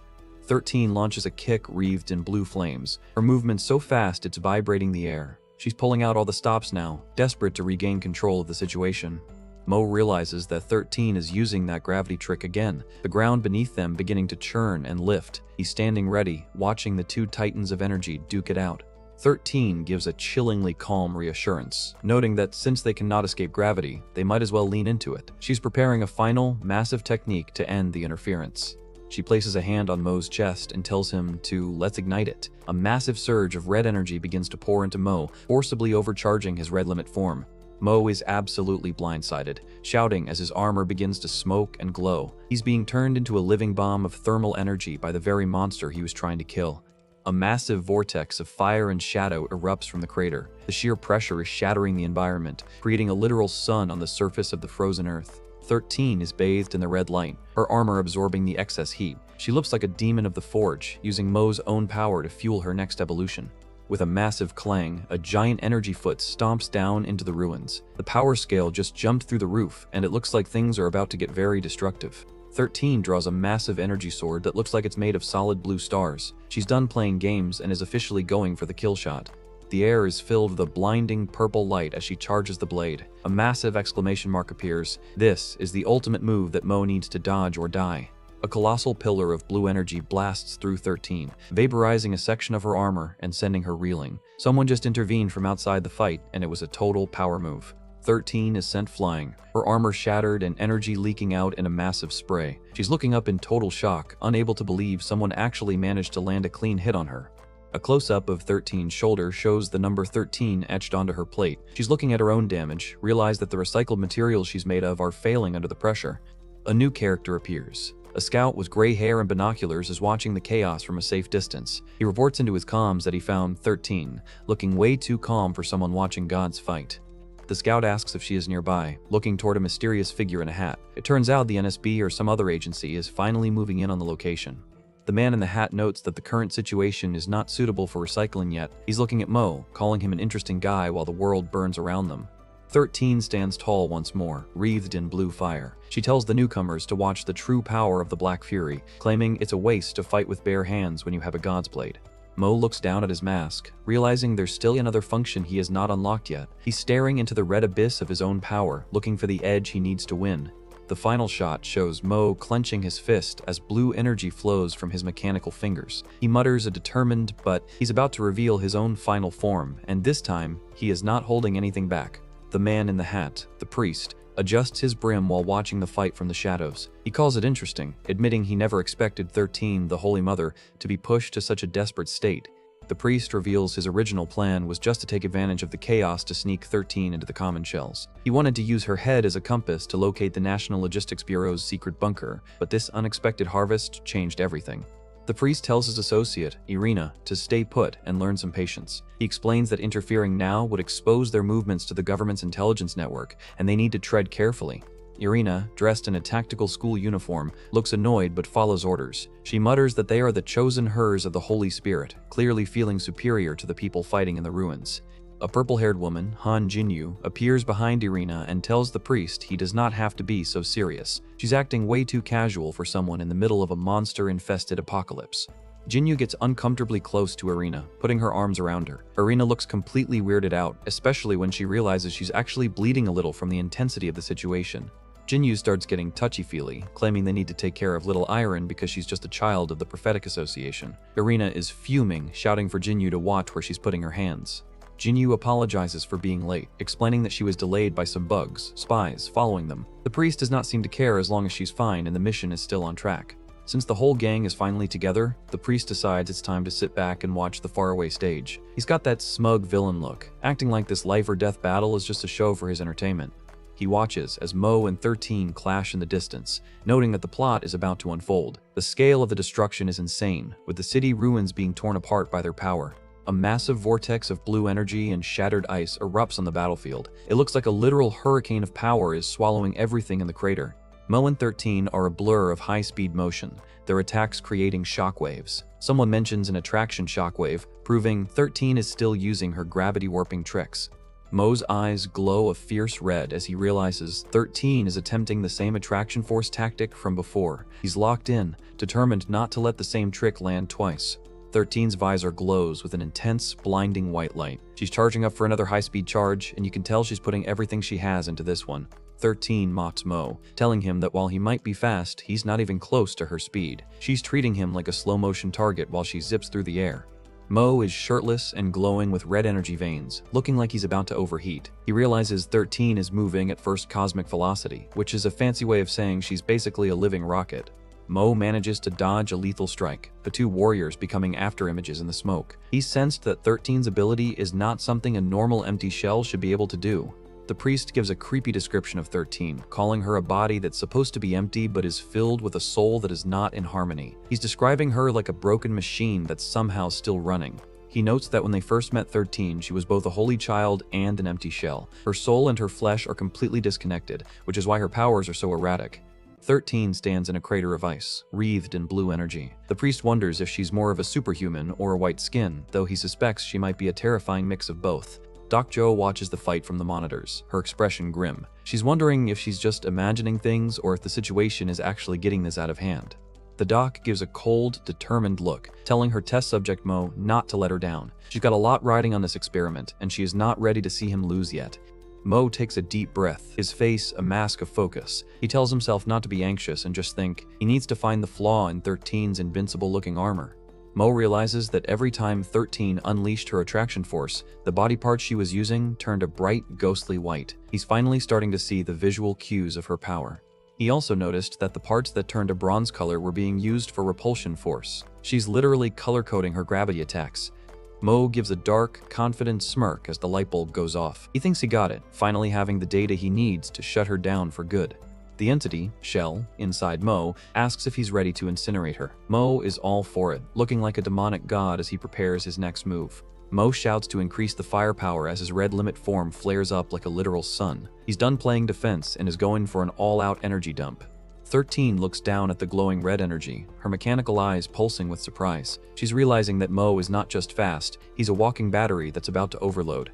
She gives a rare, chilling smile and mutters that she finally understands. She's caught onto his plan, but it might be too late to dodge the incoming heat. Mo reaches out his hand, wreathed in dark energy, and commands 13 to stretch out her hand. He's not asking for a handshake, he's looking to create a physical bridge for his power. 13 looks panicked, her visor glowing as she realizes she cannot pull away. Mo is moving in for a direct contact that's going to be absolutely lethal. 13 screams, asking what he is trying to do as Mo grabs her. The air around them starts to vibrate as the two massive energy sources collide. Mo forcibly dumps his massive heat energy into 13. A web of blue lightning and red fire explodes between them, shattering the ground beneath their feet. Mo delivers a massive boom punch right into 13's chest. The impact is so heavy it creates a shockwave that clears the entire building of smoke and debris. 13 is sent flying upward by the force of the blast. She's totally losing control of her gravity powers as her body tries to process the sudden energy overload. Mo is not letting up, charging forward with a whack that sends 13 crashing through several layers of industrial flooring. He's literally hammering her into the ground. 13 is a blur of motion as she's thrown through the air, her scythe trailing behind her. She looks completely battered, her empty shell body reaching its breaking point. Mo stands in the center of the destruction, his armor crackling with red flames. He's looking like an absolute menace, waiting for the smoke to clear so he can finish the job. 13's head is glowing with a violent purple energy as she tries to reboot her systems. She's letting out a pained scream, clearly unable to handle the energy Mo just fed her. A massive, star-shaped explosion of red energy erupts from the crater. Mo just unleashed his Prairie Blaze move, and it looks like a nuke just went off in the basement. 13 is slumped over in the rubble, her armor shattered and her energy scythe broken. She's wheezing, her holy mother's status officially revoked by a guy with a death wish. Mo looks down at the fallen monster with a cold, glowing visor. He realizes that while he landed a heavy blow, he needs to be careful about her next repulsion trick. Mo stands tall in the ruins, the red energy pulsing from his chest. He's calculating his final strike, knowing that one wrong move could still turn the tide against him.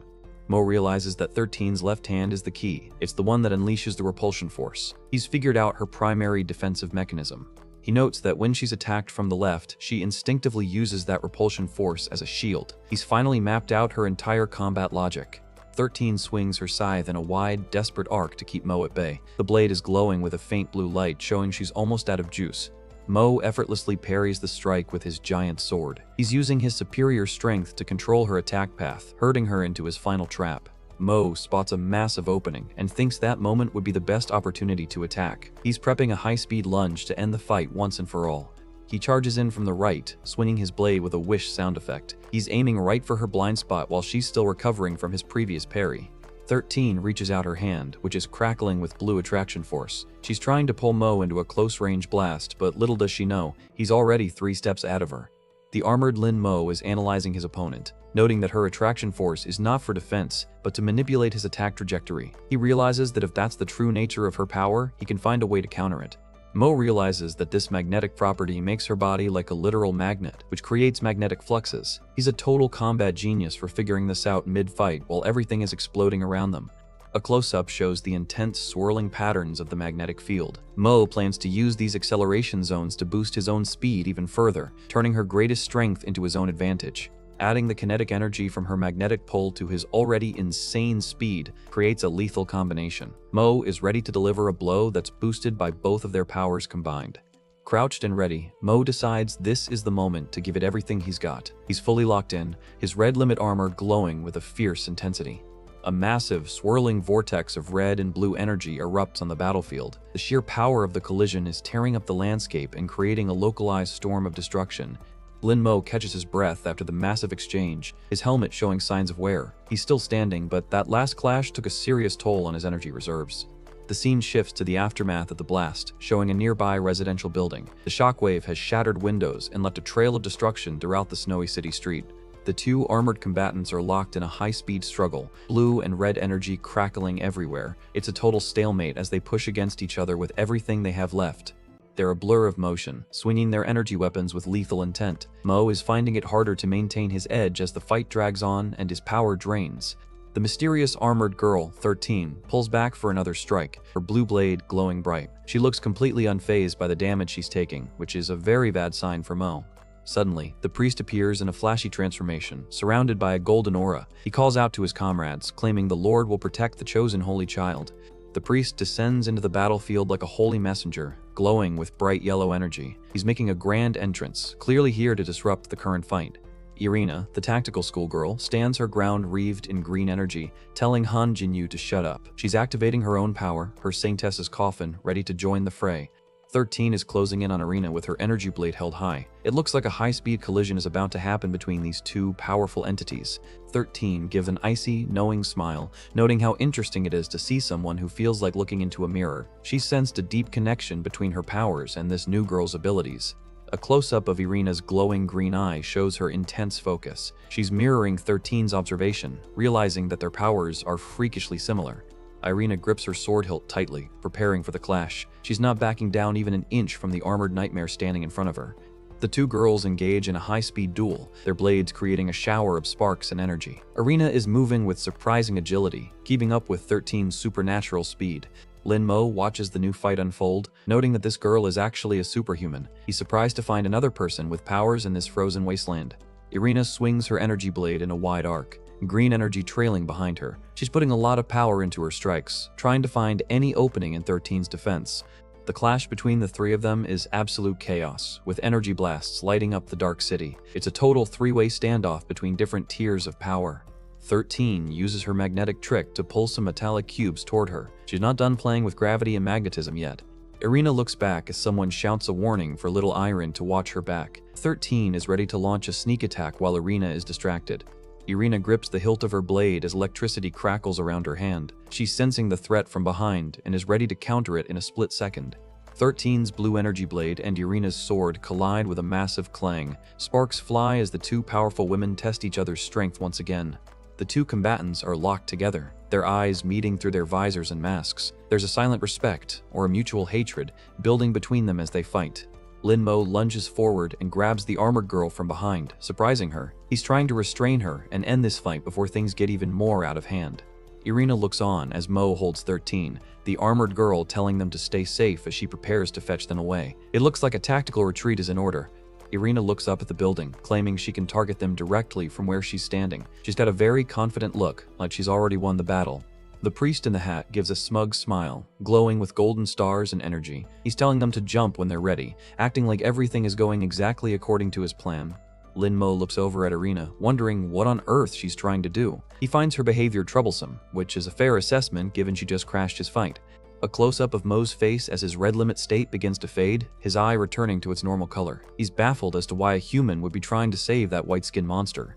Irina jumps down toward Mo and 13 as the priest's golden energy field expands. It looks like a coordinated escape move from the mysterious prophetic association. The priest gives a signal with his gloved hand, ordering Han Jinyu to catch the girl properly. He's still acting like a calm director overseeing a play. Han Jinyu catches Irina in mid-air as the golden energy teleports them away. She welcomes back little Irin with her usual creepy cheerfulness.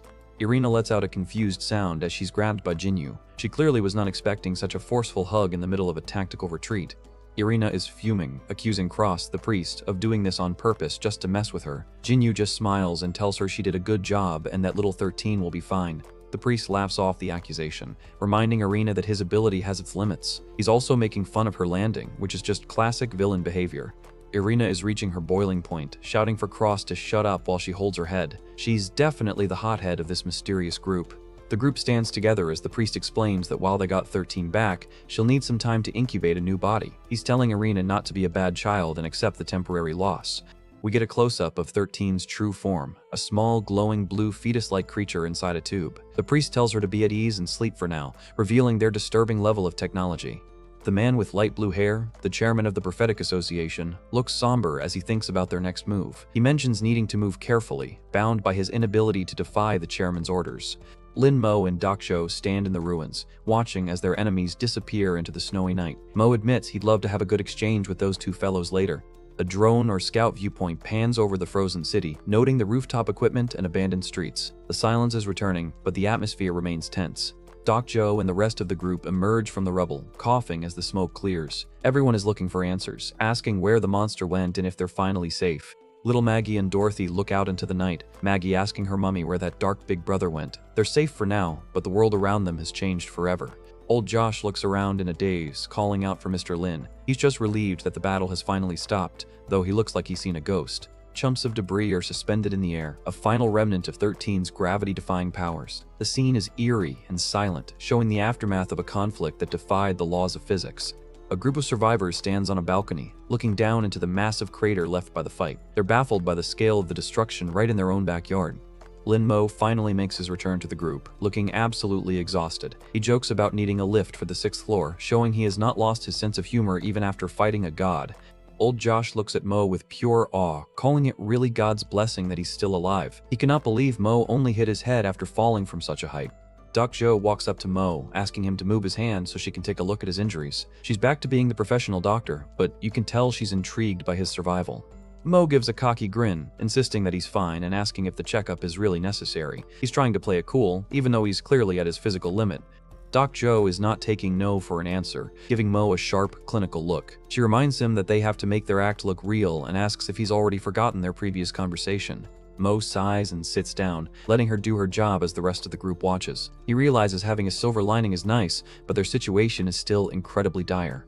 A shot of the building's exterior shows that the heating pipes are completely busted from the shockwaves. They've won the fight, but they've lost their only source of warmth. Old Josh is looking completely dejected, realizing that after all that effort, they're right back to the starting point. Mo tries to cheer him up, telling him not to lose hope just yet. Mo gives a confident look, telling Josh that the situation is not actually as bad as he thinks. He's already got another plan forming in that tactical brain of his. Mo points out that while he was climbing back up, he discovered the blood nests on the lower floors have disappeared. This means they now have access to a whole new area of the building for supplies. A view down a dark, empty hallway shows that the building is now a ghost town. Mo notes that they might be the only ones still alive in here, which is a pretty grim realization. Mo suggests that instead of grieving, they should focus on finding supplies left behind by the residents who did not make it. He's being pragmatic because in this world, that's the only way to stay alive. They look toward a large storage room or fridge, hoping to find anything useful. Mo even suggests using less useful supplies to set up a barricade against the wind and rain. Mo stands tall, looking down at his teammates as they prepare for the next scouting run. He tells Josh not to worry too much and that they'll figure something out together. Old Josh nods, his determination returning as he prepares to inform the other survivors to get ready to move. They're a team now, and they're moving forward together. A massive armored truck with glowing blue lights rolls through the snowy city streets. The government's elite fieldwork department is finally making its move on their location. Inside the vehicle, a group of high-level agents is briefing for their mission. Captain White and Sergeant Rhodes are looking serious as they prepare to deploy into the disaster zone. A sleek, blue-haired agent named Zion White steps out, holding a tablet with Lin Mo's face on it. He announces that he's here under bunker orders to capture Zero, Lin Mo himself. Corbin asks Mo if he's actually saying those dirty things lurking below or finally gone. He looks exhausted, but his curiosity is getting the better of him. Dorothy pipes up with wide eyes, asking the million-dollar question, does that mean that we are now safe? She's desperate for some good news after everything they've been through. Dacho takes a long drag from her cigarette, looking as cynical as ever. She tells them she would not say they're completely safe yet, since the storm outside is still raging like a beast. We get a shot of the dark, industrial pipes of the building's infrastructure. The doc drops the bad news. The heater is officially broken, meaning their temporary warmth will not last. Mo gestures with his hand, explaining that they need to make the most of this window of opportunity. He declares that moving base is the best decision they can make if they want to stay alive. He stands tall, pointing out that since they might be the only ones left in the building, they should relocate to the lower floors. Apparently, the central heating is still working down there, and they need that heat to survive. Mo continues his tactical breakdown, reminding the group that fighting the cold is not their only problem. He insists they need defensive structures to protect their new home from whatever else is out there. He turns to old Josh, asking if there should be some weapons stored in the security office for self-defense. Josh looks a bit nervous, but realizes Mo is right to be thinking about security. Josh shows them the gear, explaining that they upgraded their equipment even before the disaster hit because of how bad the security in Brooklyn had become. He's got everything from tactical vests to heavy-duty weapons. We see a view down a hallway fortified with metal barricades and thick wire nettings. Joe figures if they use all of it, they can cover the entire building, but he's skeptical about how much good it'll do against those monsters. Corbin pipes up with a goofy, light bulb moment expression. He's got an idea of his own, and knowing him, it's probably going to be something weird. He pulls out his electric guitar, claiming he discovered by chance that those monsters cannot move if he plays a specific tune. He's calling it the power of music, which sounds like a total stretch. Mo and Joe just stare at him with total disbelief, calling his idea ridiculous. Corbin looks absolutely offended, shouting about why they do not believe his rock and roll expertise. Mo cuts him off, ordering everyone to get ready while he and Corbin head down first to scout the situation. Corbin is still arguing, demanding an explanation for why they have to be the guinea pigs. The two of them head into the dark corridor, Mo telling his friend to stop dawdling. They're stepping back into the danger zone, but they've got a plan this time. Corbin is still grumbling, mentioning he still needs to put his baby back into its guitar case. He figures they're just going down for a quick inspection, not a full-blown war. They enter an apartment that looks surprisingly untouched by the chaos. Corbin is impressed, noting that Mo has been living pretty well while everyone else was suffering. Corbin gets suspicious, asking Mo if he's into something shady because his place is way too nice compared to their old life in Seattle. Mo just calls it a normal condo, trying to downplay his preparation. Mo looks out with a somber expression, realizing that in their current situation, even a normal life is considered an extreme luxury. He's feeling the weight of the world on his shoulders again. We get a wide shot of the frozen city at night, the narrator reflecting on how abrupt the freezing and the monster invasion really were. The norm of everyday life is officially a thing of the past. A close-up of a shower head shows water flowing. Mo wonders how long this rare moment of peace and serenity will actually last before the next disaster hits. Mo is taking a steaming hot shower, trying to wash away the stress of the day. The narration notes that everyone is tired and desperately needs time to rest and recover. We get a shot of Doc Joe's NSB ID card, revealing her status as a field agent for the biosafety department. It's a quiet reminder that even their allies are keeping major secrets. A photo shows a man and woman smiling while holding their child. The caption reminds us that no matter how sorrowful things get, there's always a reason to keep moving forward. Old Josh is looking in a mirror, holding a dark mask in his hands. He's telling himself that they must survive unscrupulously, even if their minds are covered in wounds. He holds up a white hockey mask with a cross pattern, looking like a total survivor from a horror movie. He's ready to do whatever it takes to protect the group. Back in the room, Mo looks incredibly serious as he tells Corbin there are some things he must explain clearly. He's finally ready to spill the beans on his secret.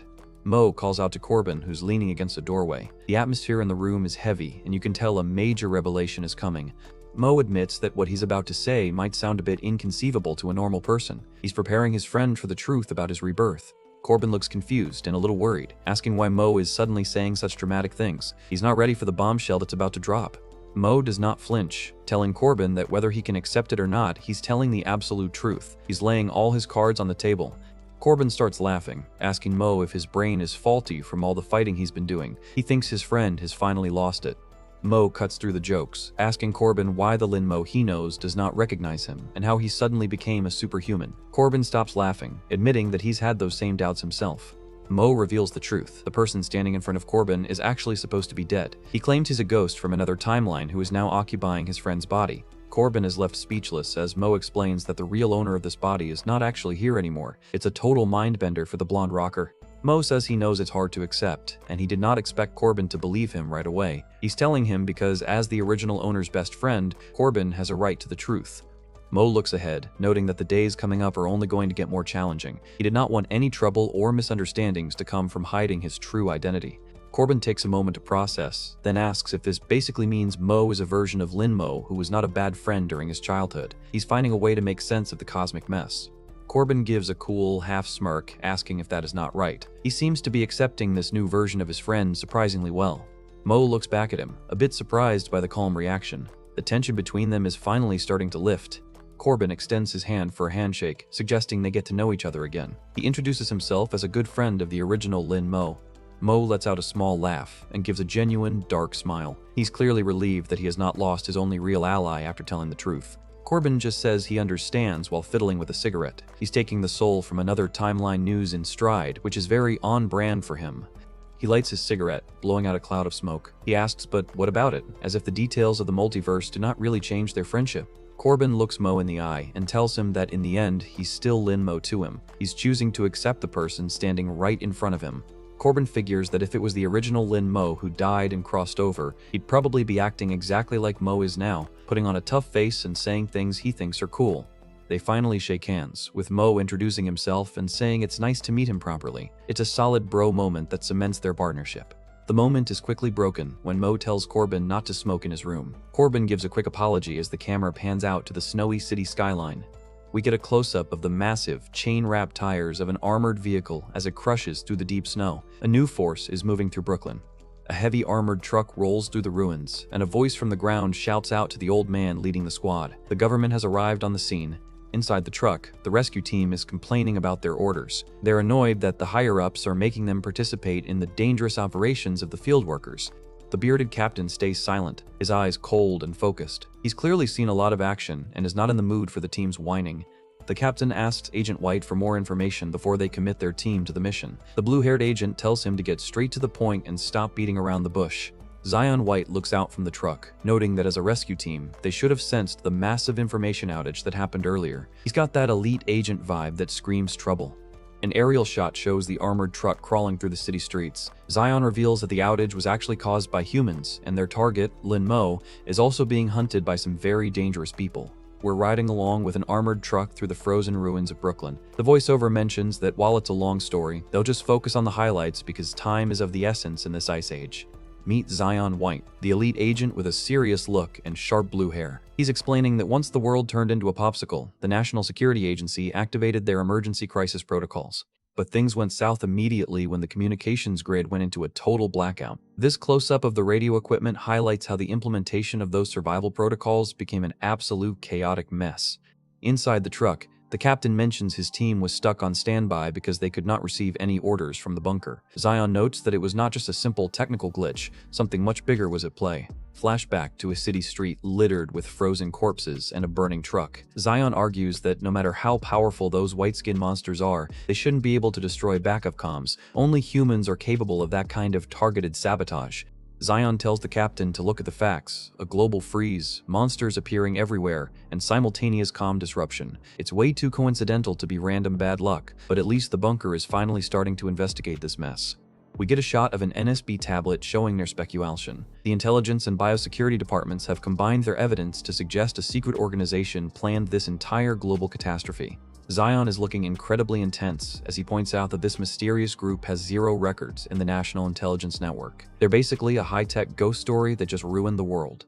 Zion and Sergeant Rhodes are discussing the scale of the failure. Rhodes is baffled that an organization capable of this could avoid being monitored by every intelligence agency on the planet.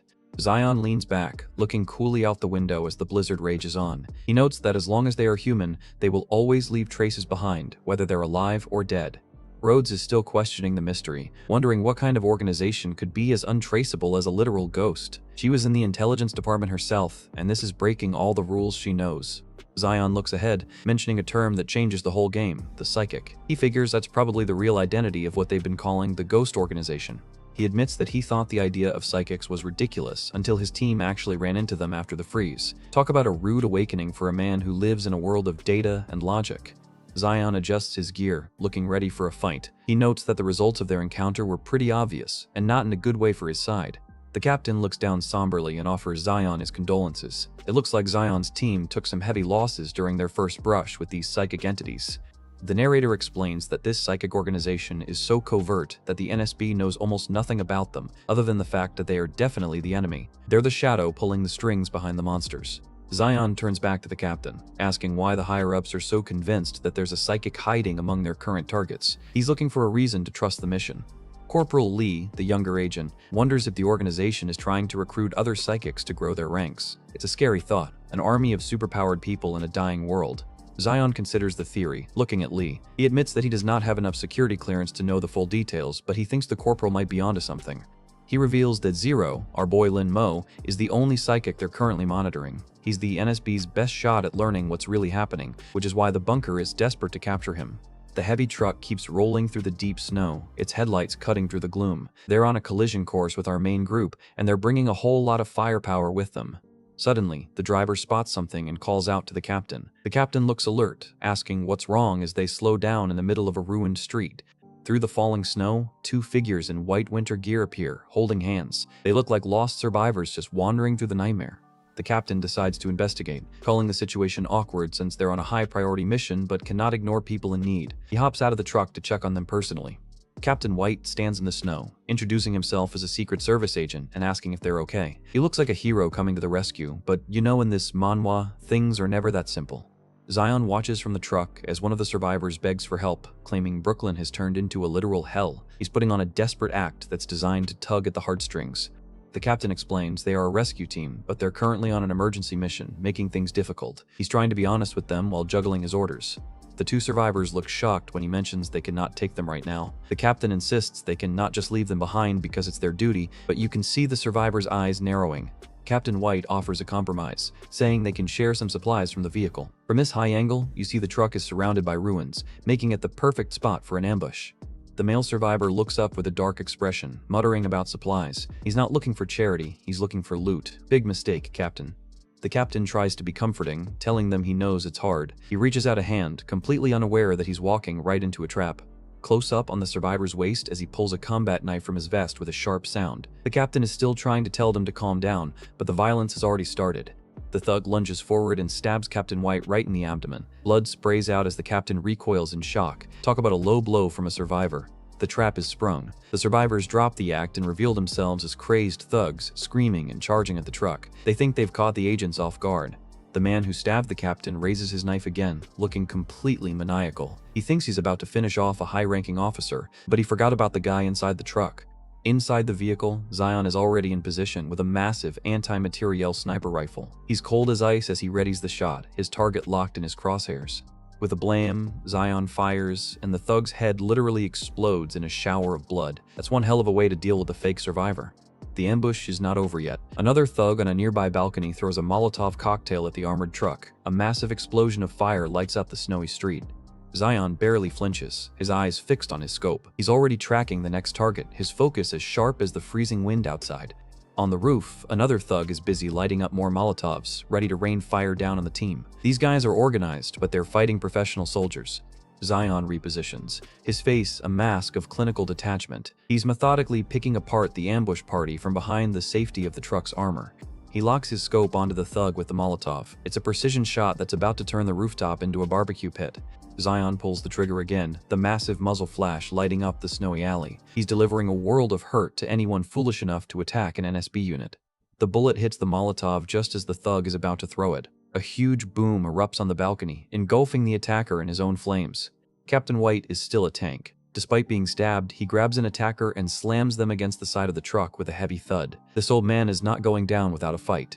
The scene is absolute chaos as thugs swarm the truck from all sides. The agents are holding their own, the sound of gunfire and screams echoing through the dead city. The captain draws his pistol and fires point blank into an attacker's chest. He's moving with veteran precision, a knife in one hand and a gun in the other.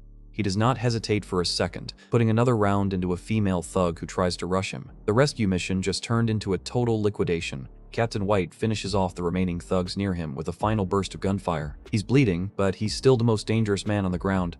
Zion steps out of the truck to secure the area, his tactical rifle held ready. A thug with an axe tries to sneak up from behind, thinking he can catch the sniper unaware. Without even turning his head, Zion senses the movement and casually aims his rifle over his shoulder. He's got that main character energy that makes every move look easy. With a bang, Zion fires a backward shot that catches the axe wielder right in the chest. He does not even need to look to confirm the kill. The thug is blasted backward by the force of the shot, his axe flying into the snow. Zion is officially the MVP of this skirmish. Zion and another agent stand over the pile of bodies, making sure no one else is getting back up. The ambush is officially over, and the thugs learned a very terminal lesson. An aerial view shows the truck surrounded by the aftermath of the fight. The agents report clear over the comms, the snowy street now stained with red. Back inside the truck, Sergeant Rhodes is frantically patching up the captain. She calls him Dad, revealing a much closer bond than just superior and subordinate. Zion calmly orders everyone to head out. The truck rolls away, leaving the carnage behind. One of the agents wonders if they were actually survivors, but Zion is cold about it. Anyone who attacks them is just an obstacle to the mission. The scene shifts back to our main group in their new base. Corbin is moving crates around in the storage area, trying to get things organized for their long-term stay. Mo approaches old Joe and Corbin, asking how the renovations are going. Joe is looking pretty satisfied, pointing out that this large room would make a perfect greenhouse for growing their food. Corbin gives a thumbs up, calling it a nice idea. He jokes that if he did not know the world was ending, he'd think he was just getting to shop for free in this gear-filled base. Mo just stares back, ready to get to work. To wrap things up, the crew is getting their tactical plans in order. We see a drawing board full of layouts and blueprints, with someone resting a heavy-duty rifle against the frame. Looks like base security is finally becoming a priority. They've decided to remodel the eastern side of the third floor into a full-blown indoor greenhouse. In a world where the surface is a frozen tomb, being able to cultivate their own crops is the only way they're going to stay fed for the long haul. The west side of the building is actually much better suited for living quarters, since it's more sheltered. Mo notes that floors 4 through 6 took way too much damage during the fight, so gathering everyone on the third floor is the smartest play for heat and safety. The first and second floors are being designated as massive choke points filled with traps to catch any intruders. Meanwhile, they're turning the old CCTV room into a high-tech headquarters where they can monitor the whole building like a literal fortress. Mo is deep in thought, staring into space with a serious expression. Even with all these upgrades and defenses, he can't shake the feeling that they're still missing something crucial to their survival. Old Joe is busy flexing, claiming he could shoot a massive rifle with just one hand back in his glory days. Corbin is not impressed at all, telling the old man to quit his bragging while Mo just watches the two of them bicker in the background. Joe gets a devious grin, challenging Corbin to a demonstration back in the garage if he does not believe his sharpshooting skills. Man, even in an apocalypse, some people just never lose that competitive edge. Corbin shouts out aloud, "Why not?" taking the bait instantly. He's always down for a distraction, even if it involves watching a one-armed old man try to handle a sniper rifle. Mo just gives them a deadpan look, muttering about how childish they're being. He's trying to stay focused on the survival plan, but his teammates are basically treating the end of the world like summer camp. Suddenly, a voice crackles through Mo's high-tech collar, calling him test subject and telling him to come over. It's Doc Joe, and when she uses that tone, you know she's found something that needs his immediate attention. Mo walks into the commanding center, asking what's wrong. He finds the room filled with industrial monitors and heavy equipment, with the doc already waiting for him at the central station. Doc Joe looks over her shoulder, her signature pink jacket standing out in the dim room. She's already on top of the latest intel, telling Mo she's got something he needs to see regarding that last battle they survived. She takes a slow puff of her cigarette, looking Mo dead in the eye with a serious gaze. She brings up the fact that he saw others like him during the fight, clearly digging for more info on the superpowered enemies. Mo confirms it, recalling the intense clash with 13 and her gravity-defying powers. He mentions how she stole the core from that mutated white skin, which seems to be a huge piece of the puzzle. Doc Joe leans back against the radio equipment, her expression unreadable. She tells Mo he needs to hear a specific recording, signaling that the mystery is about to get a whole lot deeper. She flips a switch on the old-school radio, and a distorted voice begins to play. It addresses the fortunate brethren who survived, claiming that the frozen wasteland they're in is not actually their fault. Mo looks totally baffled by the transmission, asking what the deal is with this weird broadcast cutting in. He's already on high alert, sensing that whoever is behind this message is not looking for a peaceful chat. As the snowy city skyline flashes on the screen, the voice gets real philosophical. It compares the current snowstorm to the legendary Great Flood, claiming it was brought to wash away the sins of the world. The broadcast starts showing images of the US Capitol and stacks of cash, pushing some serious anti-establishment vibes. It claims humanity has been brainwashed and monitored by evil governing bodies using currency and desire. We see a shot of a young boy looking malnourished and abandoned on the streets. The message argues that the government controls the people and forces them to commit evil for their own selfish causes. Man, this cult's propaganda is laying it on thick. A massive, multi-eyed, white-skinned monster looms over a terrified survivor. The voice claims that despite the horror, the Lord is actually being merciful by sending these creatures to cleanse the world. The broadcast transitions to a shot of Han Jinyu standing next to one of the monsters. It claims that only untainted souls will be blessed in this new world order, which sounds like bad news for anyone not in their club. A close-up of Han Jinyu shows her smiling with an eerie, purple-eyed glow. The narrator calls these entities the Holy Children, placing them on a pedestal above regular humans. The message reveals that these people are the prophets and the descended Holy Spirits. It's an official introduction to the big bads of the series, showing the priest and his team in all their arrogant glory. 13 is shown in her monstrous form, hovering over the frozen streets while holding a massive orb of energy. This is not just a cult, it's an army of superpowered entities that think they're divine. Another monster is seen wandering through the blizzard, its body illuminated by that sinister purple aura. These things are the foot soldiers for the Prophetic Association. A survivor in heavy winter gear stares up in pure terror, likely realizing she's one of the lost lambs the broadcast mentioned. The contrast between the normal humans and these holy spirits is just insane. The entire team from the cult stands together against a backdrop of ruined skyscrapers. They declare themselves the Prophetic Association, the only ones who can bring hope to these end times. Yeah, okay buddy, keep telling yourselves that. Inside the NSB truck, the agents are listening to the same broadcast with looks of pure disgust. One of them asks what they are on about while Zion White stays focused on the road. The broadcast finishes with a chilling promise to cast judgment on evil governments and bring salvation to dishonest souls. We see a golden hand reaching out to touch a black gloved one, symbolizing their twisted alliance. Doc Joe turns off the radio as the final lines of the cult's message fade away. They were urging everyone to join the Prophetic Association to be washed of their sins and led to the kingdom of heaven. The doc leans back and asks Mo what he thinks now that he's heard the whole sermon. She's testing him, wanting to see if her test subject can see through the cult's elaborate act. Mo does not skip a beat, calling them out as just another anti-government cult. He's standing there with his arms crossed, completely unimpressed by their claims of divinity. Mo gets more serious, noting that their mention of chosen ones and holy children sounds like they're actually recruiting superhumans. He's connecting the dots, realizing these guys are building an army of people with powers. Doc Joe confirms his theory, standing tall with a confident look. She knows that if these guys are gathering superhumans, the threat level for Mo and the building just spiked through the roof. A close-up of the doc's face shows her looking dead serious as she admits things are getting way more complicated. She's clearly worried about the Prophetic Association making a move on their location. The doc starts breaking down the urban myths surrounding groups like the Freemasons and the Illuminati. She explains that these stories did not just come from nowhere. There really is a shadowy organization that's managed to control the entire country from the dark.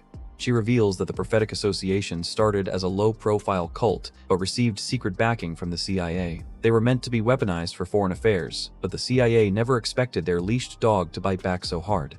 The cult was able to infiltrate every level of the government, including the Pentagon. To deal with this feral hound, the government had to form its own covert department, the National Security and Logistics Bureau. Doc Joe notes that this part of history is classified and likely to be lost in time given the frozen apocalypse. She's giving Mo a peek behind the curtain of the shadow war that's been raging for years. Mo interrupts her, looking totally skeptical as he asks how a doctor from the biochemistry department would even know all this top-secret info. He's realized she's way more than just a black market medic. The doc just gives him a cool look, admitting she does not have a friend like Mo does. She reveals she has a former agent friend in Central Intelligence, which explains her insane levels of knowledge. We jump back to the NSB truck, where Zion and Rhodes are discussing their mission. Rhodes is still shaken up from the ambush, and Zion is asking if she's actually alright. Back in the base, Mo and Joe are walking through the server racks as they talk. Joe concludes that based on the intel, the Prophetic Association was not just disassembled, it was wiped out, meaning no one should be left.